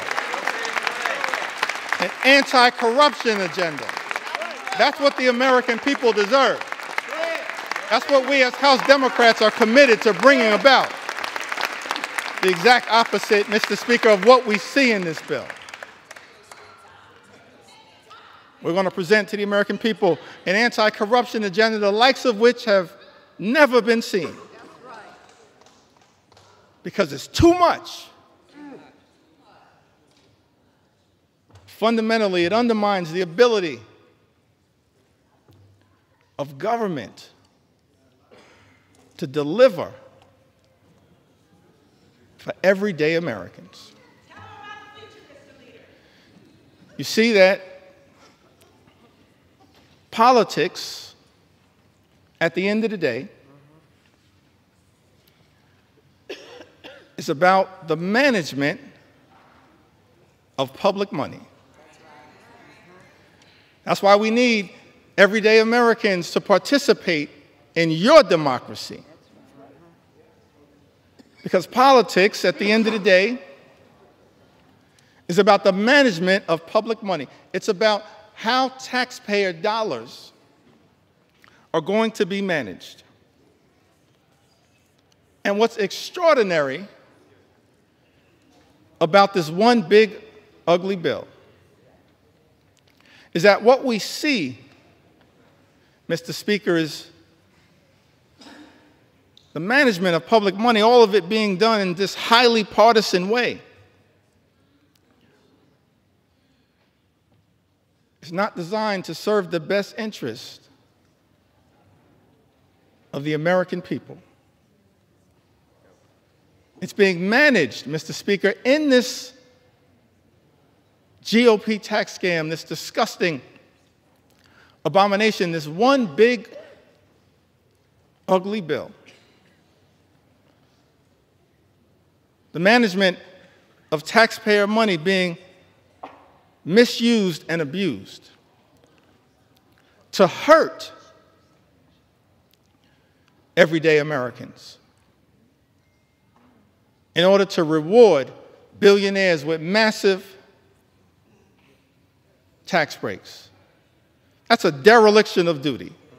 Mismanagement of public money. It's an abuse of the privilege that all of us as members of the United States Congress have. And so one of our promises to the American people as we look toward the future, we will always be stewards of your money to make sure that we are allocating taxpayer dollars in a way designed to lift up the American people, not tear the American people down. That's the type of Congress that the American people deserve. The public interest over special interest. The public interest over special interest. The public interest over special interest. That's one of our promises to the American people. And we're going to work hard to earn your trust as we move forward and look toward the future. I mentioned earlier in my remarks that I wanted to talk a little bit about faith.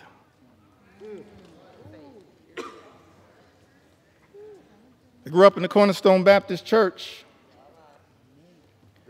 Faith is the substance of things hoped for, the evidence of things not seen. We walk by faith, not by sight.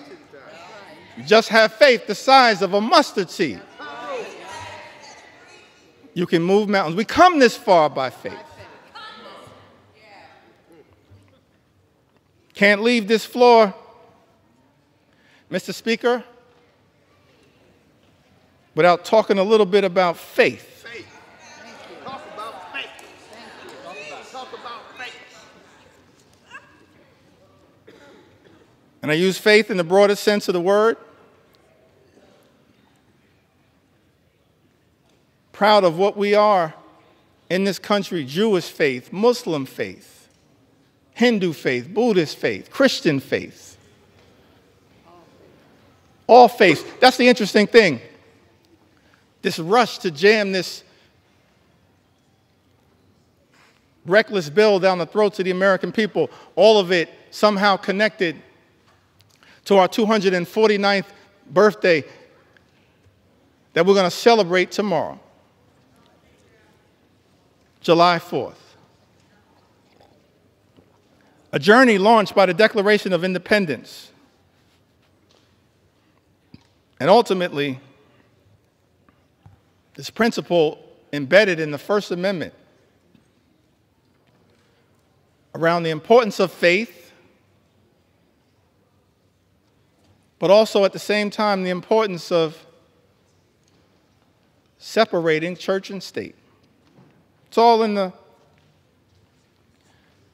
First Amendment as interpreted by the Supreme Court. Don't have time, I think, to really deeply go into it, but you've got...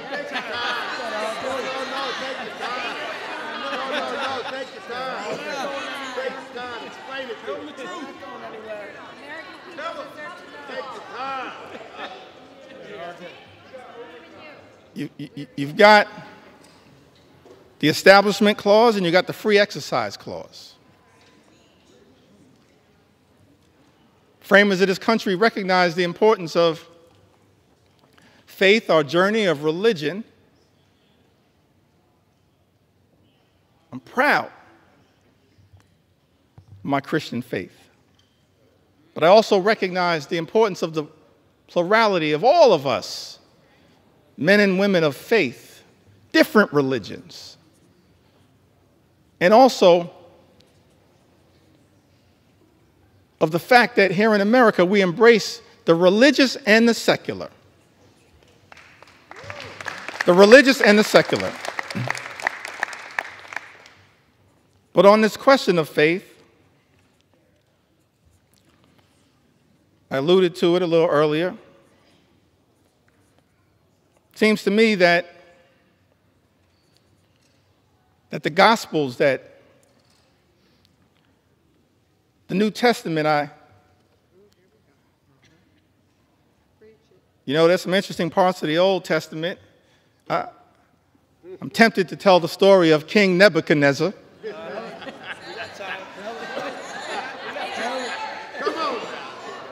Mr. Speaker, a lot of parallels to what's going on right now. But I'm gonna focus at this moment on the New Testament prescription, the Gospels. I think it was mentioned earlier by one of my colleagues. I think Don Beyer mentioned it earlier. Matthew, the 25th chapter, verses 35 and 40. I think it's important that at this time, in this moment, in this debate, before I leave the floor of the House of Representatives, that this Scripture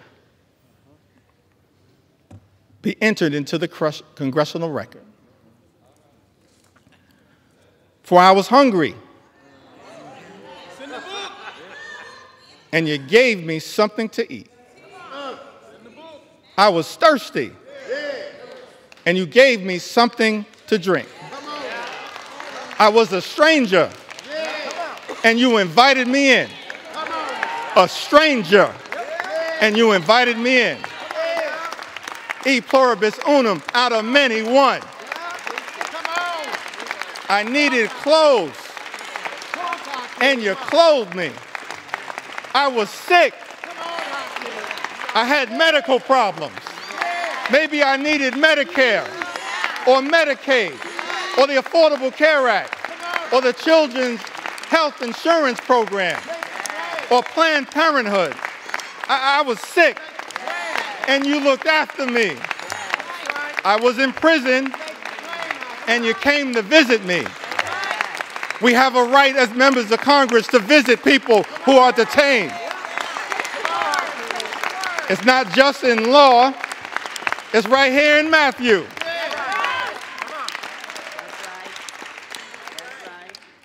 Then the righteous will answer him, Lord, when did we see you hungry and feed you? Or thirsty and give you something to drink? When did we see you a stranger and invite you in? Or needing clothes and clothe you? When did we see you sick or in prison and go to visit you? And of course, the reply from Jesus, truly, I tell you, whatever you did, whatever you did for one of the least of these brothers and sisters of mine, you did for me. That's what we should be doing here in the United States House of Representatives. Our job is to stand up for the poor, the sick, and the afflicted, the least, the lost, and the left behind, everyday Americans.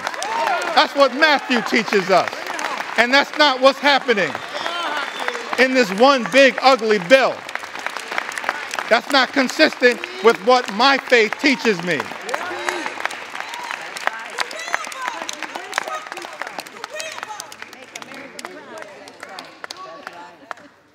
I'm not down with this situation. I'm not down with this situation.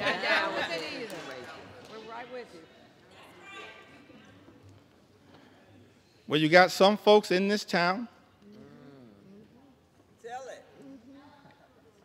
They go to church.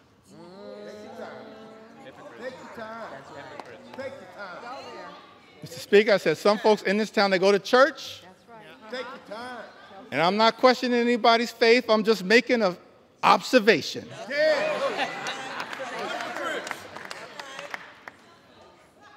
Got some folks in this town, they go to church and they pray on Sunday. P-R-A-Y. And then they come to Congress and pray P-R-E-Y on the American people. I'm not down with that kind of faith. That ain't my faith. That's not our faith. That's not the faith that comes out of the gospel. I can't find that kind of faith in Matthew 25 and 35. I can't find that kind of faith. But I do see something else. Tell us what you see. Tell us what you see. Can I talk about it for a moment? Talk about it. Talk about it. Take your sweet time. Take your sweet time. Take your time. I do see something else, kind of what I'm seeing connected to this one big ugly bill. Go ahead now. I don't know if this was an inspiration to this extraordinary assault on the American people, this corrupt piece of legislation. But when I look over my Bible, and this is going to come from John, it's not going to come from 2 Corinthians, although the Apostle Paul has a lot to say about that. And, Mr. Speaker, I said 2 Corinthians, not 2 Corinthians. Come on now. I don't know who I'm talking about, but if you're going to sell the Bible, you should know the Bible.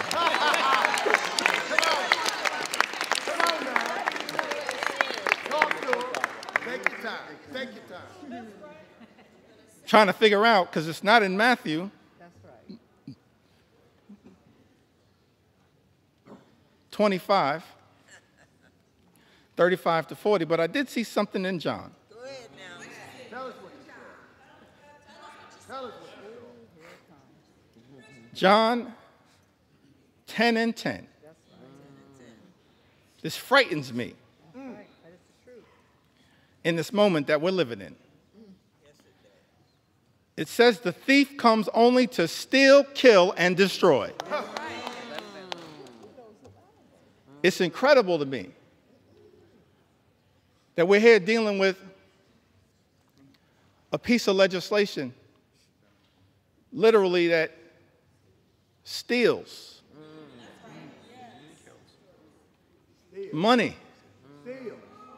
from everyday Americans, from hardworking American taxpayers. Steals money from Medicaid, Medicare, the Affordable Care Act, supplemental nutritional assistance, steals money from Pell Grants, from the education of our children, from energy assistance programs.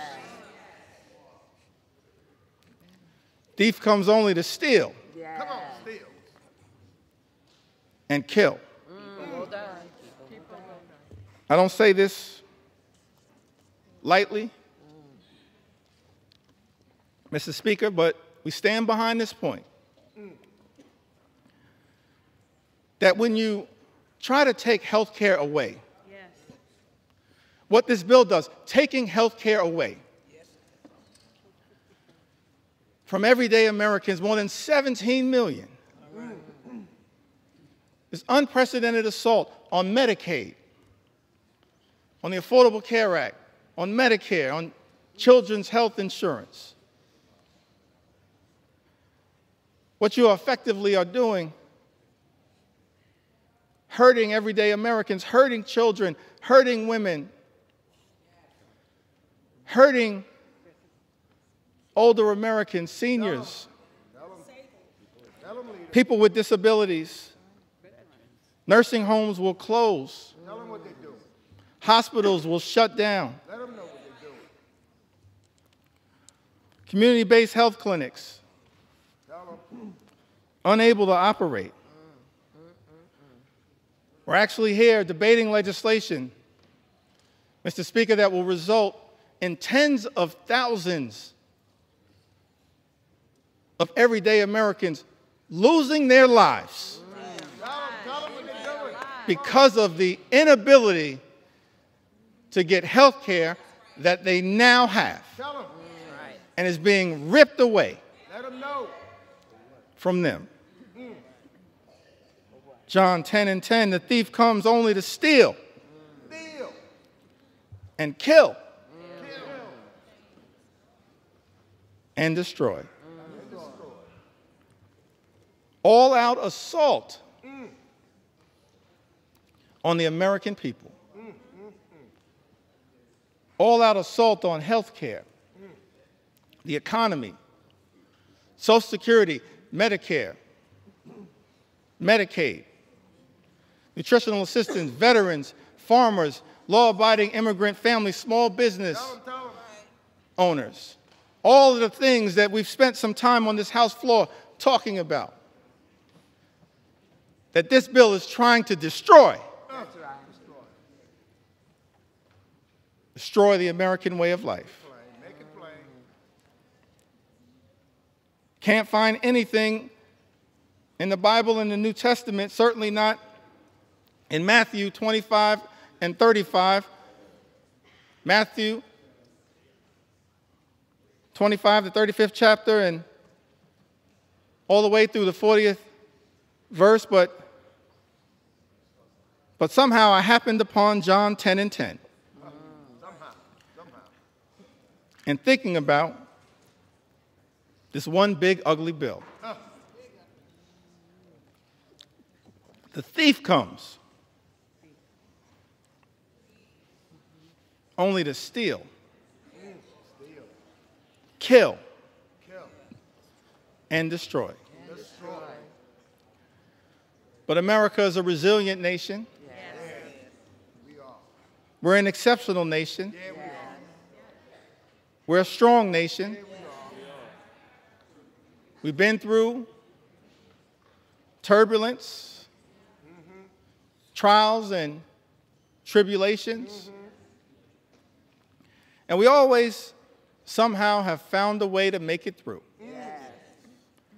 Because of the resilience, Mr. Speaker, of the American people. Yes. So whatever happens today as it relates to this one big ugly bill, if my Republican colleagues decide that once again, Mr. Speaker, you're simply going to make the decision to serve as a reckless rubber stamp of President Trump's extreme agenda, I still have faith in the United States of America. I still have faith in the United States of America. I still have faith in the United States of America. We will not let anyone in this town destroy what America represents. Not now, not ever. It's not going to be easy. We recognize that. But we've got faith in the resilience You have time. Take your time. Sweet time. of the American people. As I get ready to close shortly in, Now take your time. Take your time. Take your time. Come on. Take your sweet time. Tell them. Tell them. Plenty of time. Take your well, let me say it one more time.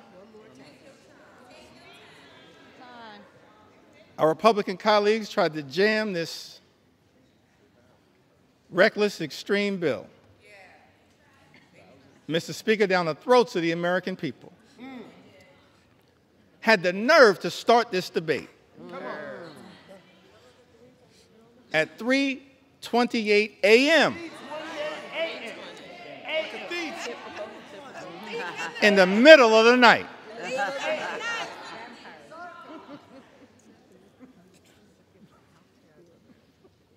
But we made clear that we were going to expose all of the things that are being done to harm the American people. Yeah, that's right. Tell them. Not in the dark of night, but in the light of day.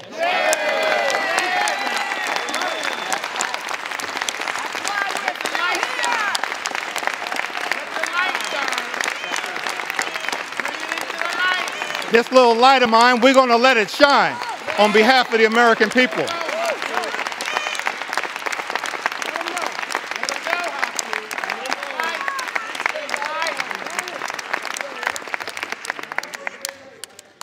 Incredible to me that Republicans would try to jam this one big ugly bill down the throats of the American people in the dead of night. And then, to add insult to injury, Mr. Speaker, allocate 15 minutes. 15 minutes to each side on the committees of jurisdiction. shame. What a shame. 15 minutes to the Ways and Means Committee on each side. 15 minutes Take your time. Take your time. to the Budget Committee. That's extraordinary. But I'm thankful, I'm appreciative of all of my colleagues who stand behind me. That's right.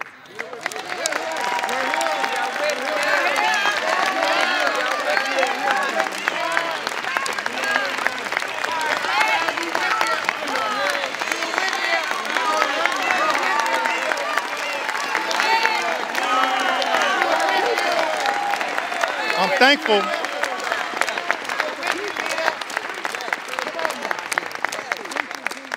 Thankful to all of my colleagues for their commitment, their courage, their conviction, standing up on behalf of the American people to deliver, hopefully, what is a message of concern, but also a message of hope. Come on now. That's right. Hope. We got to fight a lot of battles on behalf of the American people. It's not over. Fighting a lot of battles on behalf of the American people. This is just one of them. This one. But we wanted to make sure that the American people had an opportunity to fully and more completely understand, in the light of day, just how damaging In the light. this one big, ugly bill will be to the American people. And I plead with my colleagues on the other side of the aisle, Mr. Speaker. I really plead with my colleagues, inspired by some of the framers of the Constitution, the great scholars, the great thinkers, conceived of this incredible journey that we've been on in the United States of America, creating separate and co-equal branches of government, recognizing that in this country, part of the gift that we were given by the framers of the United States Constitution, no kings, no dictators, no monarchs,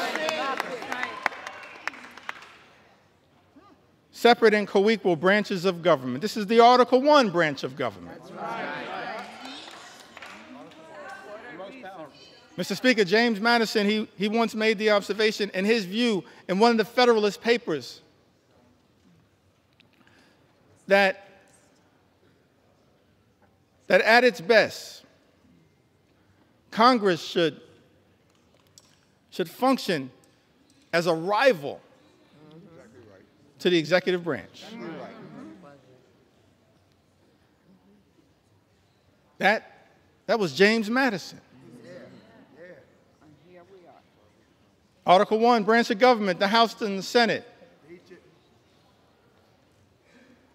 We're not here to bend the knee to any wannabe king.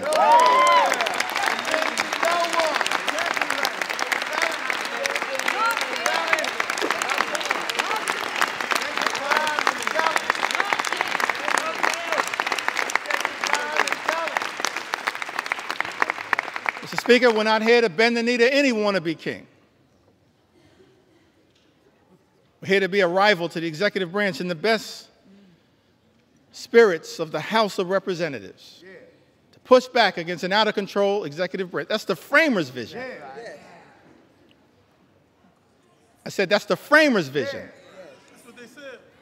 The framers' vision. And so as we prepare to take this consequential vote,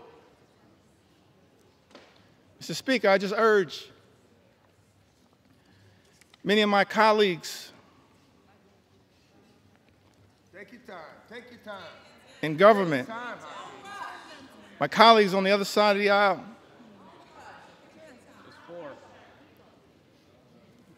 Mr. Speaker, we don't work for President Trump.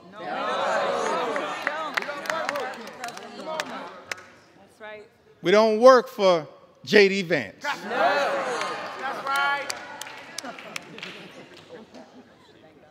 We don't work for Elon Musk.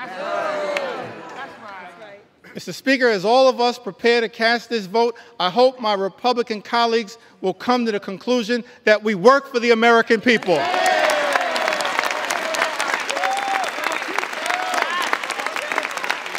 We work for the American people.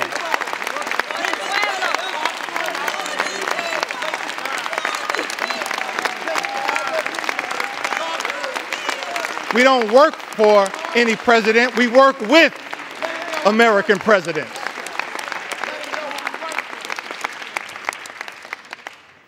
We work for the American people. So it's my hope that as you evaluate this bill, all of the harm that is being unleashed on the American people, ripping health care away from more than 17 million Americans. Effectively ending Medicaid as we know it, shutting down hospitals, including in rural America, in districts, Mr. Speaker, that my colleagues on the other side of the aisle represent. That's right. They're people. Nursing homes closing. 1 in 4 nursing homes, Mr. Speaker, will close as a result of the attack on Medicaid. And Donald Trump's one big, ugly bill. Mr. Speaker, this is extraordinary. This assault on everyday Americans, assault on children, veterans, seniors, people with disabilities. It's incredible to me. All of this in this one big, ugly bill. Take your time. Ripping food away from children, literally ripping food out of the mouths of hungry children, hungry veterans, and hungry seniors. Mr. Speaker, that's not America. We're better than that.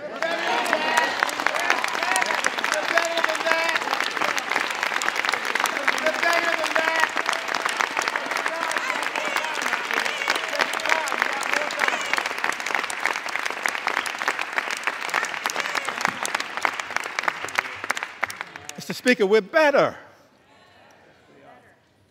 than that. Ripping food out of the mouths of vulnerable Americans. That's extraordinary. That's what we're doing. Extraordinary. And all of this is being done. This unprecedented assault on everyday Americans is being unleashed on the American people.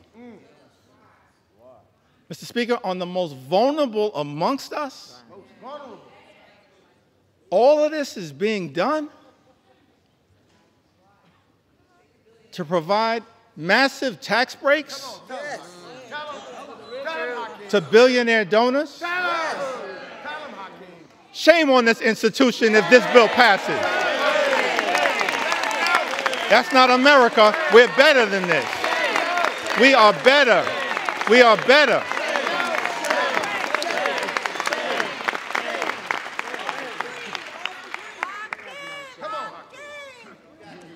We are better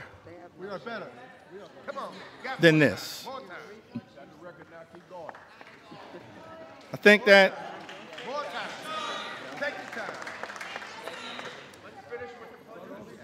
as we prepare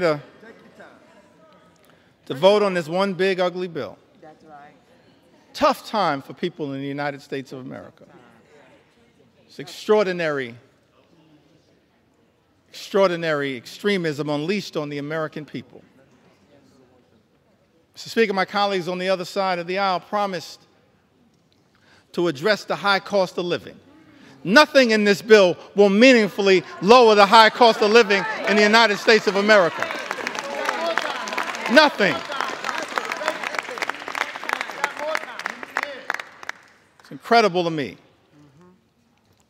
All of the promises that were made by some people in this town. That the top priority was going to be to lower the high cost of living in the United States of America. And then, all of last year, ran away from Project 2025. Come on. Acted like it didn't exist. That's right. And then, Mr. Speaker, people come to town, they're in the majority now, and every single part of the extremism that we've seen unleashed on the American people is connected to Project 2025.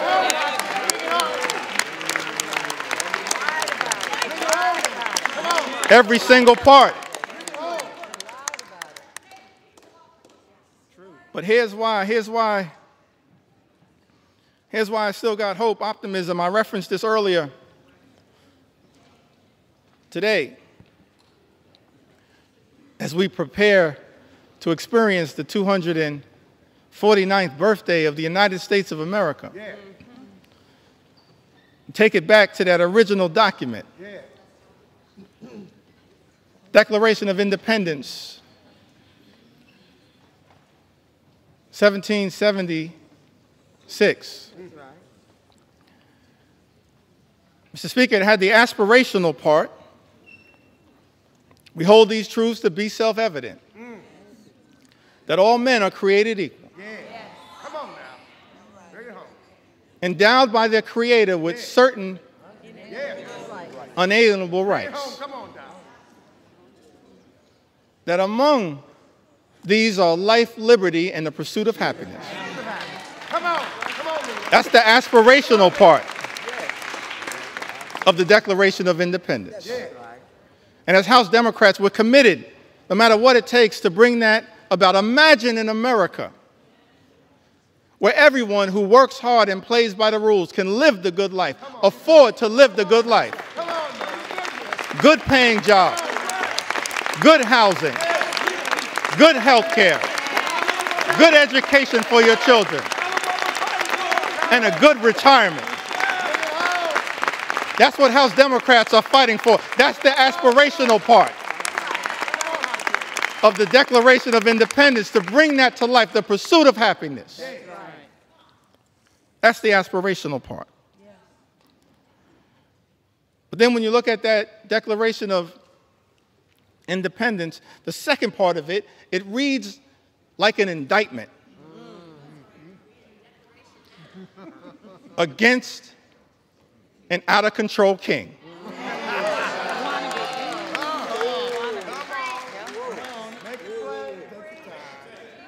Reads like an indictment against an out-of-control king. I commend all Americans, perhaps sometime tomorrow, I'm going to do this myself, read that document in its entirety. Come on. Read it. Read it. And why was that indictment issued? I think it was because the framers of this great country, they were fed up with Project 1775. And so they implemented Project 1776. So I know that there are people concerned with what's happening in America, but understand what our journey teaches us is that after Project 2025 comes Project 2026. And you will have an opportunity to end this national nightmare as part of Project 2026. I love the framers. They gave us a blueprint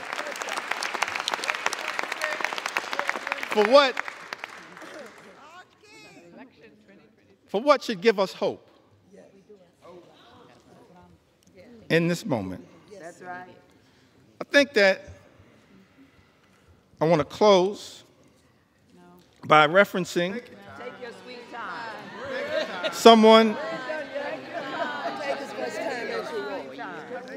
someone who we all serve with. I want to stand on the shoulders,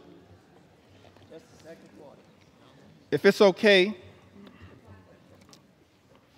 on some of our civil rights heroes and foot soldiers. Yes, yes. Those whose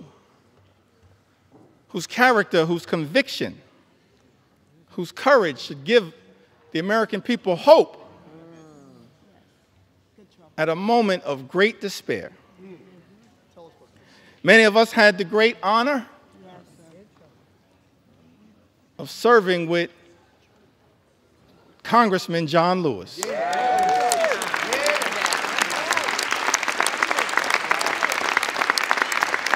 The great honor, Mr. Speaker, to serve with Congressman John Lewis. That's right. And I came across something that John Lewis said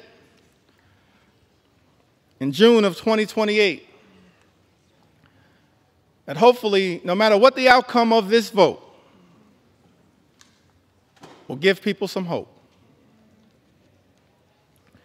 Great John Lewis said, "Do not get lost in a sea of despair. Be hopeful. Be optimistic.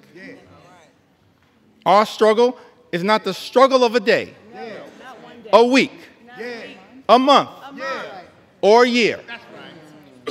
It is the struggle of a lifetime." That's our struggle. No matter what, Mr. Speaker, you decide to do today, that's our struggle. Standing on the shoulders of John Lewis, that's our struggle. Never, ever be afraid to make some noise and get into good trouble. Good trouble. Good trouble. Necessary trouble. Standing on the shoulders of giants. John Lewis would often talk to us about his admiration for Dr. Martin Luther King, Jr. Dr. King, who would refer to John Lewis as the boy from Troy. The boy from Troy. Now, what's interesting to me, that civil rights movement, we can learn a lot from it. Started December of 1955. And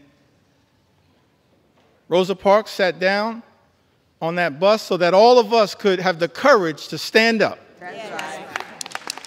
Wasn't an easy struggle. All the odds were stacked against these civil rights heroes and foot soldiers. And during the early days of the movement, a difficult part of the movement, Dr. King, after they've been targeted, arrested, beaten, harassed by the authorities,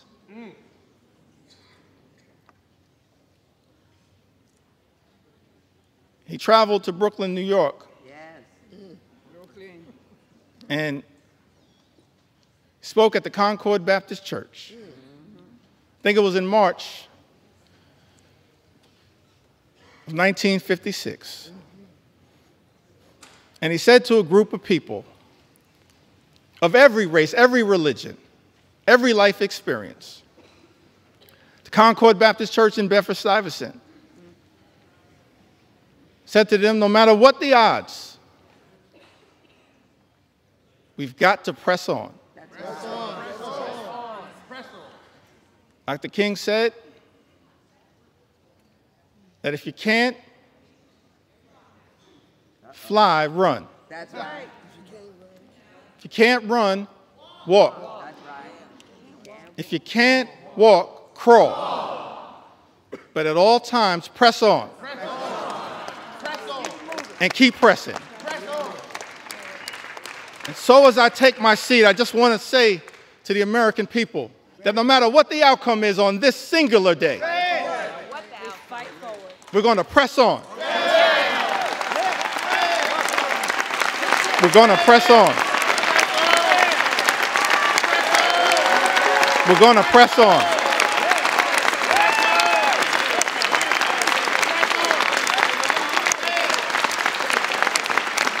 We're going to press on for our children, press on for our seniors, press on for our veterans, press on for our unions, press on for our farmers, press on for our dreamers, press on for working class Americans, press on for the middle class, press on for all who aspire to be part of the middle class, press on for the poor, press on for the sick, press on for the afflicted, press on for the least, press on for the lost, press on for the left behind, press on for the rule of law, press on for the American way of life, press on for democracy.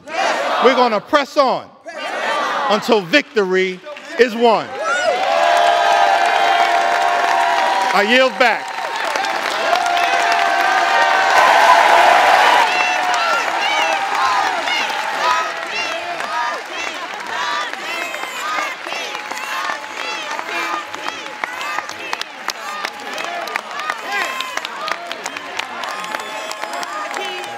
John would have been proud. Hakeem, Hakeem, Hakeem, Hakeem,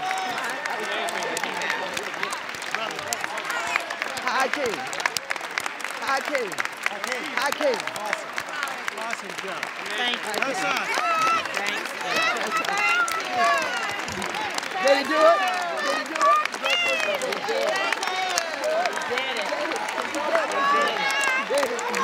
He did it. He did it. Hakeem, Hakeem. Hakeem, Hakeem. Leaders lead. Hakeem, Hakeem, Hakeem, Hakeem, Hakeem, Hakeem, Hakeem, Hakeem, Hakeem, Hakeem, Hakeem, Hakeem, Hakeem, Hakeem, Hakeem, Hakeem, Hakeem, Hakeem, Hakeem, Hakeem. Gentleman from Massachusetts.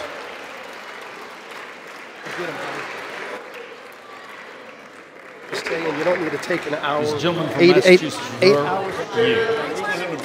Gentleman from I think it's, Massachusetts. Mr. Speaker, I think it's fair to say the leader has done his part. I have no further speakers.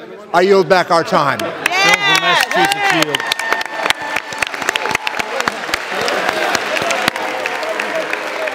That's all you got? Gentleman from Missouri is recognized for 1 minute. You have 2 minutes remaining. Mr. Speaker, could we have order? The House will be in order.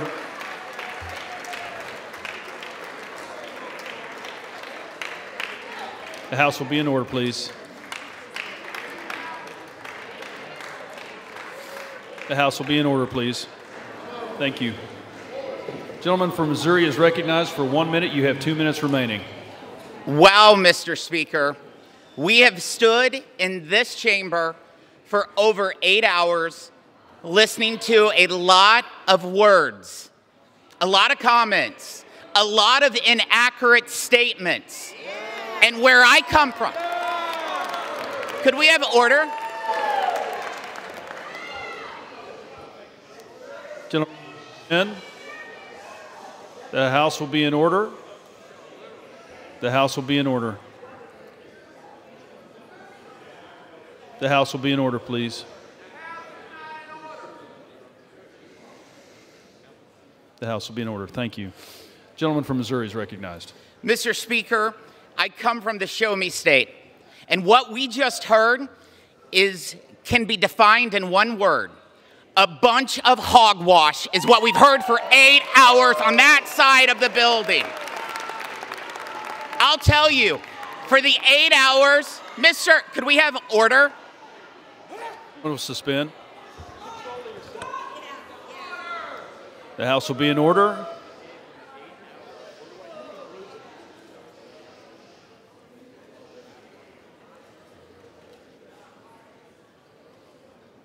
Thank you. He's recognized. Mr. Speaker, the 8 hours of hogwash that we just heard will not change the outcome that you will see very shortly when we deliver historic tax relief for working families, small business owners, and farmers. Mr. Look. Yeah. Mr. Speaker, I yield 1 minute to our great Speaker of the House, Mr. Mike Johnson.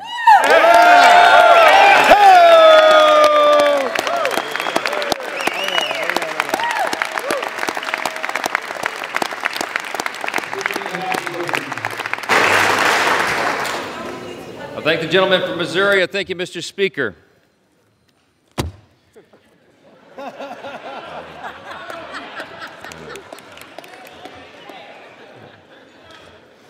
You know, Ronald Reagan said one time that no speech should be longer than 20 minutes, and unlike the Democrat leader, I'm going to honor my colleague's time and be a little more brief than that, all right?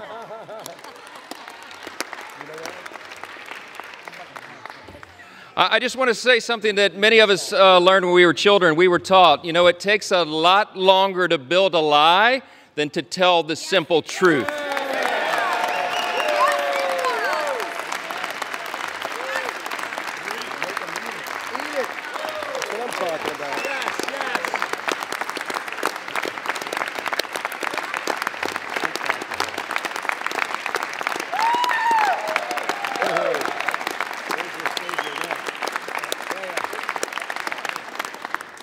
My friends and colleagues on both sides of the aisle, we've waited long enough. Some of us have literally been up for days now. But this day is a hugely important one in the history of our nation.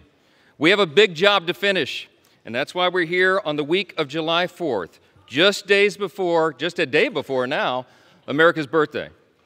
It was on that fateful day, as a Democrat leader acknowledged, that our founders pledged their lives and their sacred honor to this grand experiment in self-governance that we are now here to steward. It's an experiment that falls to us to guard and to protect it. We take that very seriously on this side of the aisle. In just a few moments, we will remind the world why the American experiment still endures today and why its best days are still ahead of us. Yeah.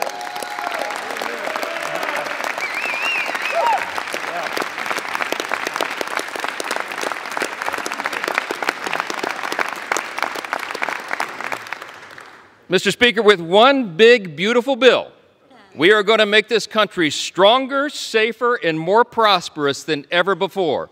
And every American is going to benefit from that. Yeah.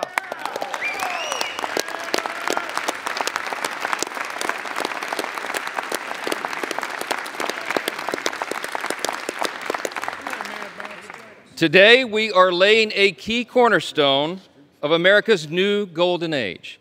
Now listen, we have a few words of gratitude first. Scripture's been cited a lot this morning, I think mostly out of context, but what I will say, one thing that we know about Scripture is that we're supposed to give honor where honor is due, and that's what we do on this side of the aisle. I want to thank every single member of the House Republican Conference for pouring their time and their heart and their expertise and experience into this process. I want to thank all of our amazing staff members, all of them. Yes.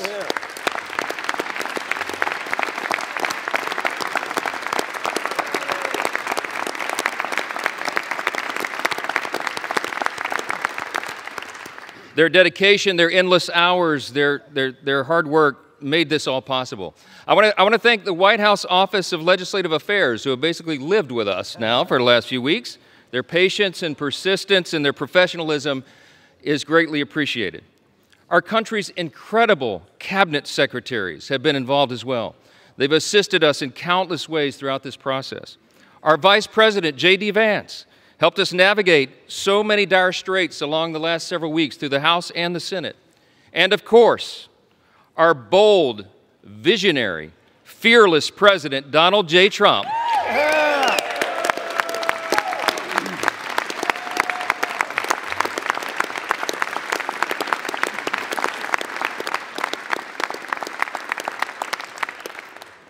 President Trump is the creator and the champion of the America First agenda.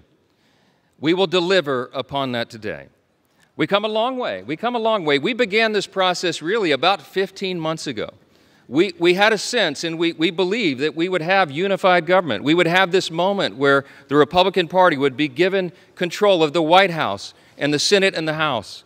And we determined to ourselves that we would not waste that historic opportunity. We've had spirited debates, we've had months of deliberation, and now we are finally ready to fulfill our promise to the American people. That's what we are doing today. Now look, before I respond to the allegations from across the chamber, I just want to take us back to a day that most of us will remember so very fondly for the rest of our lives, and that's November 5th of 2024. That was Election Day, a fateful one for America. The reason that was so important, the reason it was such a turn in history is because the American people spoke with unmistakable clarity. We sensed it as we were all out campaigning. We saw that there would be a demographic shift in America, and that is exactly what the election yielded. We, in our party, had a record number of Black and African American voters come to the Republican Party. We had a record number of Hispanic and Latino voters come to the Republican Party, a record number of Jewish voters and union workers and suburban women and urban voters. They came out in record numbers to join the Republican Party and the America First agenda with President Trump.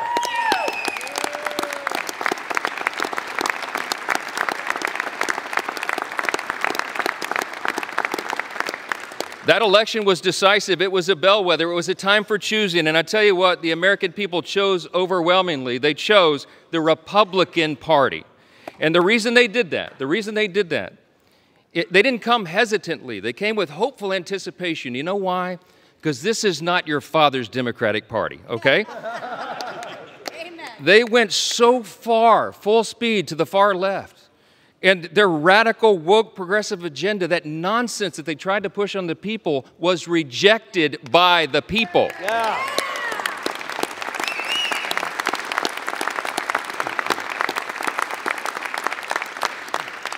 These new voters came to us. They had enough of the Biden-Harris madness and all the things they were trying to hoist upon the American people that they just don't believe in their hearts. And they were hopeful. They came to us with hope. They wanted us to restore common sense and accountability, and we promised to them that we would do just that. Those new demographics came to the Republican Party because of open borders wreaking havoc on their communities. They came because of weakness at home that fueled instability abroad, and because trillions in reckless spending put the price of gas and groceries further out of the reach for hardworking Americans. It wasn't right. President Trump and our Republican majority in Congress are fixing all of that right now. President Trump said this week, we're the hottest country in the world again.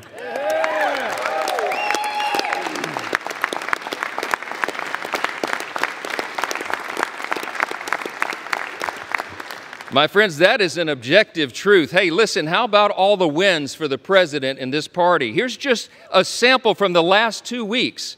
The headline today will be, the one big beautiful bill passes the Congress, okay?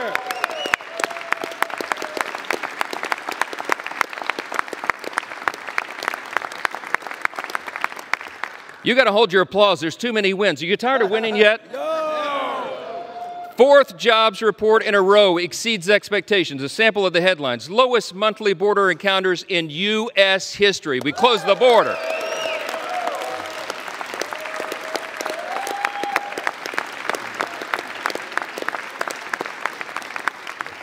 Last couple of days, a new trade deal with Vietnam and all the countries of the world, around the world lining up for that. UPenn agrees to ban biological men from women's sports.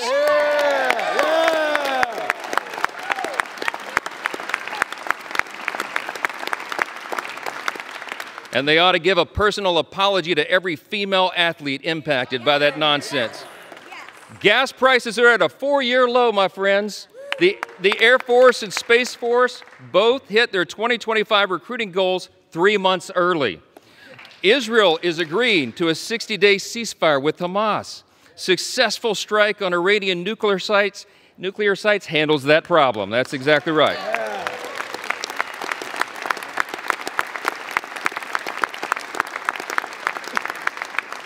Strength is back. America's back. It's resulted now in a ceasefire deal between Iran and Israel. The NATO countries are increasing their defense spending, not just 2%, 5% of GDP, okay?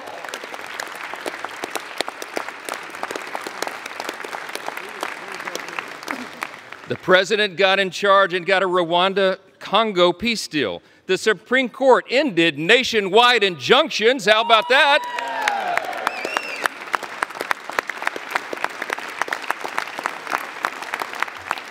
That conservative majority on the Supreme Court also allows third country deportations. We've had a record high stock market, and we're signing a China trade deal. That's just the last 2 weeks. Just the last 2 weeks.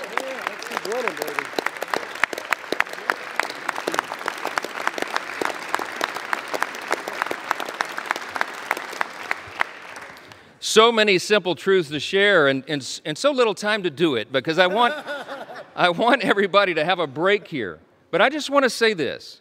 It's really nice to hear my Democrat colleagues suddenly take an interest in working Americans again. Did you pick up on that theme today? Let's be clear. Working Americans stopped trusting Democrats a long time ago. That is a fact. They're looking to this side of the chamber. They're looking to the Republican Party and our principles to deliver the relief and the reform that they have long demanded and they most certainly deserve. This big, beautiful bill fulfills all the promises of the America First agenda. It is the people's bill. It is made for and shaped by the most diverse coalition of American voters in American history.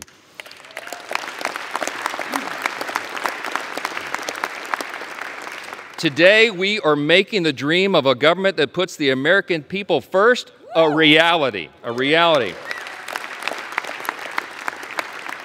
I would need this entire notebook to tell you all the great things in the big, beautiful bill. It is aptly named, but I'll just tell you a couple of the highlights. Record tax cuts for hardworking Americans.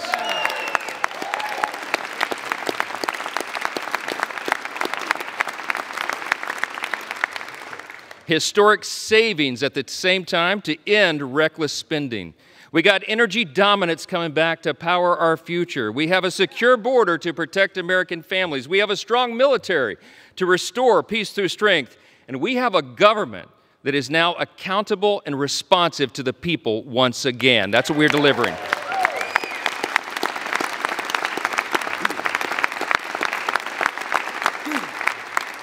For everyday Americans, this means real, positive change that they can feel, and they will feel much more when this bill is done. Families back home will have real relief, an average of $10,000 in their pockets, thanks to the largest working and middle-class tax cut in the history of this great nation. That's what we're doing today.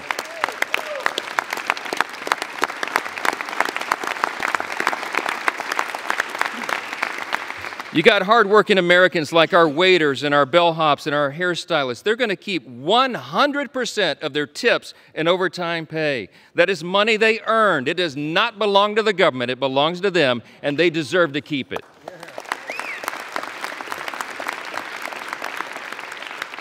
Small businesses that want to build and expand new factories, you know what they can do now? They can write off 100% of their investment. That will have us a lot more building. Young families who want to buy a home will be able to, thanks to historic savings that will put our country on a stronger financial footing. Pregnant women, children, seniors, single mothers, the disabled, and the low-income Americans among us receiving Medicaid and SNAP will have the peace of mind of knowing that we've made these safety nets stronger with our reforms.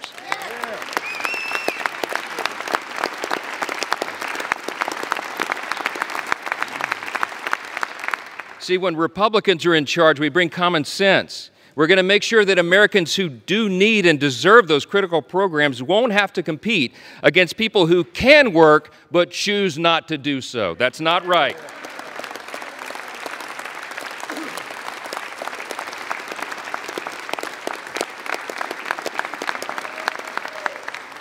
This bill is going to put fairness back in the system. We are returning to common sense. We're returning to what is good and decent that people know in their hearts, and that's why they support it.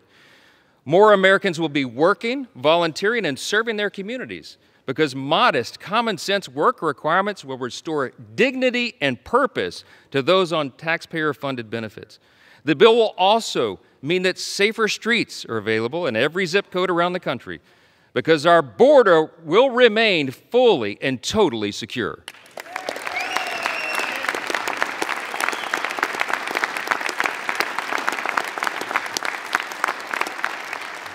The Republican Party stands for law and order, and this is the side that stands with law enforcement, the brave men and women who are on the front line.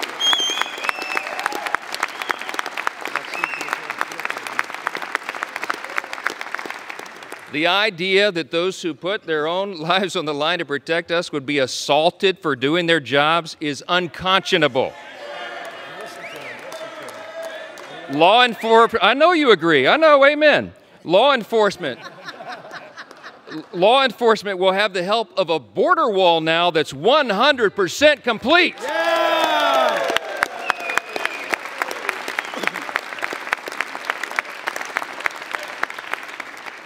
Our immigration enforcement officers will get a boost from more manpower and resources and detention space so that detained illegal aliens are not released back into the streets like they were for the last 4 years.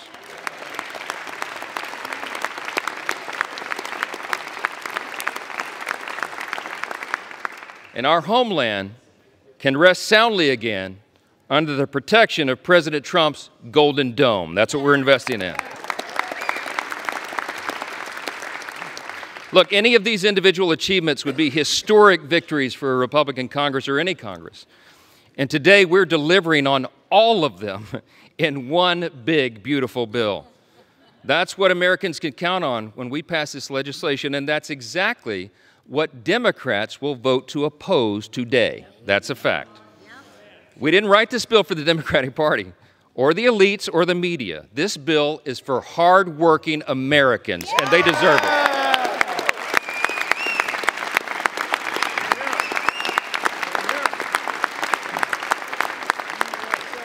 I'm gonna just say this as plainly as I can. This is a simple truth. If you're for a secure border, safer communities, and a strong military, this bill is for you. If you're for common sense fiscal responsibility and reducing the deficit, this bill is for you.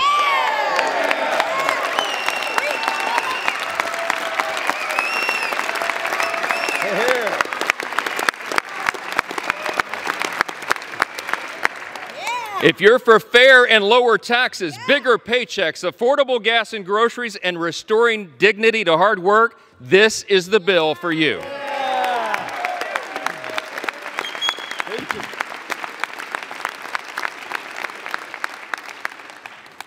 It makes no difference whether our colleagues on across the chamber speak for 25 minutes or 25 hours. They can't change the truth. And today was about performance for some of them. But today for us is about results. Results that improve the lives of Americans, regardless of their race, religion, color, or creed. It does not matter.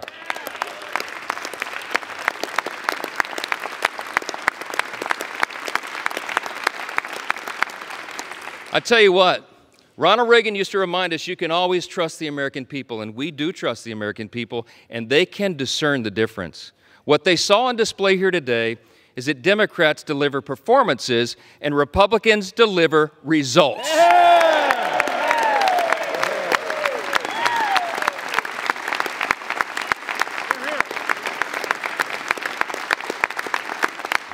Today, my friends, we are ready now. We are going to deliver what we were sent here to do, and every American will benefit from it. In 1793, just steps from where we stand today, President George Washington laid the first cornerstone of the United States Capitol. Over 50 years later, on July 4th again, members of this body gathered once again to lay a second cornerstone.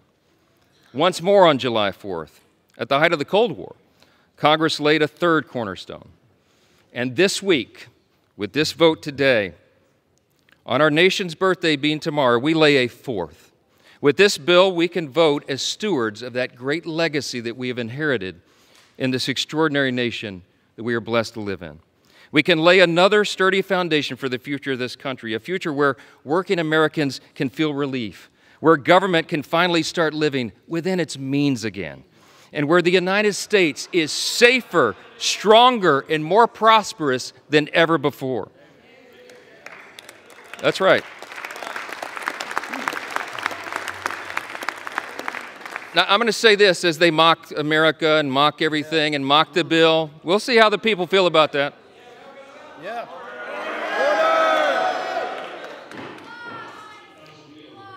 So listen, seriously, as friends and colleagues, really, across the aisle, what we celebrate tomorrow is the nation's birthday. Let's put the politics aside for a minute, and let's reflect on our blessings. No kidding, really. Tomorrow is the 249th birthday of our nation, and that's right.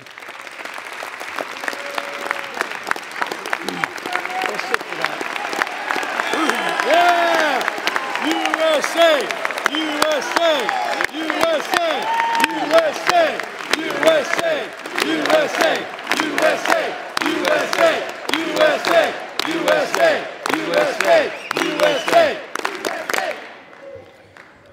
I mean this sincerely. I thank my colleagues for standing. We all should be united in that. We are. We have squabbles, we have partisan debates and all of this, but at the end of the day, we're all Americans, man. And we gotta believe that. We gotta know it. We gotta recognize that we live in the greatest nation in the history of the world. It's not even close.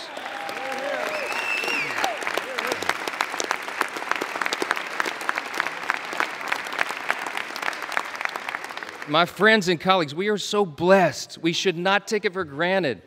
We live in the most free, the most successful, the most powerful, the most benevolent nation that has ever been on the face of the earth. And there's a reason for that. The reason that we are the greatest nation is because we were built on the ultimate foundation. And the bold declaration that my friend Hakeem Jeffries articulated earlier is true. We unite under that. The bold declaration that we do hold these truths to be self-evident. What is a self-evident truth? It's something that's obvious. We hold these truths to be self-evident that all men are created equal. It does not say born equal, it says created equal. And that it is our Creator, yes. It is our Creator that gives us our rights. See, the powerful thing about that is we're the first nation in the history of the world that acknowledged that our rights do not derive from government. They come from God Himself.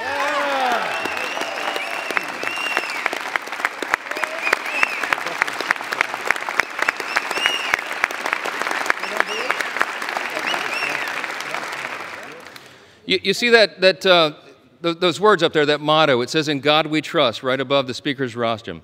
You know, a previous Congress put that there in the early 60s in the height of the Cold War. There's a little visitor's guide that people get when you do tours late at night. You've probably seen your constituents and visitors and friends get the guide. If you turn, I think it's about to page 21. It explains why that's there. And it says, Congress voted to put that there as a rebuke to the Soviets' worldview at the height of the Cold War. Why? Because communism, socialism, find their root in Marxism. And Marxism begins with the belief that there is no God. It's wrong. And this Congress made us stand those many years ago, and we should do it again. We're different, we're distinct, we're exceptional, because we acknowledge that right there, our motto.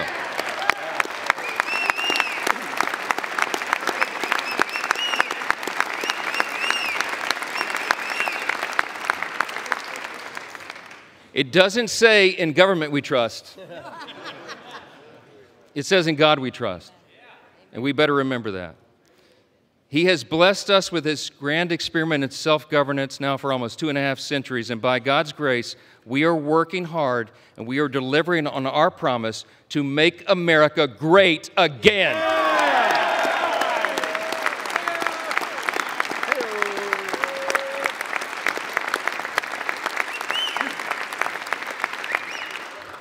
This is without a doubt the most important vote of this Congress, and I think this may be the most important vote that any of us take in our entire lifetimes.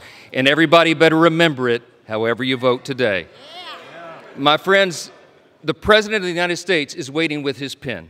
The American people are waiting for this relief. We've heard enough talk. It's time for action. Let's finish the job for him. Vote yes on the bill.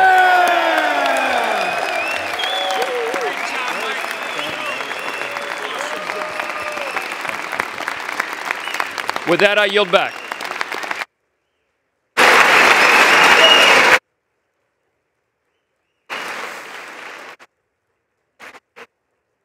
The gentleman yields, and all time for debate has expired.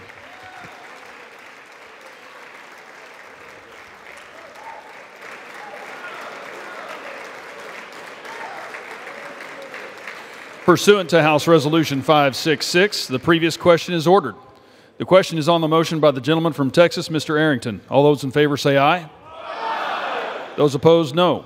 No. The ayes have it. The motion is agreed to. For what purpose does the gentleman from Massachusetts seek recognition? Ask for a recorded vote. Vote is requested. Those favoring a recorded vote will rise. A sufficient number having risen, a recorded vote is ordered. Members will record their votes by electronic device. This will be a 15-minute vote.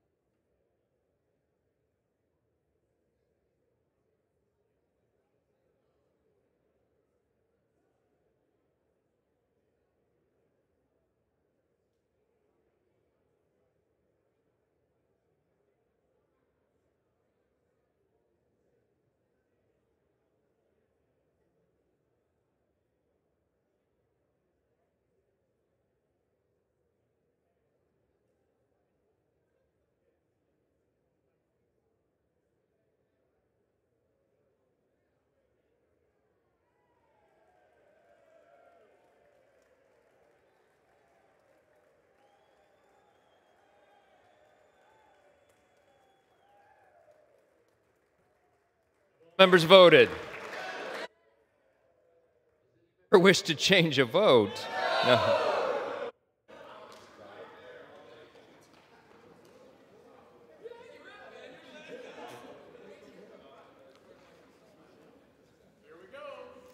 On this vote, the yeas are 218, the nays are 214. The motion is adopted.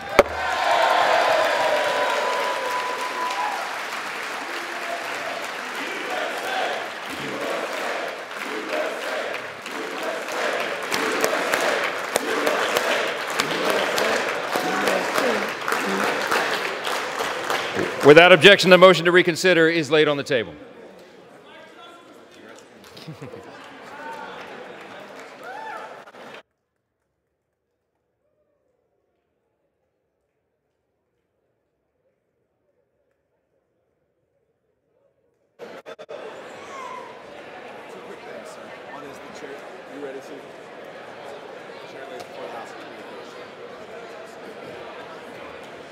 You ready?